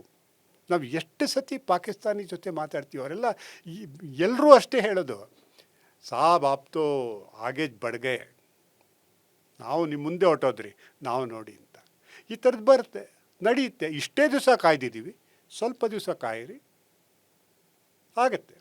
Sir, ಈ ಯುದ್ಧಕ್ಕೆ ವಾಪಸ್ ಬರೋಣ ಸರ್. ಈ ಯುದ್ಧದಿಂದ ಭಾರತದ ಕೆಲವೊಂದಿಷ್ಟು ಸೆಕ್ಷನ್ಸ್ಗಳು ಅಥವಾ ಕೆಲವೊಂದಿಷ್ಟು ಕ್ಷೇತ್ರಗಳು ಸ್ವಲ್ಪ ಎಕ್ಸ್ಪೋಸ್ ಆದವು ಅನ್ಸುತ್ತೆ. ಯಾಕೆಂದರೆ ನಮ್ಮ ಟ್ರೇಡ್ ಇರ್ಬೋದು, ಜೊತೆಗೆ ನಮ್ಮ ಆಯಿಲ್ ಇರ್ಬೋದು, ನಮ್ಮ ಎನರ್ಜಿ ಡಿಪೆಂಡೆನ್ಸಿ ಇರ್ಬೋದು. ಈ ಒಂದು ಯುದ್ಧದಿಂದ ನಾವು ಆ ಪಾಠ ಕಲ್ತ್ಕೋಬೇಕಾಗಿ, ಯಾಕೆಂದರೆ ಎಸ್ಪೆಷಲಿ ಶಿಪ್ಪಿಂಗ್ ಇರ್ಬೋದು, LPG ಇರ್ಬೋದು, ಗ್ಯಾಸ್ ಇರ್ಬೋದು, ಅದೇ ರೀತಿ ಪೆಟ್ರೋಲ್ ಆ್ಯಂಡ್ ಡೀಸೆಲ್ಸ್ ಇರ್ಬೋದು. ಇದೆಲ್ಲವೂ ಕೂಡ ಒಂದು ಕ್ಷಣಕ್ಕೆ ಎಕ್ಸ್ಪೋಸ್ ಆಗಿಬಿಟ್ವಿ ನಾವು. ಅಯ್ಯೋ ಏನು ಮಾಡೋದು, ಅಕಸ್ಮಾತ್ ಇನ್ನೂ ಬ್ಲಾಕೇಜ್ ಆದರೆ, ದರ ಹೆಚ್ಚಳ ಆಗೋದ್ರೆ, ಸಿಗದೇ ಇದ್ರೆ, ಈ ಥರದಲ್ಲೂ ಕೂಡ ಭಯ ಒಂದಿಷ್ಟು ದಿನ ಕಾಡ್ತು. ಹೀಗಾಗಿ ಈ ಯುದ್ಧದಿಂದ ಭಾರತಕ್ಕೆ ಪಾಠ ಏನು ಸರ್? ಪಾಠ ಏನು ಇಷ್ಟೇ, ಒಂದು ನಾವು ಸರಿಯಾಗಿ ಮಾಡಿರೋದೇನು ಅಂದರೆ ಆ ಯುದ್ಧದಲ್ಲಿ ಇನ್ವಾಲ್ವ್ ಆಗಿರೋ ಎಲ್ಲ ದೇಶಗಳು ಯಾವ್ಯಾವುದು ನಮಗೆ ಆಯಿಲು ಅಥವಾ ಗ್ಯಾಸ್ ಪ್ರೊಡ್ಯೂಸ್ ಮಾಡುತ್ತೆ, ನಮಗೆ ಕೊಡುತ್ತೆ, ಅವ್ರ ಜೊತೆ ನಾವು ಇನ್ನೂ ಒಳ್ಳೆಯ ಸಂಬಂಧ ಇಟ್ಕೊಂಡಿದ್ದೀವಿ. ದ ಮೊಮೆಂಟ್ ಆಪರ್ಚುನಿಟಿ ಅರೈಸಸ್, ಎಷ್ಟು ಜಾಸ್ತಿ ಬೇಕು ಅಷ್ಟನ್ನು ಅವರು ನಮಗೆ ಕೊಡೋದಕ್ಕೆ ಸಂತೋಷವಾಗಿ ಕೊಡ್ತಾರೆ, ನೋ ಪ್ರಾಬ್ಲಮ್ ಅದರಲ್ಲಿ.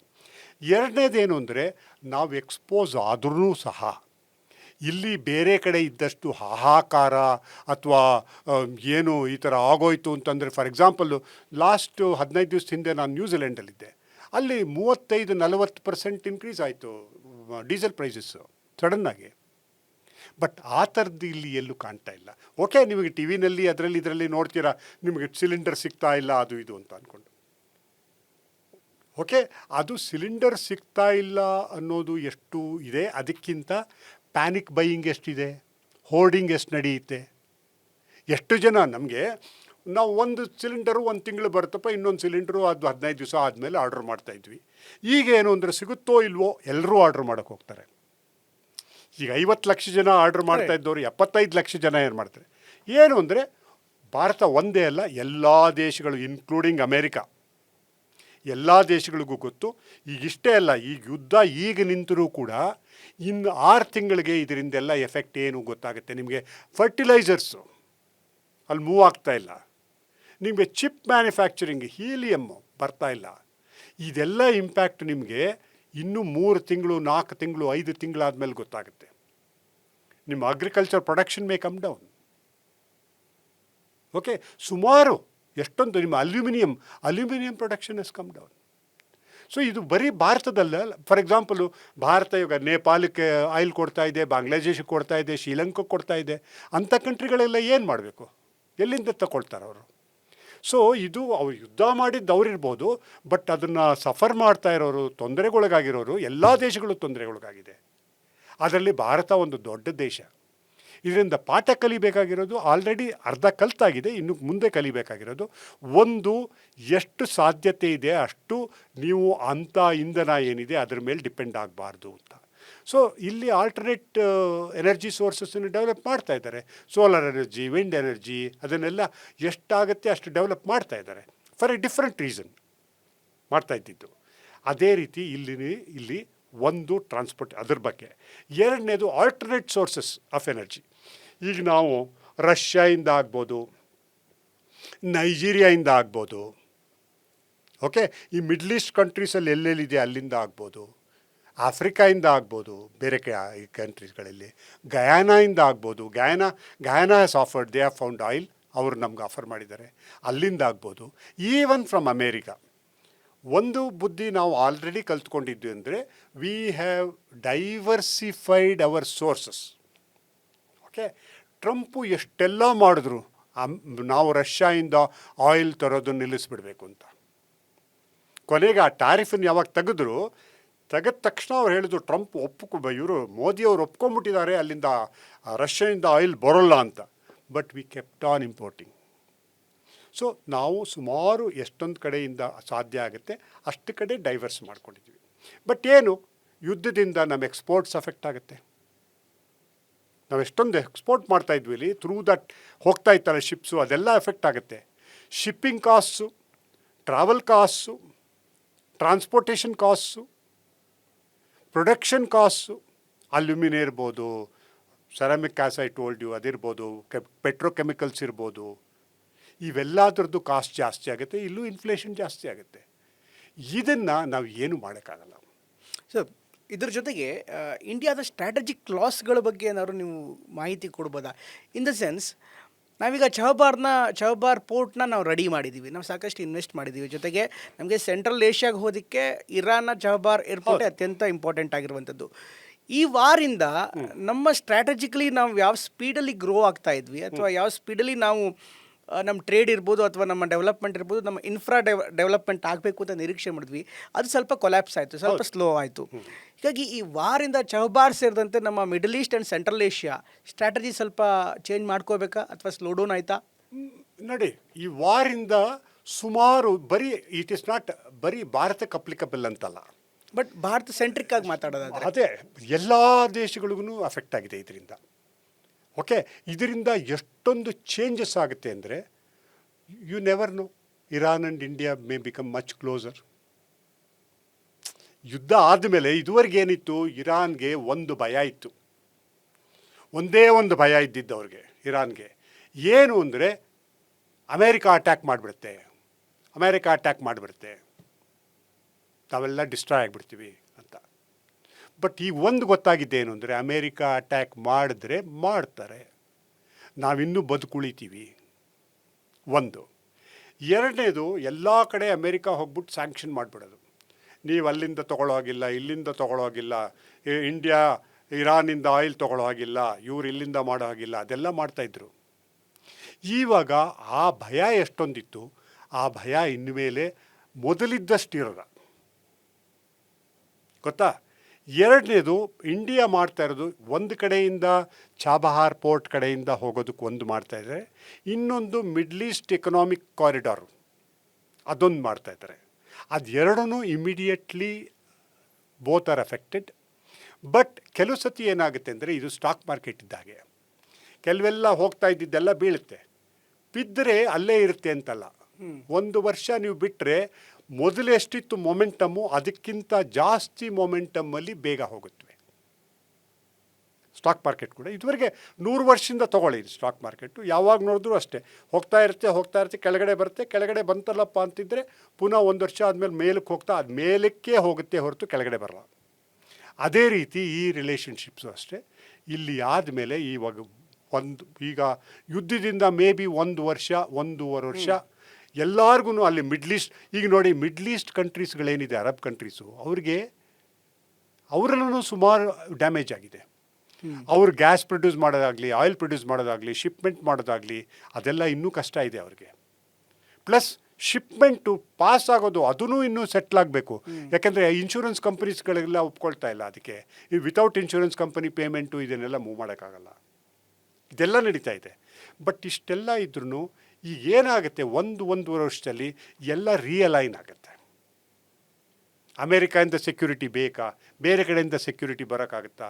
May be India will play a major role in the Middle East. Middle ಈಸ್ಟಲ್ಲಿ ಇಂಡಿಯಾ ಎಲ್ಲರ ಜೊತೆನೂ ಫ್ರೆಂಡ್ಲಿ ಆಗಿದ್ದಾರೆ. ಸರ್, ಈ ಸೆಕ್ಯೂರಿಟಿ ವಿಚಾರಕ್ಕೆ ನೀವು ಮಾತಾಡಿದ್ರೆ ಅದಕ್ಕೆ ಕೇಳ್ತಾ ಇದ್ದೀನಿ. ನಾವು ಇಂಡಿಯಾ ಈಗ ಮಿಡಲ್ ಈಸ್ಟಲ್ಲಿ ಇಂಪಾರ್ಟೆಂಟ್ ಸೆಕ್ಯೂರಿಟಿ ರೋಲ್ ಮಾಡೋದಿದ್ರೆ ಹೇಗೆ ಮಾಡ್ಬೋದು? ಯಾಕೆಂದರೆ ಪಕ್ಕದಲ್ಲಿ ಪಾಕಿಸ್ತಾನ ಈಗಾಗಲೇ ಸೌದಿ ಅರೇಬಿಯಾ ಜೊತೆಗೆ ಪ್ಯಾಕ್ಟ್ ಮಾಡ್ಕೊಂಡಿದೆ. ಈ ಪ್ಯಾಕ್ಟ್ನ ನೀವು ಎಷ್ಟು ಸೀರಿಯಸ್ ಆಗಿ ನೋಡ್ತೀರಿ? ಯಾಕೆಂದರೆ ಪಾಕಿಸ್ತಾನ ಮೇಲೆ ಅಟ್ಯಾಕ್ ಮಾಡಿದ್ರೆ ಸೌದಿ ಅರೇಬಿಯಾ ಬರಬೇಕು, ಸೌದಿ ಅರೇಬಿಯಾ ಮೇಲೆ ಅಟ್ಯಾಕ್ ಮಾಡಿದ್ರೆ ಪಾಕಿಸ್ತಾನ ಬರಬೇಕು ಅಂತಾಗಿತ್ತು. ಈ ವಾರ್ ಆರಂಭ ಆದಾಗಲೇ ಎಕ್ಸ್ಪೋಸ್ ಆಗ್ಬಿಡ್ತು ಆ ಪ್ಯಾಕ್ಟ್. ಯಾಕೆಂದರೆ ಪಾಕಿಸ್ತಾನ ಮೇಲೆ ಅಫ್ಘಾನಿಸ್ತಾನ ಹಾಕಿದಾಗಲೂ ಕೂಡ ಸೌದಿ ಅರೇಬಿಯಾ ಬಂದಿಲ್ಲ, ಸೌದಿ ಅರೇಬಿಯಾದ ಮೇಲೆ ಇರಾನ್ ಅವ್ರು ಆದ್ಮೇಲೂ ಕೂಡ ಪಾಕಿಸ್ತಾನ ಹೋಗಿಲ್ಲ. ಸೊ ಈ ಪ್ಯಾಕ್ಟ್ನ ಎಷ್ಟು ಸೀರಿಯಸ್ ಆಗಿ ನೋಡ್ತೀವಿ. ಜೊತೆಗೆ ಇಂಡಿಯಾ ಏನು ಮಾಡ್ಬೋದು? ಇಂಡಿಯಾ ಪ್ಯಾಕ್ಟ್ ಮಾಡೋಕ್ಕೆ ಸಾಧ್ಯ ಇದೆಯಾ ಬೇರೆ UAE ಜೊತೆಗೆ ಬೇರೆಯವ್ರ ಜೊತೆಗೆ? ಪಾಸಿಬಿಲಿಟೀಸ್ ಕಾಣುತ್ತೆ ನನಗೆ. ಒಂದು, ಈ ಪ್ಯಾಕ್ಟ್ ಅವ್ರದ್ದು ಆಯ್ತಲ್ಲ, ಅದು ಪ್ಯಾಕ್ಟ್ ಮಾಡಿಕೊಂಡಿದ್ದ ಪರ್ಪಸ್ಸೇ ಬೇರೆ. It was nothing to do with India or anything as such. ಈಗ ಸೌದಿ ಅರೇಬಿಯಾ ಪಾಕಿಸ್ತಾನ್ ಪ್ಯಾಕ್ಟು ಆವಾಗಲೇ ಗೊತ್ತಿತ್ತು. ಏನಂದರೆ ಅಕಸ್ಮಾತ್ ನಾವು ಪಾಕಿಸ್ತಾನ ಅಟ್ಯಾಕ್ ಮಾಡಿದ್ರೆ ಸೌದಿ ಅರೇಬಿಯಾ ಬಂದು ನಮ್ಮನ್ನು ಅಟ್ಯಾಕ್ ಮಾಡ್ತಾ, no, that was not there at all. ಈಗ ಏನಾಗಬಹುದು ಅಂದರೆ, ಫಾರ್ ಎಕ್ಸಾಂಪಲ್ ಇಂಡಿಯಾ ಸುಮಾರು ಇದರಿಂದೆಲ್ಲ ಆಗಿದ್ದೇನು ಅಂದರೆ, for example Indian missile systems ಏನಿದೆ, ಬ್ರಹ್ಮೋಸ್ ಇದೆ, ಬೇರೆ ಎಲ್ಲ ಇದೆ, ಈ ಥರದ್ದು plus other certain defence capabilities, particularly satellite communication, ಇದೆಲ್ಲ ಇದೆಯಲ್ಲ, ಇದೆಲ್ಲ ಇಂಡಿಯಾದ್ದು ತುಂಬ ಸ್ಟ್ರಾಂಗ್ ಆಗಿದೆ. ಪ್ಲಸ್ ಡ್ರೋನ್ ಕೇಪಬಿಲಿಟೀಸು ಇದೆ ಅನ್ನೋದು ಗೊತ್ತಾಗ್ಬಿಟ್ಟಿದೆ. ನಾವೇನು ಮಾಡಬಹುದು ಮುಂದೆ ಅಂದರೆ, ಇದುವರೆಗೆ ಅರಬ್ ಕಂಟ್ರೀಸ್ ಎಲ್ಲ ಏನು ತಿಳ್ಕೊಂಡಿತ್ತು ಅಂದರೆ, ಅವರು ಇಷ್ಟೊಂದು ಬಿಲಿಯನ್ಸ್ ಕೊಟ್ಬಿಟ್ಟು ಏನೋ ಮಾಡಿಬಿಟ್ರೆ ಬೇರೆಯವರು ನಮ್ಮ ಸೆಕ್ಯೂರಿಟಿ ನೋಡ್ಕೊಳ್ತಾ ಇತ್ತು ಅಂತ. What India can do, for example UAE ಜೊತೆ we will help them, let us say, for example, to train them. ಅವ್ರು UAE ಅವ್ರು ಇರ್ತಾರಲ್ಲ, ಅವರ ಇದನ್ನು ಸೆಕ್ಯೂರಿಟಿನ ಹೇಗೆ ಪ್ರಿಸರ್ವ್ ಮಾಡ್ಕೋಬೋದು, ಹೇಗೆ ಪ್ರೊಟೆಕ್ಟ್ ಮಾಡ್ಕೋಬೋದು ಅದನ್ನು. ಅದೇ ಥರ ಪ್ರತಿಯೊಂದು ಅಲ್ಲಿ ದೇಶಗಳೆಲ್ಲ ಇದೆ, ಅವರು ತಾವು ಸ್ವಂತ ತಮ್ಮ ಸೆಕ್ಯೂರಿಟಿನ ಹೇಗೆ ಇಟ್ಕೋಬೋದು, ಹೇಗೆ ಮಾಡ್ಕೋಬೋದು, ಈ ರೀತಿ ಡೆವಲಪ್ ಆಗುತ್ತೆ. ಸರ್, ಹಾಗಾದರೆ ನಾವು UAE ಜೊತೆಗೆ ಮಿಡ್ಲ್ ಈಸ್ಟ್ಗಳ ಜೊತೆಗೆ ನಾವು ಸೆಕ್ಯೂರಿಟಿ ಕಂಪ್ಲೀಟಾಗಿ ಪಾಕಿಸ್ತಾನ್ ಮಾಡಲಂತೂ ಮಾಡೋಕ್ಕಾಗಲ್ಲ. ಬೇರೆ ಏನಾದ್ರೂ like win situation for both America, sorry, India ಮತ್ತು ಮಿಡ್ಲ್ ಈಸ್ಟ್ ಕಂಟ್ರೀಸಲ್ಲಿ for example maybe we have better opportunity for exporting our arms, ammunitions, ಒಂದು ಟ್ರೈನಿಂಗ್ ಪಾಸಿಬಿಲಿಟೀಸ್ ಇರುತ್ತೆ. ಓಕೆ, ಆ ಥರ ಲಿಂಕೇಜಸ್ಸು ಏನಂದರೆ ಟು ಎಕ್ವಿಪ್ ದೀಸ್ ಕಂಟ್ರೀಸ್, ಅವರೇ country ತಾವೇ ತಮ್ಮ ದೇಶನ ಸೇಫ್ ಗಾರ್ಡ್ ಮಾಡ್ಕೊಳ್ಳೋದು ಹೇಗೆ ಅನ್ನೋದನ್ನು ನಾವು ಹೇಗೆ ಸಪೋರ್ಟ್ ಮಾಡ್ಬೋದಾ ಒಂದು. ಎರಡನೇದಾಗಿ ಯು ಡೋಂಟ್ ನೋ ಹೇಗಿದೆಲ್ಲ ಡೆವಲಪ್ ಆಗುತ್ತೆ ಅಂತ. ಮೇ ಬಿ ನಾಟ್ ಒಂದು ಸೈಡೆಡ್ಡು ಎರಡು ಸೈಡೆಡ್ ಅಂತಲ್ಲ, ಆ middle east whole community, everybody will join and enter into some sort of a agreement so that everybody can live together, but at the same time everybody can improve themselves. ಆಗ ಸಾಧ್ಯ ಇದೆಯಾ? ಅದನ್ನು ನೋಡ್ಬೋದು. ಅಂದರೆ ಏನಾಗ್ತಾ ಇದೆ ಅಂದರೆ ಇವಾಗ ಇನ್ನೂ ಈಗ ಮತ್ತು ನೆಕ್ಸ್ಟ್ ವರ್ಷದವರೆಗೂ ಸುಮಾರು ನಡೀತಾ ಇದೆ. ಡೆವಲಪ್ಮೆಂಟ್ಸು ಹೇಗೆ ನಡೆಯುತ್ತೆ ಅಂದರೆ ಹೋಲ್ ವರ್ಲ್ಡ್ ಆರ್ಡರೇ ಚೇಂಜ್ ಆಗ್ತಾ ಇದೆ. ಇದುವರೆಗೆ ನೀವು ಇಷ್ಟು ವರ್ಷ ನೋಡಿದ್ರಲ್ಲ, ಇಷ್ಟೊಂದು ಈ ಥರ ಚೇಂಜ್ ಆಗಿರೋದನ್ನು ಎಲ್ಲೂ ನೋಡಿರಲಿಲ್ಲ. ಇದುವರೆಗೂ ಯಾವ ಅರಬ್ ಕಂಟ್ರೀಸು ನಾವು ಸಡನ್ನಾಗಿ ಇವಾಗ ಅವ್ರೇನು ಮಾಡಬೇಕು, ಅವರು ಇವಾಗ ಅರಬ್ ಕಂಟ್ರೀಸು ಈ ಯುದ್ಧ ಸೀಸ್ ಫೈರ್ ಆಗಿ ನಿಲ್ಲಿಸೋದಕ್ಕೆ ಸಪೋರ್ಟ್ ಮಾಡಬೇಕಾ, ಇಲ್ಲ America should attack and further destroy Iran ಅನ್ನೋದನ್ನು ಸಪೋರ್ಟ್ ಮಾಡಬೇಕಾ, ಏನು ಮಾಡಬೇಕು ಅವರು? ಸೀಸ್ ಫೈರ್ಗೆ ಹೋಗ್ಬೇಕು as of now. We don't know. ಅಲ್ಲ, what I'm saying is cease ಫೈರ್ಗೆ ಹೋದರೆ ಅವ್ರು ಅನ್ಕೋತಾರೆ ಇರಾನ್ ಸ್ಟ್ರಾಂಗ್ ಆಗುತ್ತೆ, ನಮ್ಗೆ ಯಾವಾಗಲೂ ಡೇಂಜರ್ ಇರುತ್ತೆ ಅಂತ. ಅಂದರೆ ವಾಟ್ ಐಮ್ ಸೇಯಿಂಗ್, ಈ ದೇಶಗಳೆಲ್ಲ ಈಗ ಯಾವ ಪರಿಸ್ಥಿತಿಯಲ್ಲಿ ಇದೆ ಅಂದರೆ ಅವ್ರಿಗೆ ಏನು ಮಾಡಬೇಕು ಇಮಿಡಿಯೇಟಾಗಿ ಅನ್ನೋದು ಡಿಸೈಡ್ ಮಾಡೋದು ಕಷ್ಟ ಆಗ್ತಾಯಿದೆ. ಅದೇ ರೀತಿ ಈಗ ಸುಮಾರು ರಿಅಲೈನ್ಮೆಂಟ್ ಆಗುತ್ತೆ. ಈಗ ಉಕ್ರೇನ್ ವಾರ್ ಏನಾಗುತ್ತೆ ಅದನ್ನು ನೋಡಬೇಕು. ಉಕ್ರೇನ್ ವಾರ್ ಇವಾಗ ನೇಟೋ ಇದು ಅಮೇರಿಕಾ ಸಪೋರ್ಟ್ ಮಾಡದೇ ಇದ್ದರೆ ಇವಾಗ ಯುರೋಪ್ ಹೋಗ್ಬಿಟ್ಟು ಯುಕ್ರೇನ್ಗೆ ಸಪೋರ್ಟ್ ಮಾಡೋಕ್ಕಾಗತ್ತಾ? ಸಪೋರ್ಟ್ ಮಾಡಿ ಅವ್ರನ್ನ ಗೆಲ್ಸೋಕ್ಕಾಗತ್ತಾ? ಅದನ್ನು ನೋಡಬೇಕು.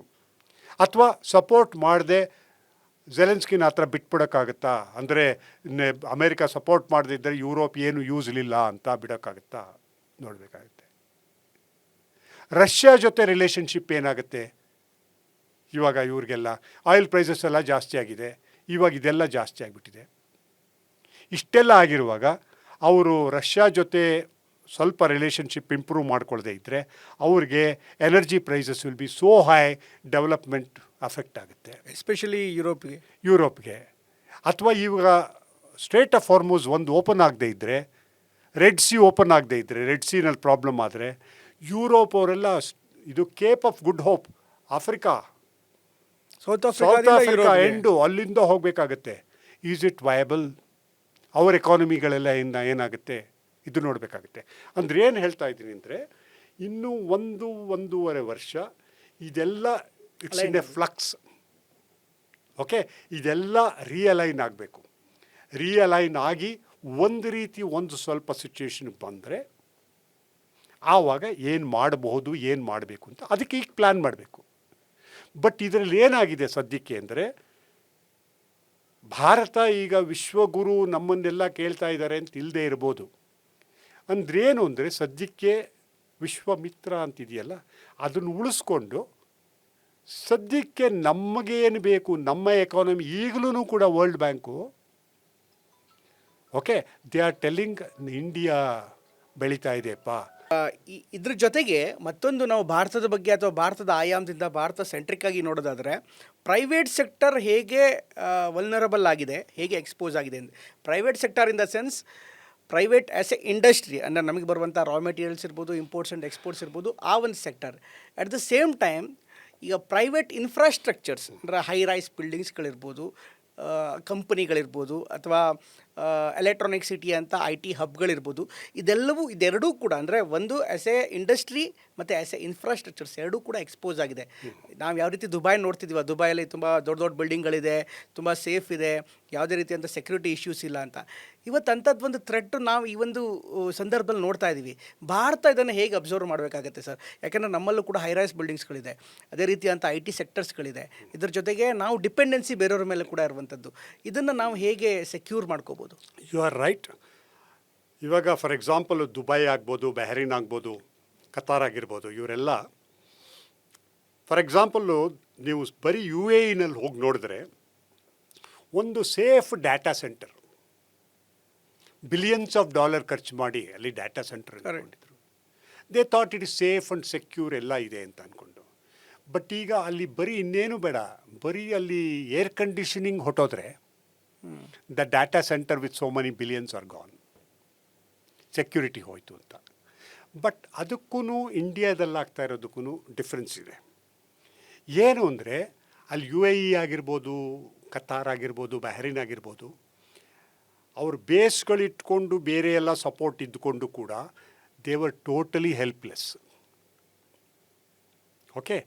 ಆದರೆ ಭಾರತದಲ್ಲಿ ಏನು ಅಂದರೆ ಇವಾಗ ಸದ್ಯಕ್ಕೆ ಭಾರತದಲ್ಲಿರುವ ಎಷ್ಟೊಂದು ಸೆಕ್ಟರ್ಗಳು ನಮ್ಮ ಸ್ಮಾಲ್ ಸ್ಕೇಲ್ ಇಂಡಸ್ಟ್ರಿಯಿಂದ ದೊಡ್ಡ, weather it is garment industry, weather it is chemical industry, ಎಲ್ಲರಿಗೂ ಅಫೆಕ್ಟ್ ಆಗುತ್ತೆ because of this war going on. Transportation, ನಿಮಗೆ ರಾ ಮೆಟೀರಿಯಲ್ ಬರೋಲ್ಲ, ನೀವು ಫಿನಿಶ್ಡ್ ಗುಡ್ಸನ್ನು ಎಕ್ಸ್ಪೋರ್ಟ್ ಮಾಡೋಕ್ಕಾಗಲ್ಲ, ಈ ಥರದ್ದೆಲ್ಲ ಇದೆ. But this is not specific to India. Okay. ಒಂದು ನಮಗೇನು ಗೊತ್ತು ಅಂದರೆ ಅದು ಫುಲ್ಲಿ ಓಪನ್ ಆಗಲಿ, ಸ್ವಲ್ಪ ಓಪನ್ ಆಗಲಿ, ಸ್ಟ್ರೇಟ್ ಆಫ್ ಹಾರ್ಮುಝು, ಭಾರತ ದೇಶಗಳ ಶಿಪ್ಗಳು ಅಲ್ಲಿಂದ ಹೋಗ್ಬೋದು ಅನ್ನೋದು ಅಷ್ಟು ಗೊತ್ತಿದೆ ನಮಗೆ. ಓಕೆ. ಆ್ಯಂಡ್ ನಮ್ಮ ದೇಶದಲ್ಲಿ ರೆಸಿಲಿಯನ್ಸ್ ಹೇಗಿದೆ ಅಂದರೆ, ವಿತ್ ಆಲ್ ದ ಸಿಸ್ಟಮ್ ಎಲ್ಲ ಹೇಗಿದೆ ಅಂದರೆ, ಒಂದು ಅಕಸ್ಮಾತ್ ಸ್ವಲ್ಪ ಟೆಂಪರರಿಯಾಗಿ ಕೆಲವು ತಿಂಗಳುಗಳು ತೊಂದರೆ ಆದರೆ ಹೇಗೋ ಅದನ್ನು ಅನುಭವಿಸ್ಕೊಂಡು ಮ್ಯಾನೇಜ್ ಮಾಡ್ಕೊಳ್ಳೋಷ್ಟು ಕೇಪಬಿಲಿಟೀಸ್ ಇದೆ ಒಂದು. ಎರಡನೇದು, ಇರುವ ಗೌರ್ಮೆಂಟ್ ಯಾವ ಥರ ಇದೆ ಅಂದರೆ ಅದು ಈ ಥರ ವಿಷಯಗಳನ್ನೆಲ್ಲ ಸ್ವಲ್ಪ ಅರ್ಥ ಮಾಡ್ಕೊಳ್ಳೋ ಥರ ಇರೋದರಿಂದ ಅವರು ಗೌರ್ಮೆಂಟಿಂದ ಏನು ಪಾಸಿಬಲ್ ಸಪೋರ್ಟ್ ಕೊಡ್ಬೋದು. ಈಗಾಗಲೇ ಎಷ್ಟೊಂದು ಕಡೆ ಇಂಪೋರ್ಟ್ ಡ್ಯೂಟಿ ಕಡಿಮೆ ಮಾಡಿದ್ದಾರೆ, ಕೆಲವು ಕಡೆ ಬೇರೆ ಎಲ್ಲ ನಿಮಗೆ ಸಪೋರ್ಟ್, ರೆಗ್ಯುಲೇಟರಿ ಸಪೋರ್ಟ್ ಕೊಡ್ತಾ ಇದ್ದಾರೆ. ಆದ್ದರಿಂದ ನಾವು ಸ್ವಲ್ಪ ಈಗ ಬೇರೆ ಈ ವಾರ್ ಇಂಪ್ಯಾಕ್ಟಿಂದ ನಮಗೆ ತೊಂದರೆ ಆದ್ರೂ ನಾವು ಹೊರಗಡೆ ಬರ್ಬೋದು. That is one. ಎರಡನೇದು, ಅಕಸ್ಮಾತ್ ನಮಗೆ ಆ ಥರ ಸಿಚುಯೇಷನ್ ಬರ್ಬೋದು ಅಂತಂದರೆ ಆವಾಗ ನಮ್ಮಲ್ಲಿ ಹೈ ರೈಸ್ ಬಿಲ್ಡಿಂಗ್ ಇರ್ಬೋದು, ಅಥವಾ ಡಾಟಾ ಸೆಂಟರ್ಸ್ ಇರ್ಬೋದು, ಮೆಡಿಕಲ್ ಫೆಸಿಲಿಟೀಸ್ ಇರ್ಬೋದು, ಅದನ್ನು ಪ್ರೊಟೆಕ್ಟ್ ಮಾಡ್ಕೊಳ್ಳೋಷ್ಟು ಕೇಪಬಿಲಿಟೀಸ್ ನಮ್ಮಲ್ಲಿ ಇದೆ ಈಗ. ಸರ್, ನನ್ನ ಒಂದು ಪ್ರಶ್ನೆ ಏನು ಅಂದರೆ, ಸಾಮಾನ್ಯವಾಗಿ ಪ್ರೈವೇಟ್ ಫರ್ಮ್ಸ್ಗಳಿಗೆ, ಪ್ರೈವೇಟ್ ಕಂಪನಿಗಳಿಗೆ, ಅಥವಾ IT-BT ಸೆಕ್ಟರ್ಸ್ಗಳಿಗೆ, ಅಥವಾ ಎಲೆಕ್ಟ್ರಾನಿಕ್ ಸಿಟಿ ಅಂತ ಒಂದು ಹಬ್ಗಳಿಗೆ ಆಬ್ವಿಯಸ್ಲಿ ಈಗಿರುವಂಥ ಸಿಚುವೇಶನ್ಸಲ್ಲಿ ಗೌರ್ಮೆಂಟೇ ಸಂಪೂರ್ಣವಾಗಿ ಅದಕ್ಕೆ ಪ್ರೊಟೆಕ್ಷನ್ಸ್ ಕೊಡಬೇಕಾಗುತ್ತೆ. That is the rule of the land, ಜಗತ್ತಿನಲ್ಲಿ ಯಾವುದೇ ಭಾಗದಲ್ಲಿ ಇರ್ಬೋದು. ಬಟ್ ಈ ವಾರಿಂದ ನಾವೇನು ಅಬ್ಸರ್ವ್ ಮಾಡಬೇಕಾಗಿರುವಂಥದ್ದು ಅಂದರೆ, ಪ್ರೈವೇಟ್ ಸೆಕ್ಟರ್ಗಳು ಕೂಡ ಇಂಥ ಒಂದು ಸಿಚುವೇಶನ್ಸ್ಗೆ ಒಂದು ಆಲ್ಟರ್ನೇಟಿವ್ ಕೌಂಟ್ರನ್ನ ರೆಡಿ ಮಾಡ್ಕೋಬೇಕಾ? ನಮ್ಮ ಈ ಸೆಕ್ಯೂರಿಟಿ ಸೆಕ್ಟರ್ಸನ್ನು ಈಗ ನಾಟ್ ಓನ್ಲಿ ಗೌರ್ಮೆಂಟೇ ಮಾಡಬೇಕು, CISF ಹೋಗಬೇಕು, ಇಂಥದ್ದೇ ನೀವು ಕಂಟ್ರೋಲ್ ಮಾಡೋದಕ್ಕೆ ಗೌರ್ಮೆಂಟ್ ಸೆಕ್ಟರಿಂದನೇ ಆಗಬೇಕು ಅನ್ನೋದಕ್ಕಿಂತ ಹೆಚ್ಚಾಗಿ ಪ್ರೈವೇಟ್ ಸೆಕ್ಟರ್ಸು ಕೂಡ ಅವ್ರದ್ದೇ ಆದಂಥ ರೀತಿಯಲ್ಲಿ ಸೆಕ್ಯೂರಿಟಿಗಳನ್ನು ಯೋಚನೆ ಮಾಡಬೇಕು ಅನ್ನೋ ಒಂದು ಥಾಟ್ ಪ್ರೋಸೆಸ್ ಆರಂಭ ಮಾಡ್ಬೋದಾ? Certain areas, for example cyber attacks, cyber security, ಅದು ಗೌರ್ಮೆಂಟೇ ಮಾಡಬೇಕು ಅಂತೇನಿಲ್ಲ. ದೊಡ್ಡ ದೊಡ್ಡ ಕಂಪನಿಗಳೇನಿದೆ ಅವ್ರವ್ರಿಗೆ ಏನೇನು ಬೇಕು ಸೈಬರ್ ಸೆಕ್ಯೂರಿಟಿ ರಿಲೇಟೆಡ್ ಇದ್ರು ಅದನ್ನು ಮಾಡ್ಕೊಳ್ತಾರೆ. ಬಟ್ ಫಿಸಿಕಲ್ ಅಟ್ಯಾಕ್ಗಳಿಗೆ ಬೇಸಿಕ್ ಸೆಕ್ಯೂರಿಟಿ ಏನು ಬೇಕು ಅದನ್ನು ಅವ್ರು ಮಾಡ್ಕೊಳ್ತಾರೆ. But overall if it is not, ಇವಾಗ it is not, for example ಯಾವುದೋ ಒಂದು ಇನ್ಫೋಸಿಸ್ ಕಂಪನಿ ಇದೆ, ಅದಕ್ಕೋಸ್ಕರ ಎಲ್ಲಿಂದನೋ ಬಂದ್ಬಿಟ್ಟು ಅದನ್ನು ಫಿಸಿಕಲ್ ಅಟ್ಯಾಕ್ ಮಾಡ್ತಾರೆ ಅಂತಿಲ್ಲ. ಓಕೆ, ಎಲ್ಲೂ ಆಗ್ತಾ ಇಲ್ಲ ಆ ಥರ. ಈವನ್ ಯು ಎನಲ್ಲೂ ಕೂಡ ಏನು ಅಂದರೆ ಅಮೇರಿಕನ್ಸ್ ಇದ್ದಾರೆ ಅಂತ ಯಾವುದೊಂದು ಹೋಟೆಲಿಗೆ ಬಾಂಬ್ ಮಾಡ್ತಾ ಇದ್ದಾರೆ, ಆ ಥರ ನೀವು ಹೇಳ್ತಾ ಇರೋದು ಆ ಥರ ಇದೆ. ಅದರಲ್ಲಿ ಯಾರು ಹೋಟೆಲ್ನವರು ದೇಶದ ಬೇರೆ ದೇಶದ ಮಿಸೈಲ್ಸನ್ನು ಪ್ರೊಟೆಕ್ಟ್ ಮಾಡ್ಕೊಳ್ಳೋಕ್ಕೆ ಮಾಡೋಕ್ಕಾಗಲ್ಲ. ಅದನ್ನು ದೇಶನೇ ಮಾಡಬೇಕು. ನಮ್ಮ ದೇಶದ್ದು ನಾನೇನು ಹೇಳ್ತಿರೋದು ಅಂದರೆ ಆಫ್ ಕೋರ್ಸ್ ಇಂಡಿವಿಜುವಲ್ ಹೋಟೆಲ್ಲು ಅಂತಲ್ಲ, ಲೈಕ್ ಈಗ ಆ್ಯಂಟಿ ಡ್ರೋನ್ ಸಿಸ್ಟಮ್, ಲೈಕ್ ನಾವೀಗ CSR ಮಾಡಲಲ್ಲೋ ಒಂಥರ ಕ್ಲಸ್ಟರ್ಸ್ ಏನಿರುತ್ತೆ, ಈ ಥರ ಕ್ಲಸ್ಟರ್ಸ್ಗೆ ಆ್ಯಸ್ ಎ ಯೂನಿಟ್ ಆಗಿ of course supported by the government of India anti drone ಸಿಸ್ಟಮ್ಸ್ಗಳಿರ್ಬೋದು, ಅದಕ್ಕೆ ಬೇಕಾದಂಥ ಸೆಕ್ಯೂರಿಟಿಗಳನ್ನು ಆ ಒಂದು ಹೊಸ ಥಾಟ್ ಪ್ರೊಸೆಸನ್ನು ನಾವು ಮಾಡ್ಬೋದು ಅಂತ. ಯಾಕೆ ಏನಾಗ್ತಾ ಇದೆ ಅಂದರೆ ಪ್ರತಿ ಸಲನೂ ಕೂಡ ಈ ವಾರ್ನ ನೀವು ಅನಾಲಿಸಿಸ್ ಮಾಡಿದಂಥ ಸಂದರ್ಭದಲ್ಲಿ ಇನ್ ಕೇಸ್ ಆಪ್ರೇಷನ್ ಸಿಂಧೂರ್ ಅಂತ ಮತ್ತೆ ಆಪ್ರೇಷನ್ ಏನೋ ಆರಂಭ ಆಯಿತು, ಇಂಡಿಯಾ ಪಾಕಿಸ್ತಾನ ಮತ್ತೆ ಯುದ್ಧ ಆರಂಭವಾಯಿತು ಅಂದರೆ ಬಹುಶಃ ಈ ಹೈರೈಸ್ ಮಾಡೆಲ್ಸ್ಗಳಿರ್ಬೋದು, ಈ ಥರ ಸೆಕ್ಟರ್ಸ್ಗಳು ನಾವು ಓಪನ್ ಆಗ್ತೀವಿ. ಎವ್ರಿ ಟೈಮ್ ನೋಡಿದ್ದೀವಿ, ನೀವು ಎಷ್ಟೇ ನೀವು ಏರ್ ಡಿಫೆನ್ಸ್ ಸಿಸ್ಟಮ್ಸ್ ಇದ್ರೂ ಕೂಡ ಎಲ್ಲ ನಮಗೆ ಅಷ್ಟೊಂದು ಪ್ರೊಟೆಕ್ಟ್ ಮಾಡೋದಕ್ಕಾಗಲ್ಲ. ಅಂಥ ಸಂದರ್ಭದಲ್ಲಿ ಪ್ರೈವೇಟ್ ಸೆಕ್ಟರ್ಸ್ಗಳು ಅಥವಾ ಎಕ್ಸ್ಪೋಸ್ ಆಗಿರುವಂಥ ಸೆಕ್ಟರ್ಸ್ ಏನು ಕಲಿಬೋದು ಅಂತ ನಾನು ಕೇಳ್ತಾ ಇರೋದು.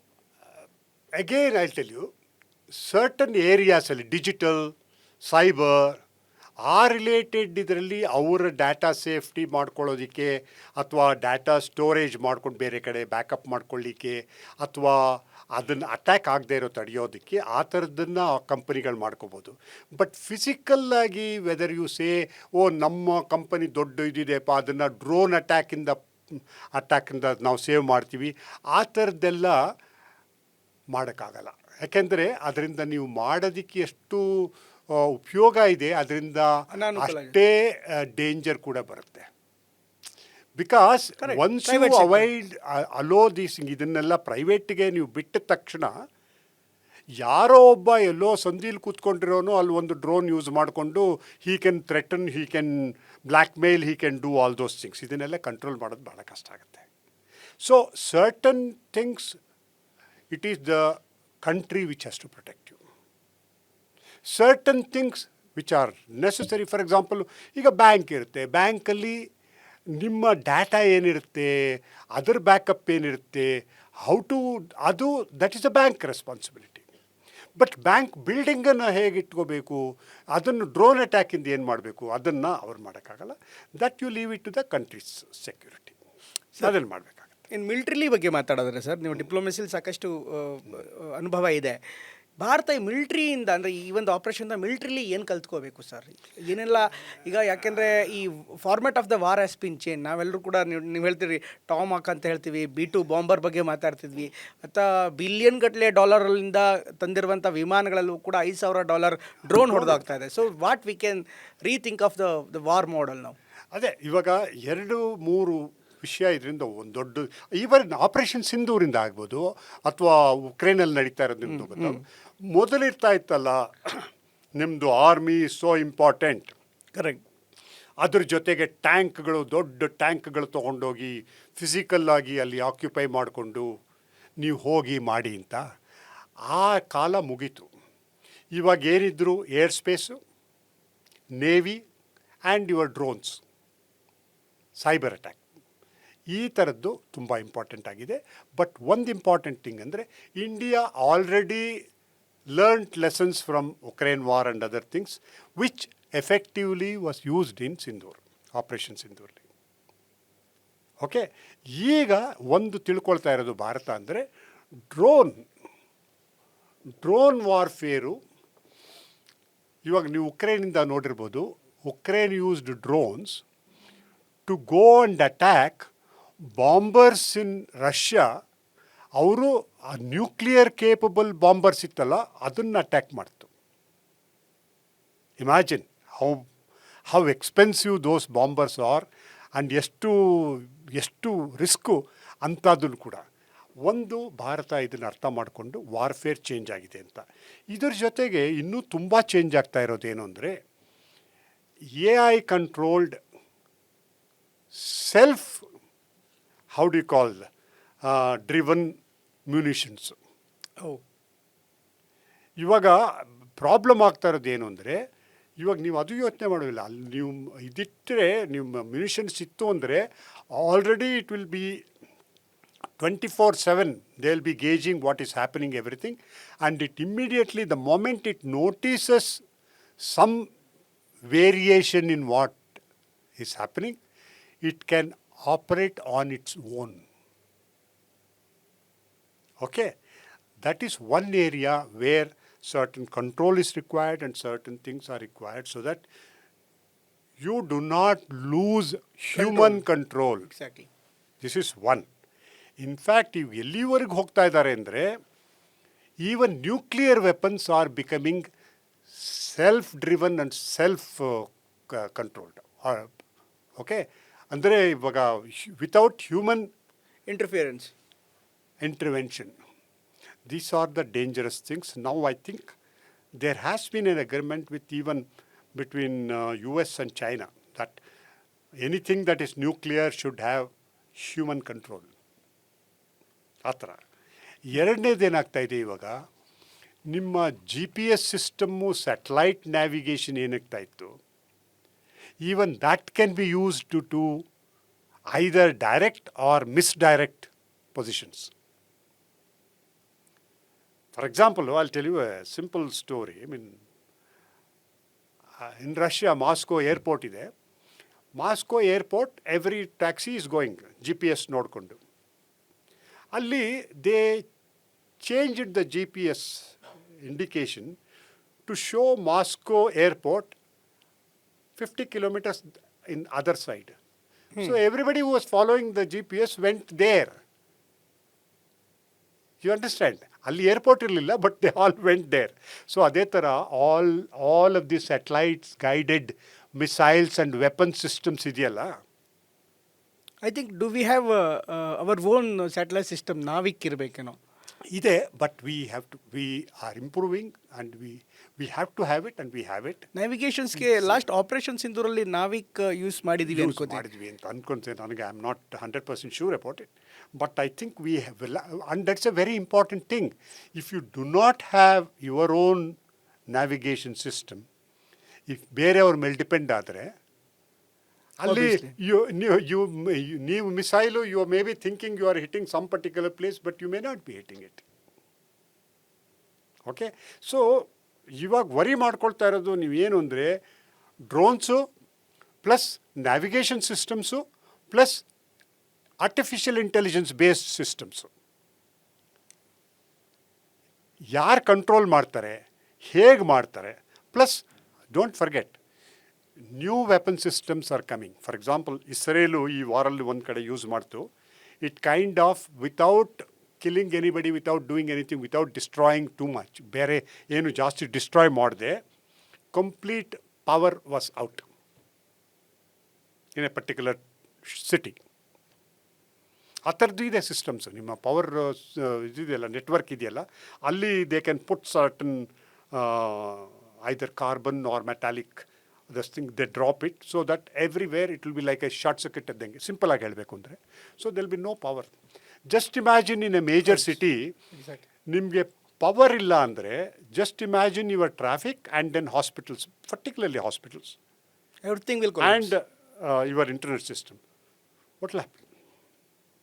So this war has also brought certain things which are the way war ಹೇಗೆ ಚೇಂಜ್ ಆಗಿದೆ, ವೆಪನ್ ಸಿಸ್ಟಮ್ಸ್ ಹೇಗೆ ಚೇಂಜ್ ಆಗ್ತಾ ಇದೆ. So how you have to change yourself, what to look for ಅಂತ. ಅದು ಸುಮಾರು lessons. But I think Bharat ಇದರಲ್ಲೆಲ್ಲ luckily, fortunately, I think we are monitoring it carefully. And more than that, ಮೊದಲಿದ್ದಾಗಿಲ್ಲ.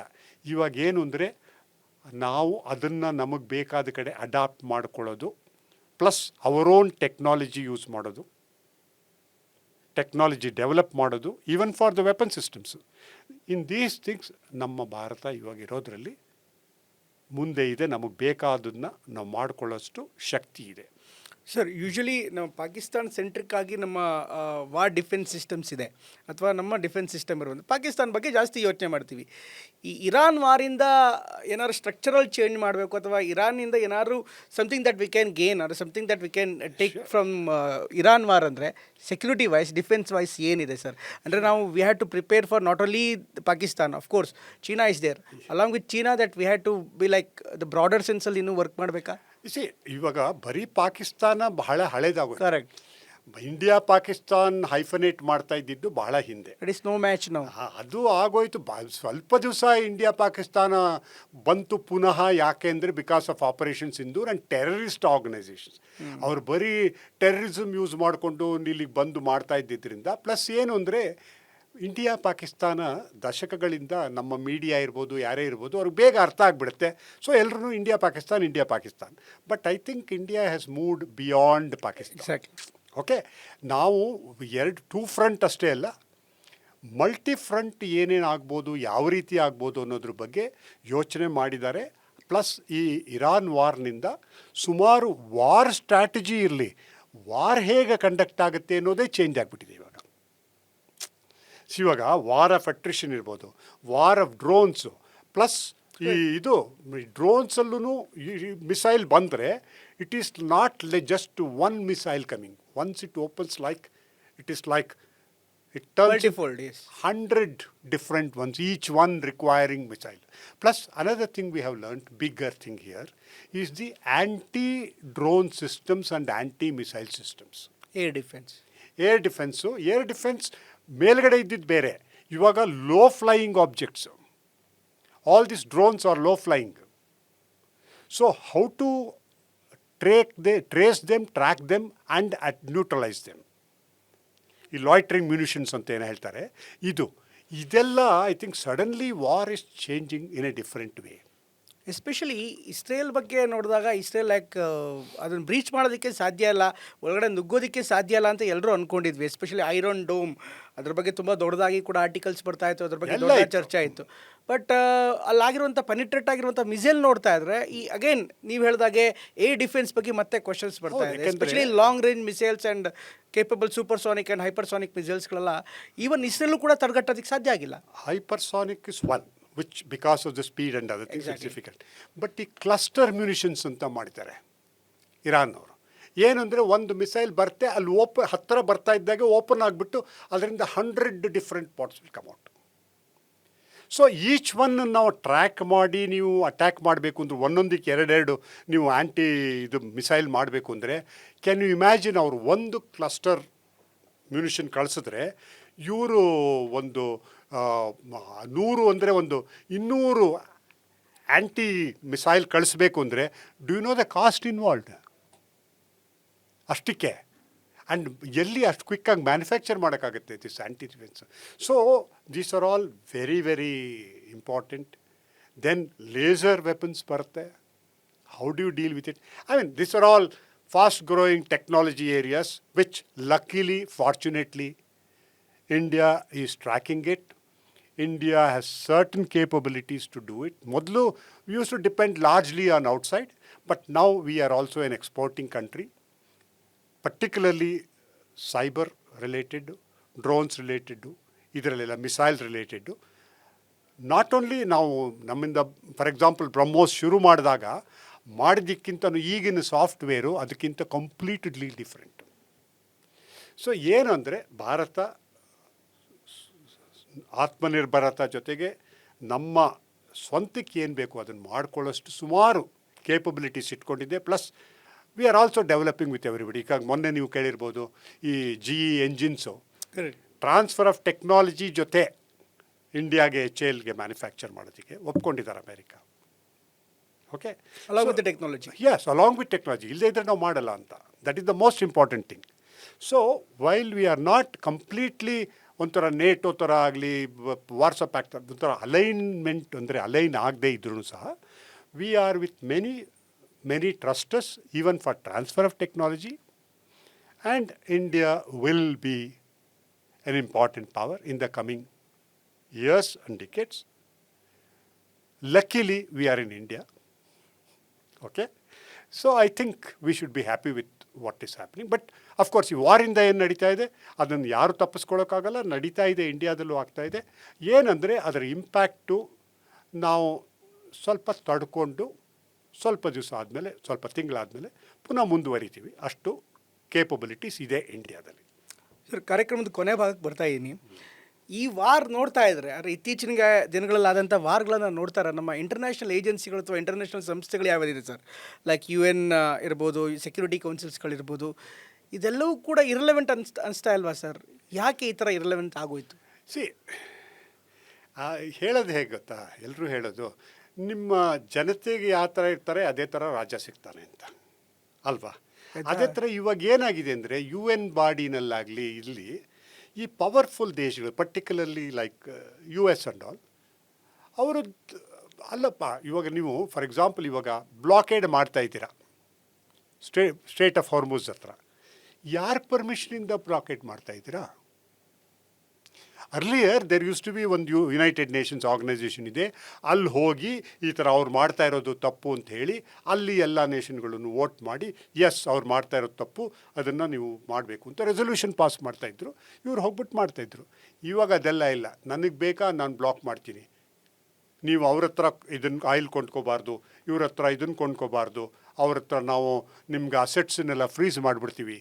ಇದೆಲ್ಲ ಯಾವ ಥರ ಆಗಿದೆ ಅಂದರೆ it's practically all these organizations not just toothless but ಅವರು ಎಕ್ಸಿಸ್ಟಿಂದ ಏನು ಉಪಯೋಗ ಅನ್ನೋದು ಯಾರಿಗೂ ಗೊತ್ತಾಗ್ತಾ ಇಲ್ಲ.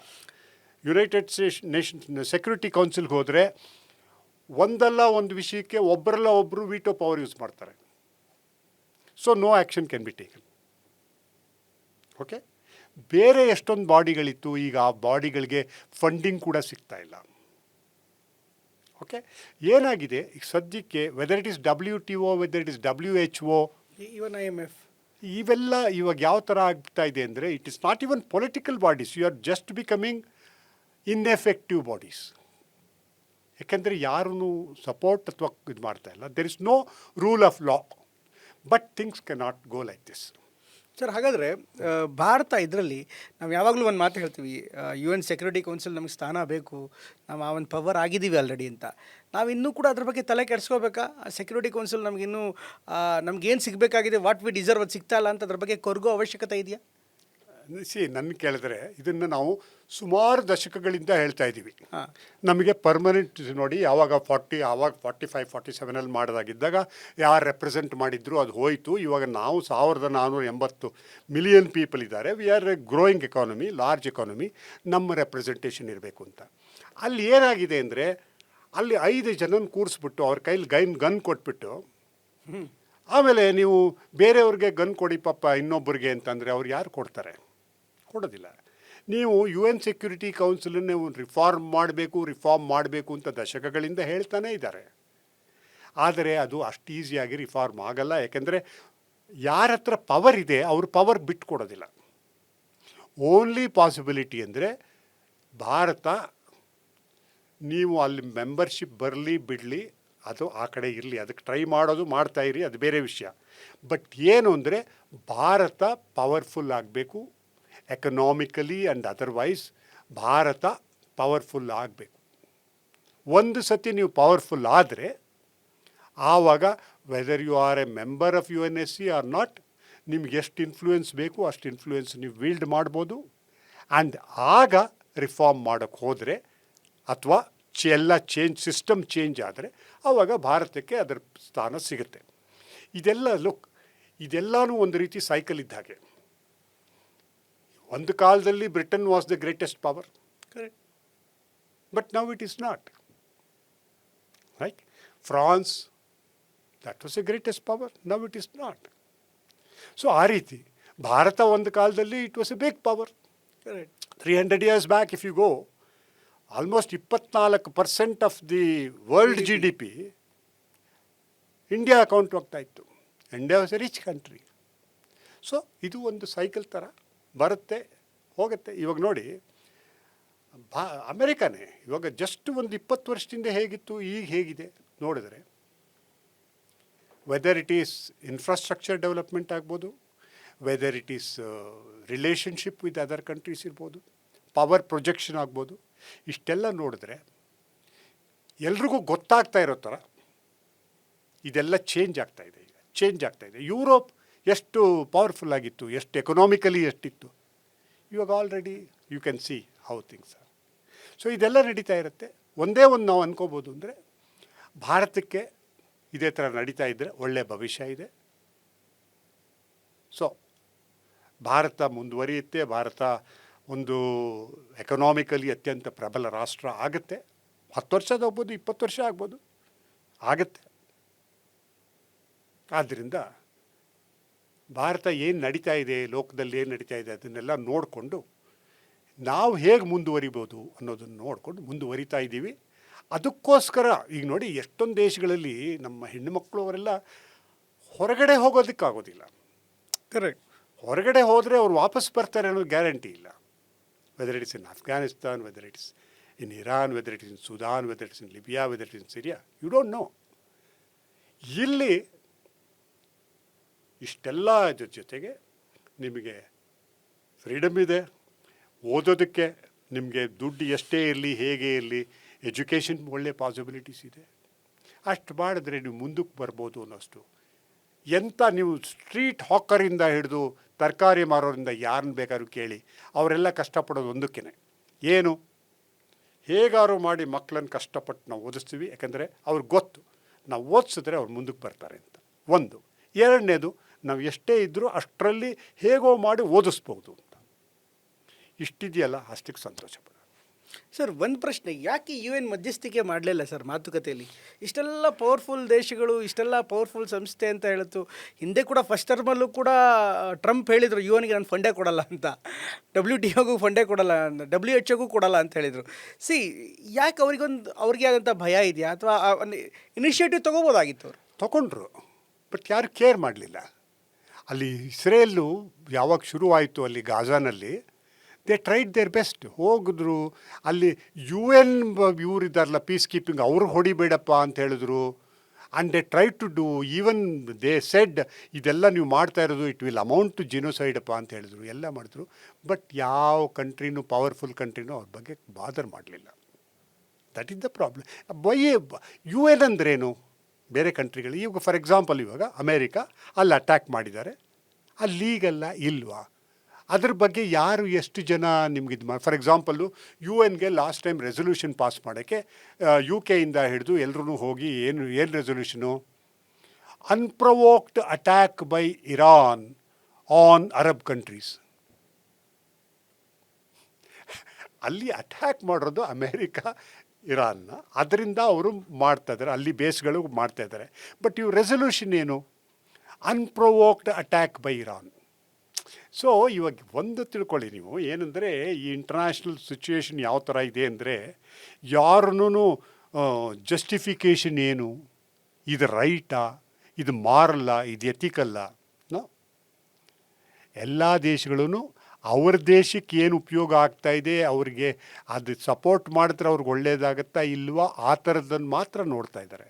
ದೇರ್ ಇಸ್ ನೋ ಒಂಥರ international order, international law, international justice ಅದನ್ನು ಸಪೋರ್ಟ್ ಮಾಡೋದಕ್ಕೆ ಯಾರೂ ಇಲ್ಲ. ಈವನ್ ಚೇಂಜ್ ಆಗಬೇಕು. ಈವನ್ UN ಕೂಡ ನೋಡಿದ್ರೆ ಅಮೇರಿಕಾದ ವಿಚಾರದಲ್ಲಿ ಅಥವಾ ಬೇರೆ ಬೇರೆ ವಿಚಾರದಲ್ಲಿ, ಎಸ್ಪೆಷಲಿ ಇನ್ ಅಮೇರಿಕಾ ವಿಚಾರದಲ್ಲಿ, ಈ ಇಂಟರ್ನ್ಯಾಷನಲ್ ಲಾ ಅನ್ನೋದು ಸೆಲೆಕ್ಟಿವ್ಲಿ ಅಪ್ಲೈ ಮಾಡ್ದಂಗಿಲ್ವಾ? ಯಾರಿಗೆ ಜಾಸ್ತಿ ಶಕ್ತಿ ಇರುತ್ತೋ ಅವ್ರದ್ದೇ ಕಾನೂನು. ಅಲ್ಲಿಗೆ ಜಂಗಲ್ ರಾಜ್. ಎಲ್ಲಿಗೆ ಹೋಗ್ತೀರಾ? Anywhere you go, even here ನಿಮ್ಮ ಜಸ್ಟಿಸ್ ಸಿಸ್ಟಮ್ ತೊಗೊಳ್ಳಿ, ಏನಾದ್ರು ತೊಗೊಳ್ಳಿ, ಎಲ್ಲರೂ ಬೇರೆ ಎಲ್ಲರೂ ತೊಗೊಳ್ಳಿ. Somebody is poor, he will always suffer. Somebody who has got the power, he has got the means to use it and gain advantage. ಅಲ್ವಾ? So ಪ್ರಪಂಚದಲ್ಲೇ ಎಲ್ಲೂ ಒಂಥರ ಜಸ್ಟಿಸು, ಕರೆಕ್ಟಾಗಿ ಯಾವುದು ರೈಟು, ಯಾವುದು ಮಾರಲ್ಲು, ಅದಕ್ಕೆ ಸಪೋರ್ಟ್ ಮಾಡಬೇಕು, ಅದನ್ನು ಮಾಡ್ತಾರೆ, ಆ ಥರದ್ದೆಲ್ಲ ಎಲ್ಲೂ ಇಲ್ಲ. ಇದೆಲ್ಲ relative. No rule book. Rule book is there, but it is, ಅವ್ರು ಹೇಳ್ತಾರಲ್ಲ, you show me the person, I will apply the rule ಅಂತ. ಈ ಥರ ನಡೆಯುತ್ತೆ. ಬಟ್ ಇಷ್ಟೆಲ್ಲ ಇದ್ರೂ there is something called justice, something called basic rule application ಎಲ್ಲ ಇರುತ್ತೆ. ಅದು ಇವಾಗ ಬ್ರೇಕ್ ಡೌನ್ ಆಗಿದೆ ಕಂಪ್ಲೀಟಾಗಿ. Sir, that has become new format of the diplomacy. ಅಂದರೆ ಇಲ್ಲ, ಯಾಕೆಂದರೆ ಈಗ ಡಿಪ್ಲೊಮಸಿ ಅಂದರೆ ಮೊದಲು ಒಂದು ಸರ್ಟನ್ ಪ್ಯಾಟ್ರನ್ ಇತ್ತು, ಸ್ವಲ್ಪ moral compass was the very wide. ಈಗ ಆ ಥರದ್ದು ಇಲ್ಲ.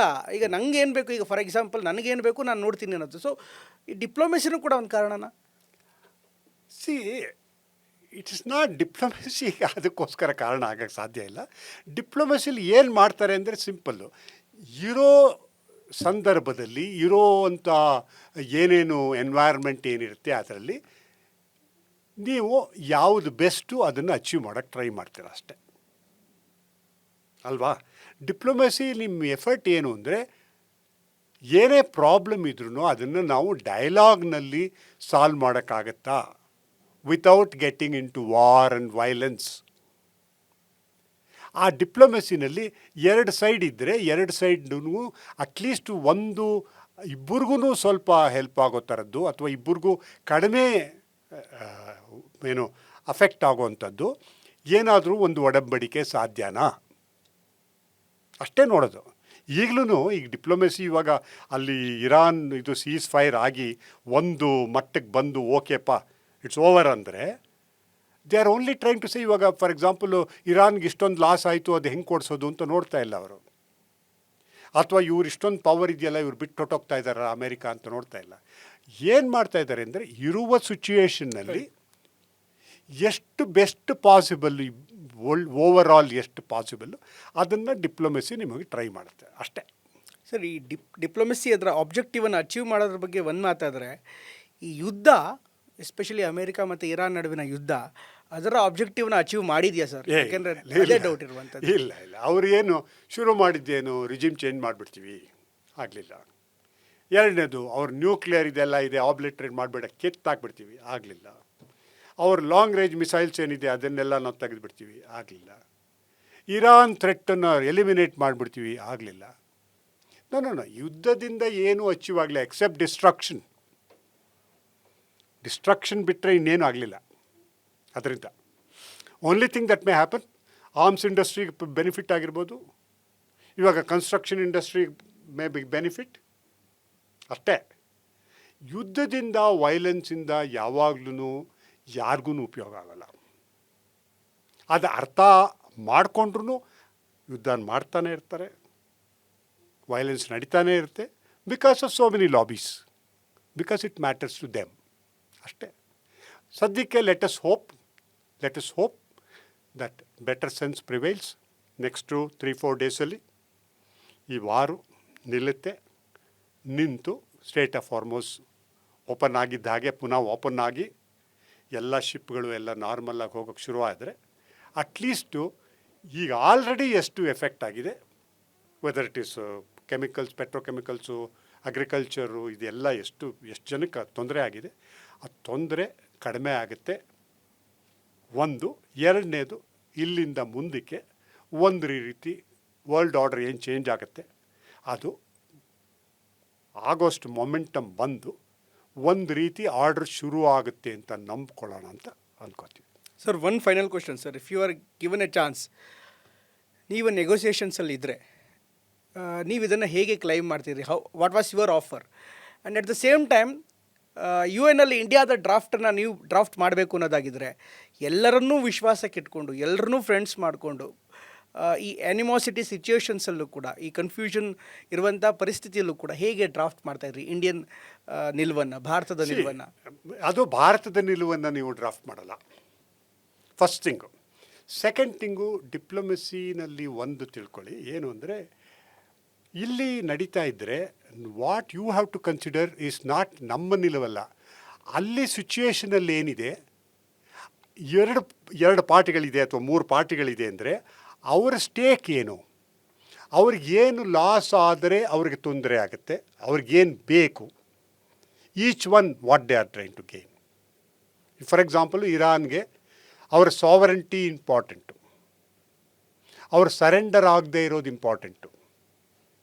ಓಕೆ, ಮುಂದೆ ಇದೇ ಥರ ಅನ್ಎಕ್ಸ್ಪೆಕ್ಟೆಡ್ ಅಥವಾ ಅನ್ರೀಸನಬಲ್ ಅಥವಾ ಇಲ್ಲೀಗಲ್ ಅಟ್ಯಾಕ್ ಆಗಬಾರ್ದು, ಸ್ಯಾಂಕ್ಷನ್ಸ್ಗಳು ಹೋಗಬೇಕು. ಅವರು ಸಾವರಿನ್ ಕಂಟ್ರಿ ಥರ ಇಂಪ್ರೂವ್ ಆಗೋಕ್ಕೆ ಅವ್ರಿಗೆ important.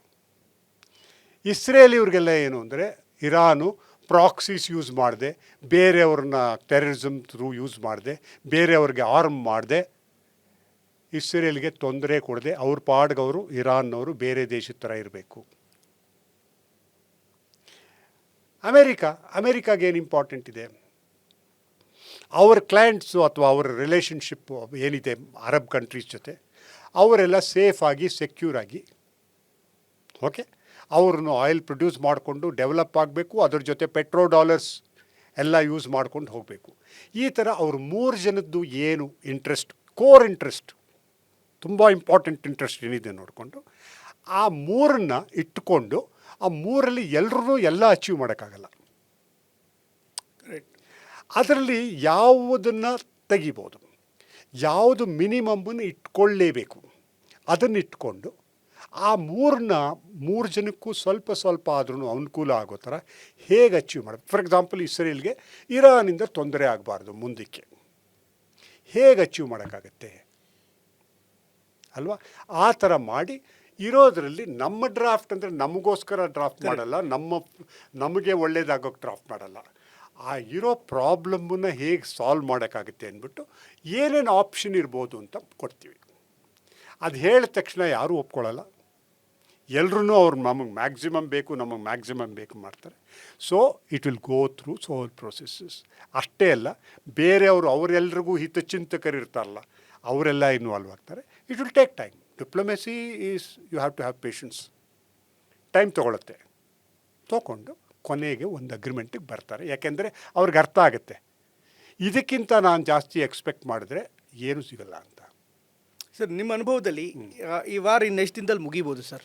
What is the final call of this ceasefire? I wish it will be over in the next week or 2. I hope it will be over.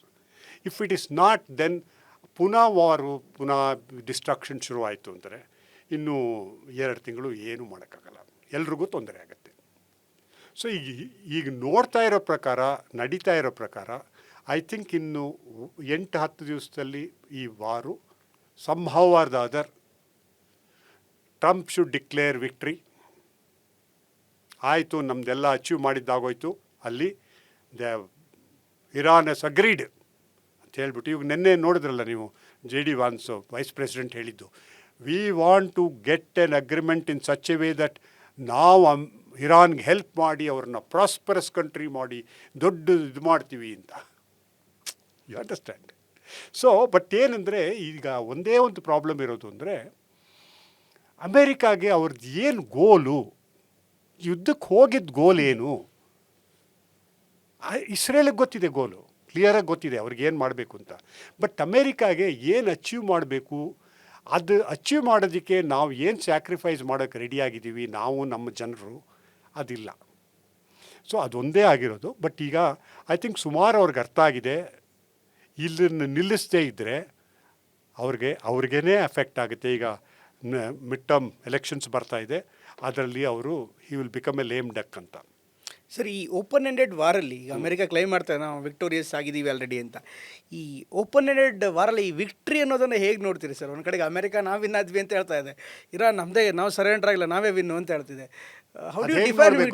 ಹೇಗೆ ನೋಡ್ಬೇಕು ಗೊತ್ತಾ?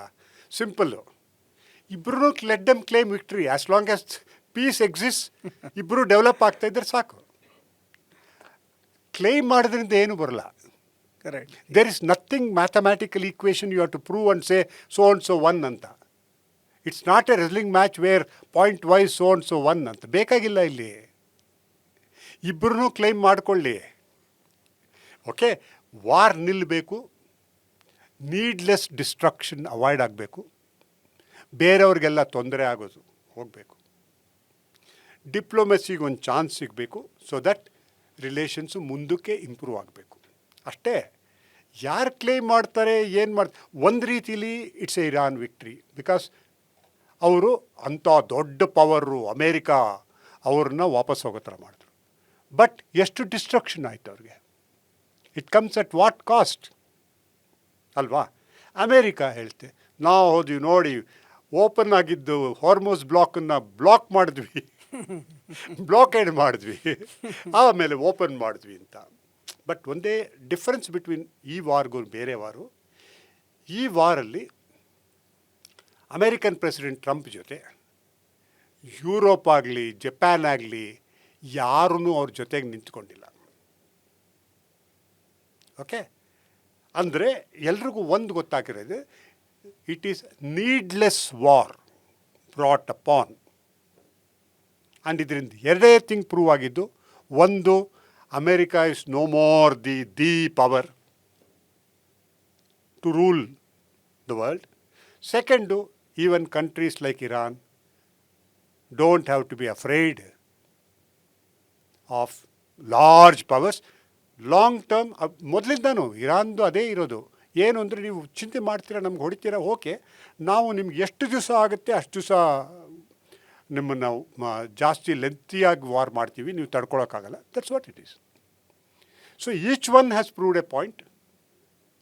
ದಯವಿಟ್ಟು ಪೀಸ್ ಅಗ್ರಿಮೆಂಟ್ ಮಾಡ್ಕೊಳ್ಳಿ, ಯುದ್ಧ ನಿಲ್ಲಿಸಿ, ಬೇರೆಯವ್ರಿಗೆಲ್ಲ ಆಗ್ತಾ ಇರೋ ತೊಂದರೆ ನಿಲ್ಲಿಸಿ. ಓಕೆ, ಆ್ಯಂಡ್ ಐ ಹೋಪ್ ಇದರಿಂದ ಟ್ರಂಪ್ಗೆ ಒಂದು ಸ್ವಲ್ಪ ಅರ್ಥ ಆಗಿ ಅವರು ಕೆನಡಾ ಕ್ಲೈಮ್ ಮಾಡೋದಾಗಲಿ, ಕ್ಯೂಬಾ ಕ್ಲೈಮ್ ಮಾಡೋದಾಗಲಿ, ಗ್ರೀನ್ಲ್ಯಾಂಡ್ ಕ್ಲೈಮ್ ಮಾಡೋದಾಗಲಿ ಬಿಟ್ಟು, ಓಕೆ, ಅವ್ರು ಟಾರಿಫ್ ವಾರನ್ನು ಕೂಡ ಒಂದು ಸ್ವಲ್ಪ ಕಡಿಮೆ ಮಾಡ್ತಾರೆ ಅಂತ ಅಂದ್ಕೊಂಡಿದ್ದೀವಿ. ಸರ್, ಟ್ರಂಪ್ನ ಹೇಗೆ ನೋಡ್ತೀರಾ ಸರ್ ನೀವು? ಡಿಪ್ಲೊಮೆಸಿ ಅನುಭವ ಇರೋದ್ರಿಂದ ಕೇಳ್ತಾ ಇದ್ದೀನಿ. ಈ ಥರದವ್ರನ್ನ ಹೇಗೆ ಹ್ಯಾಂಡ್ಲ್ ಮಾಡಬೇಕು? ಯಾಕೆಂದರೆ ಈಗ ಬೇರೆ ದೇಶದ ಮೊನ್ನೆ ಜಪಾನ್ನ ಪ್ರೈಮ್ ಮಿನಿಸ್ಟರ್ ಆಗಿದ್ದರು, ಅವ್ರ ಮುಂದೆನೇ ನಾಗಾಸಾಕಿ ಬಗ್ಗೆ ಬಾಂಬ್ ಹಾಕಿದ್ದೀವಿ ಅಂತ ಹೇಳ್ತಾರೆ. ಪಾಪ ಉಕ್ರೇನ್ ಅಧ್ಯಕ್ಷನ ಕೂರಿಸ್ಕೊಂಡು ಲಿಟ್ರಲಿ ಅವರಿಗೆ ಒಂಥರ ಚೀಮರಿ ಹಾಕ್ಬಿಟ್ಟಿದ್ದಾರೆ. So it is so difficult ಅಂಥವ್ರ ಜೊತೆಗೆ. ಫಾರ್ ಎಕ್ಸಾಂಪಲ್, ನಮ್ಮ ದೇಶದ ಪ್ರಧಾನಮಂತ್ರಿಗಳಲ್ಲಿ ಹೋಗಿದ್ರೆ ನಾಳೆ ಏನು ಹೇಳ್ತಾ ಇದ್ದಾರೋ ಗೊತ್ತಿಲ್ಲ. So how do you handle this guys? ಒಂದೇನು ಅಂದರೆ, whether it is in diplomacy or whether it is a statecraft, ಒಂದು ತುಂಬ ಇಂಪಾರ್ಟೆಂಟು ಅಂದರೆ ಬೇಸಿಕ್ ಡೀಸೆನ್ಸಿ. ಈಗ ಟ್ರಂಪ್ ಬೇರೆ ದೇಶದ head of the state, head of the government ಅವ್ರನ್ನ ಕರೆದುಬಿಟ್ಟು ಪಬ್ಲಿಕ್ಕಾಗಿ, okay, ಆ ಥರ ಲ್ಯಾಂಗ್ವೇಜು, ಭಾಷೆ ಯೂಸ್ ಮಾಡ್ತಾರೆ ಅಂದರೆ ಅವರು ಬೇರೆಯವ್ರ ಬಗ್ಗೆ ತೋರಿಸಲ್ಲ, ಆ ವ್ಯಕ್ತಿ ಬಗ್ಗೆ ತೋರಿಸುತ್ತೆ. ಅಂದ್ರೇನು ಅಂದರೆ, ಒಂದೇ ಯು ಫೀಲ್ ಸಾರಿ ಅಂದರೆ, ಅಮೇರಿಕಾದಂಥ ಇಷ್ಟೊಂದು ಪವರ್ಫುಲ್ ರಾಷ್ಟ್ರ, ಇಷ್ಟೊಂದು ಇಂಡಿಪೆಂಡೆನ್ಸು, ಫ್ರೀಡಮ್ಮು ಎಲ್ಲ ಇದ್ದುಕೊಂಡು, ಓಕೆ, ಇಂತಹ ಪ್ರೆಸಿಡೆಂಟ್ಗಳನ್ನು ಟಾಲರೇಟ್ ಮಾಡುತ್ತಲ್ಲ ಅಷ್ಟೇ. ಅಂದ್ರೇನು ಅಂದರೆ, ಅವರಿಗೆ ಪವರ್ ಇದೆ, ಅವರ ಇದರಲ್ಲಿ ಅವರು ಡ್ಯಾಮೇಜ್ ಕಾಸು ಮಾಡ್ತಾರೆ, ಮಾಡಿದ್ಮೇಲೆ ಅವ್ರಿಗೆ ಅಕೌಂಟಬಿಲಿಟಿ ಹೇಗಿರುತ್ತೆ ಇದೆಯಾ? It is left to the people of America. ಹಿಂದಿನ ಪ್ರೆಸಿಡೆಂಟ್ಸ್ಗಳೆಲ್ಲ ಈ ಥರ ಇರಲಿಲ್ಲ ಅನ್ಕೋತೀನಿ. ಯಾಕಂದರೆ ಸ್ವಲ್ಪ ಸಮ್ ಆಫ್ ದ ಇಂಟೆಲೆಕ್ಚುಯಾಲಿಟಿ ಇರ್ತದೆ. ಬಿ ಟಿ ಒಬಾಮಾರ್ ಅವ್ರಿಗಿಂತ ಜಾರ್ಜ್ ಬುಷ್ ಇರ್ಬೋದು, ಸೀನಿಯರ್ ಬುಷ್ ಇರ್ಬೋದು, they have bring some of the knowledge to the office. Even intellectual ಇಲ್ಲದೆ ಇದ್ರೂ, ಇಂಟೆಲೆಕ್ಚುಯಲ್ ಬಿಟ್ಬಿಡಿ, ಅಟ್ಲೀಸ್ಟ್ ಈ ಥರ ಮಾತಾಡೋರು, ಈ ಥರ ಭಾಷೆ ಯೂಸ್ ಮಾಡೋರು ಯಾರೂ ಇರಲಿಲ್ಲ. But it's all right, that's what reality is ಅಷ್ಟೇ. Sir, one last question sir. ಈ ವಿಡಿಯೋ ನೋಡ್ತಾ ಇರುವಂಥ ಈ ಜಿಯೋಪೊಲಿಟಿಕಲ್ ಸ್ಟೂಡೆಂಟ್ಗೆ ನೀವು ಈ ವಾರದ ಬಗ್ಗೆ ಏನು ಪಾಠ ಹೇಳ್ತೀರಾ? ಅಂದರೆ what are the things he has to observe or he has to note? You have to note one thing. War ಶುರು ಮಾಡೋದು ಏನಾಗುತ್ತೆ, ಶುರು ಮಾಡಿದಾಗ ಹೇಗಿರುತ್ತೆ ಅಲೈನ್ಮೆಂಟ್ಸು, ವಾರು ಮುಂದುವರೆದಾಗ ಹೇಗೆ ಯಾವ್ಯಾವ ದೇಶಗಳು ಅವರು ಇನ್ವಾಲ್ವ್ ಆಗಿರಲಿ ಇಲ್ಲದೇ ಇರಲಿ, ಅವ್ರ ಇಂಟ್ರೆಸ್ಟ್ಗಳು ಹೇಗೆ ಚೇಂಜ್ ಆಗ್ತಾ ಹೋಗುತ್ತೆ.